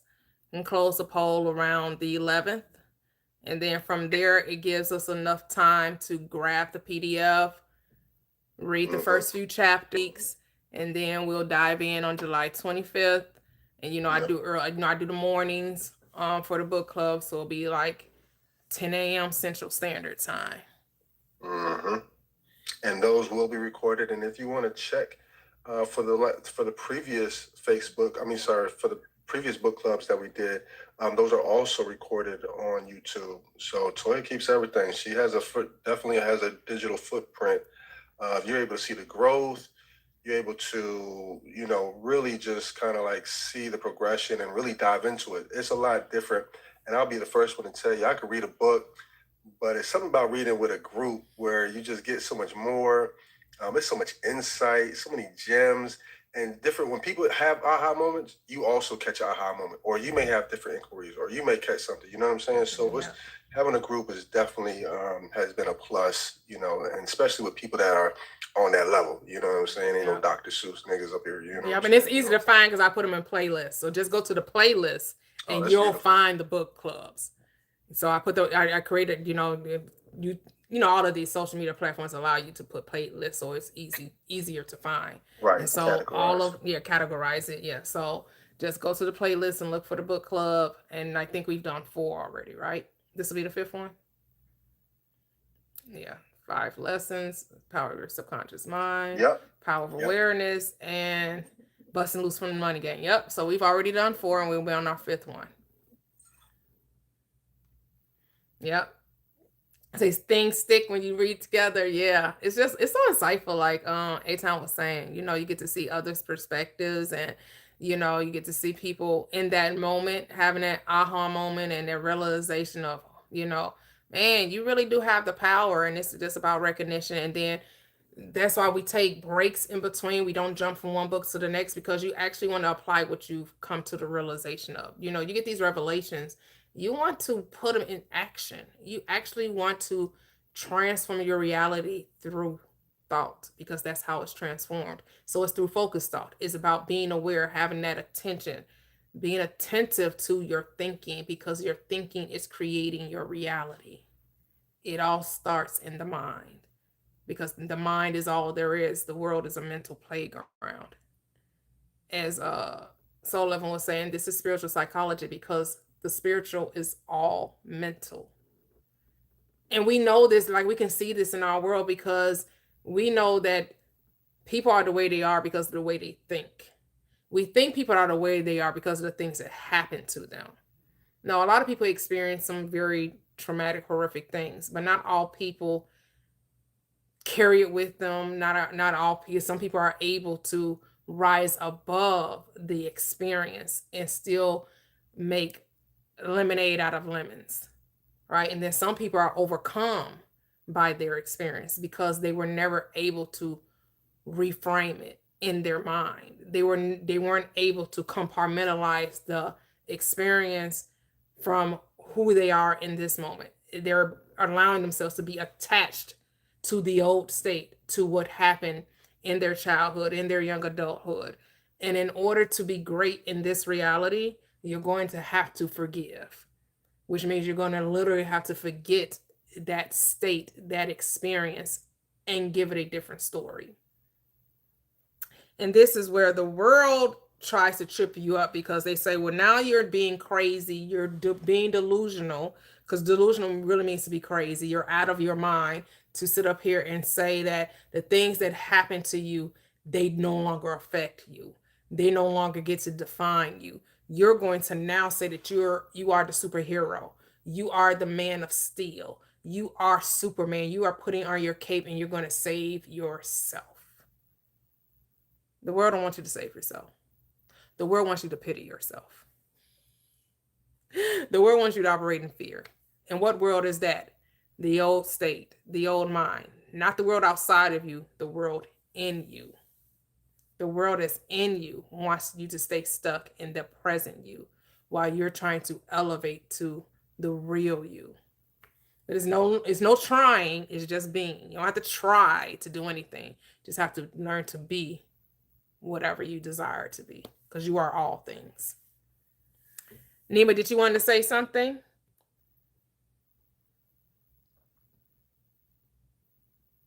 I know you came back on the panel. I don't know if you wanted to say anything. If you did, you can unmute.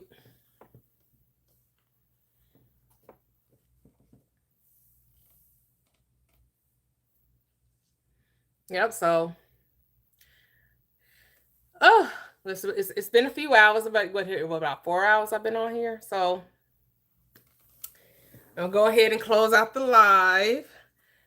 Appreciate everyone for joining.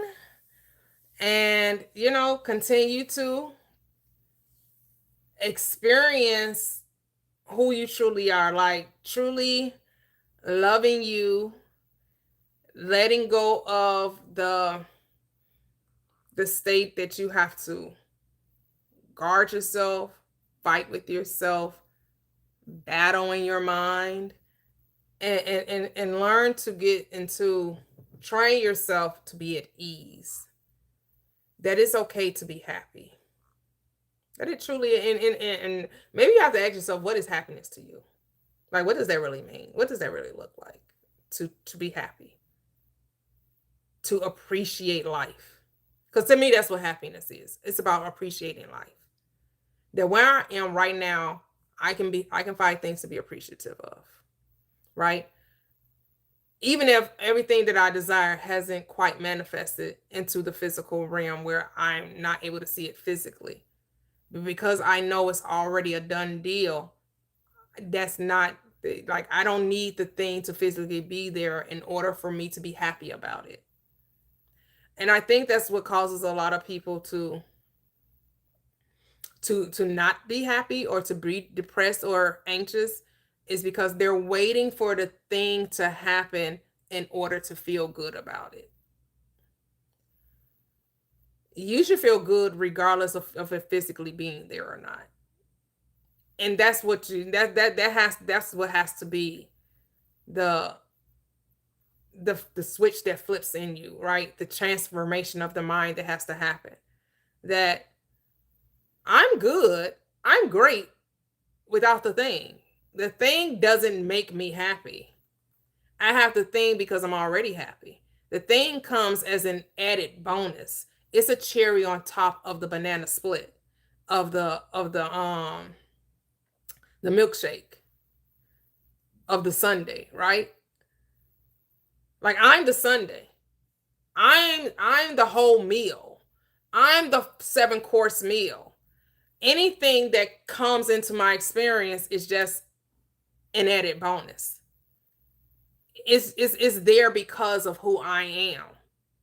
I am not rich because of money. That money doesn't make me rich. Because I'm rich, I have money. All right? Like, labels, designer doesn't make you wealthy. You can be wealthy without having labels, without having designer, whatever. Wealth is a mindset. It's not what you put on the body. It's what you think about in your mind. That's where wealth begins. That's where prosperous living begins. That's the abundant life. It all begins within. So you can be wealthy at any tax bracket. You must understand that.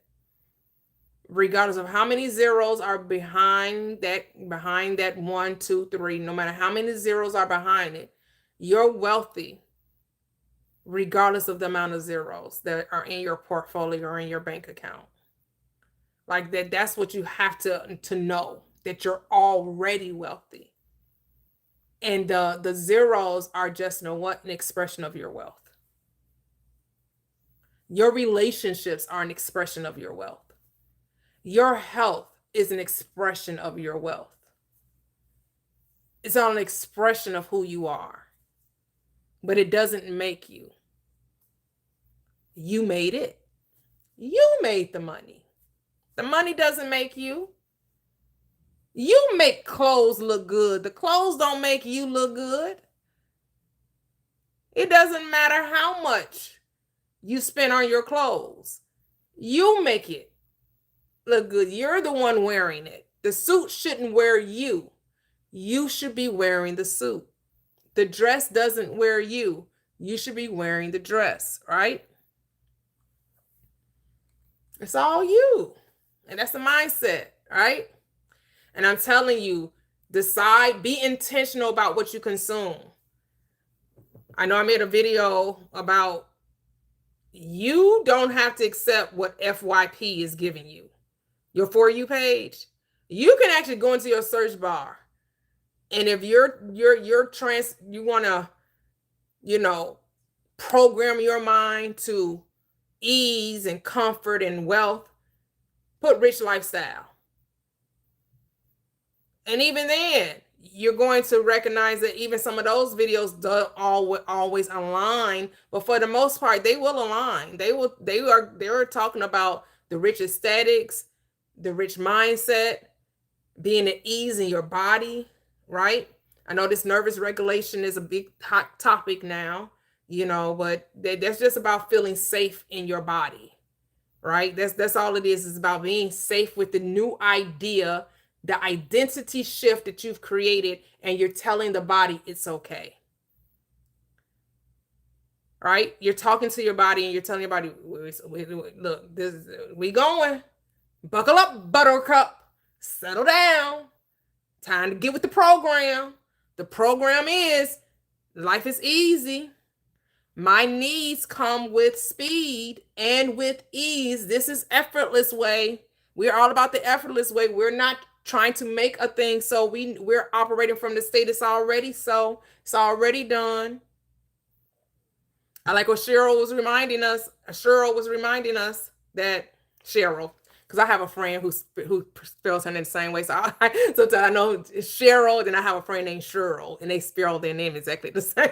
Sometimes I say Cheryl because that's how she says her name, but I got to remember Cheryl, like Cheryl Teagues. I have to remember that. But like Cheryl said, when she had things that she wanted solved, she just said, there's a solution to this, and then let it go. And she did nothing to make it so. And then things would just happen. The solution would just appear. And when you do this in your everyday life, like she said, it's just building her confidence within herself, to trust the higher self, to know that all I got to do is claim that there is a solution. And she gave examples of the things that she manifested where she was just like, she was feeling a little anxious about. She recognized there was a solution to it, and she was trying to figure it out. And she just said, you know what? There's a solution to this. She said she dropped it, and then things just happened in her reality that rearranged itself, and the solution appeared without her trying to work it out, trying to think it out, try to call this person, try to reschedule this and that. Nope. The person rescheduled on their own. And that freed up for the very thing that she wanted to integrate. It was integrated. I forgot the other one that she did, but that was one of them because she gave like 2 or 3. But you can listen to it on the recap, on the replay. Go back to YouTube. She's the first caller up. So she came up. So when you hear the first caller on YouTube, that's Miss Cheryl. And she talks about how this 5 minutes of going into the silence has really helped her, and how me talking about God wants you rich is something that she was able to deconstruct, because she said when she first saw it, she did not resonate with it at all. She had a very aggressive response towards seeing God wants you rich, because she recognized that her upbringing, it went against everything that she was told growing up. That, no, you're supposed to struggle through life. Poverty is a virtue. What you mean God wants you rich? Hello, you can go to my YouTube channel, Prosperous Living with Toya. The link tree is in the bio. That's where you can find the replay of all of my lives on YouTube. I'm streaming right now. I'm streaming on YouTube as well. So you won't see the TikTok version. I stopped uploading the TikTok version because I was like, why do I need to upload the same video twice, the same live twice? So since I decided to regularly stream both at the same time, you'll get the YouTube version. But you'll still be able to hear everyone that comes up on the panel. It comes through very clear. You're welcome. You're welcome. Yes, I'm just loving the revelations everyone's getting. The Toxic shared, Miss Teddy, Miss Kitty, A-Town. Everyone is just Mia. Everyone that has been going into the silence for that 5 minutes and just focusing your thought and sharing, and it's been a beautiful thing. And I'm loving the clarity that I'm getting too. And I've been very intentional about my FYP. I don't even now, the last couple of days since I've been going into the silence, I may do 2 or 3 minutes on FYP. I go right to the search bar and say, nope, rich lifestyle. That's what I want to see. I only want to see people talking about, abundant living, living the ease and flow of life, that if I'm going to if I'm going to go on TikTok, that's what I'm going to do. I'm going to be intentional about what I'm going to consume and what I want to hear, be impressed upon me. Because I got to be real intentional. Go ahead, A-Town. Yeah, I was gonna say, for those that are doing the 5 minute, I would definitely suggest that along with the 5 minutes, just audit what is coming in your ear gate and your eye gate. Just to kind of even see what you're bringing in, because one thing we don't want to do is, the 5 minutes and then we on to savage mode, killing the consciousness. So it's like, in terms of just our mental diet. And because that's one thing that I've actually done is like, because when you leave it, you want to stay up there. You know what I'm saying? Real talk. You don't want, and yeah, you don't even want not saying nothing to bring you down, but you want to stay in that elevated state. And it's already done. God mode, you know what I'm saying? Whatever you want to call it. But of course, we got to do life, but there is a backdrop, we paint the canvas and we want to be able to know that it's already done. Suggestions of, like Toya said, and I'm on the same tip too.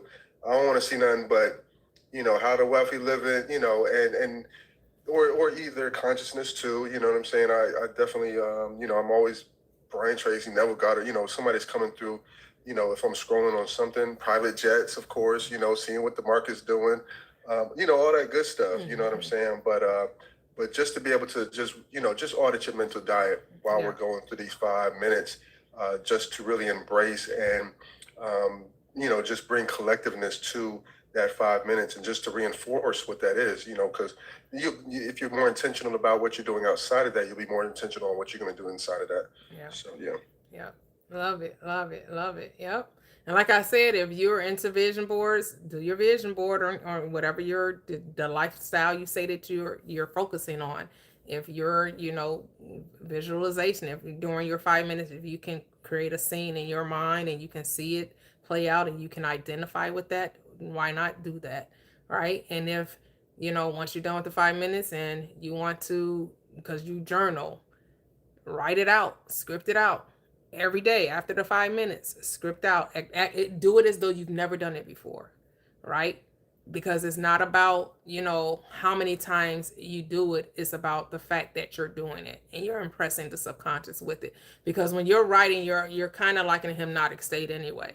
And that's what it's about. You're self-hypnotizing, you're mesmerizing, you're impressing your subconscious with the reality of it. So it becomes a memory and the memory will play out in your reality.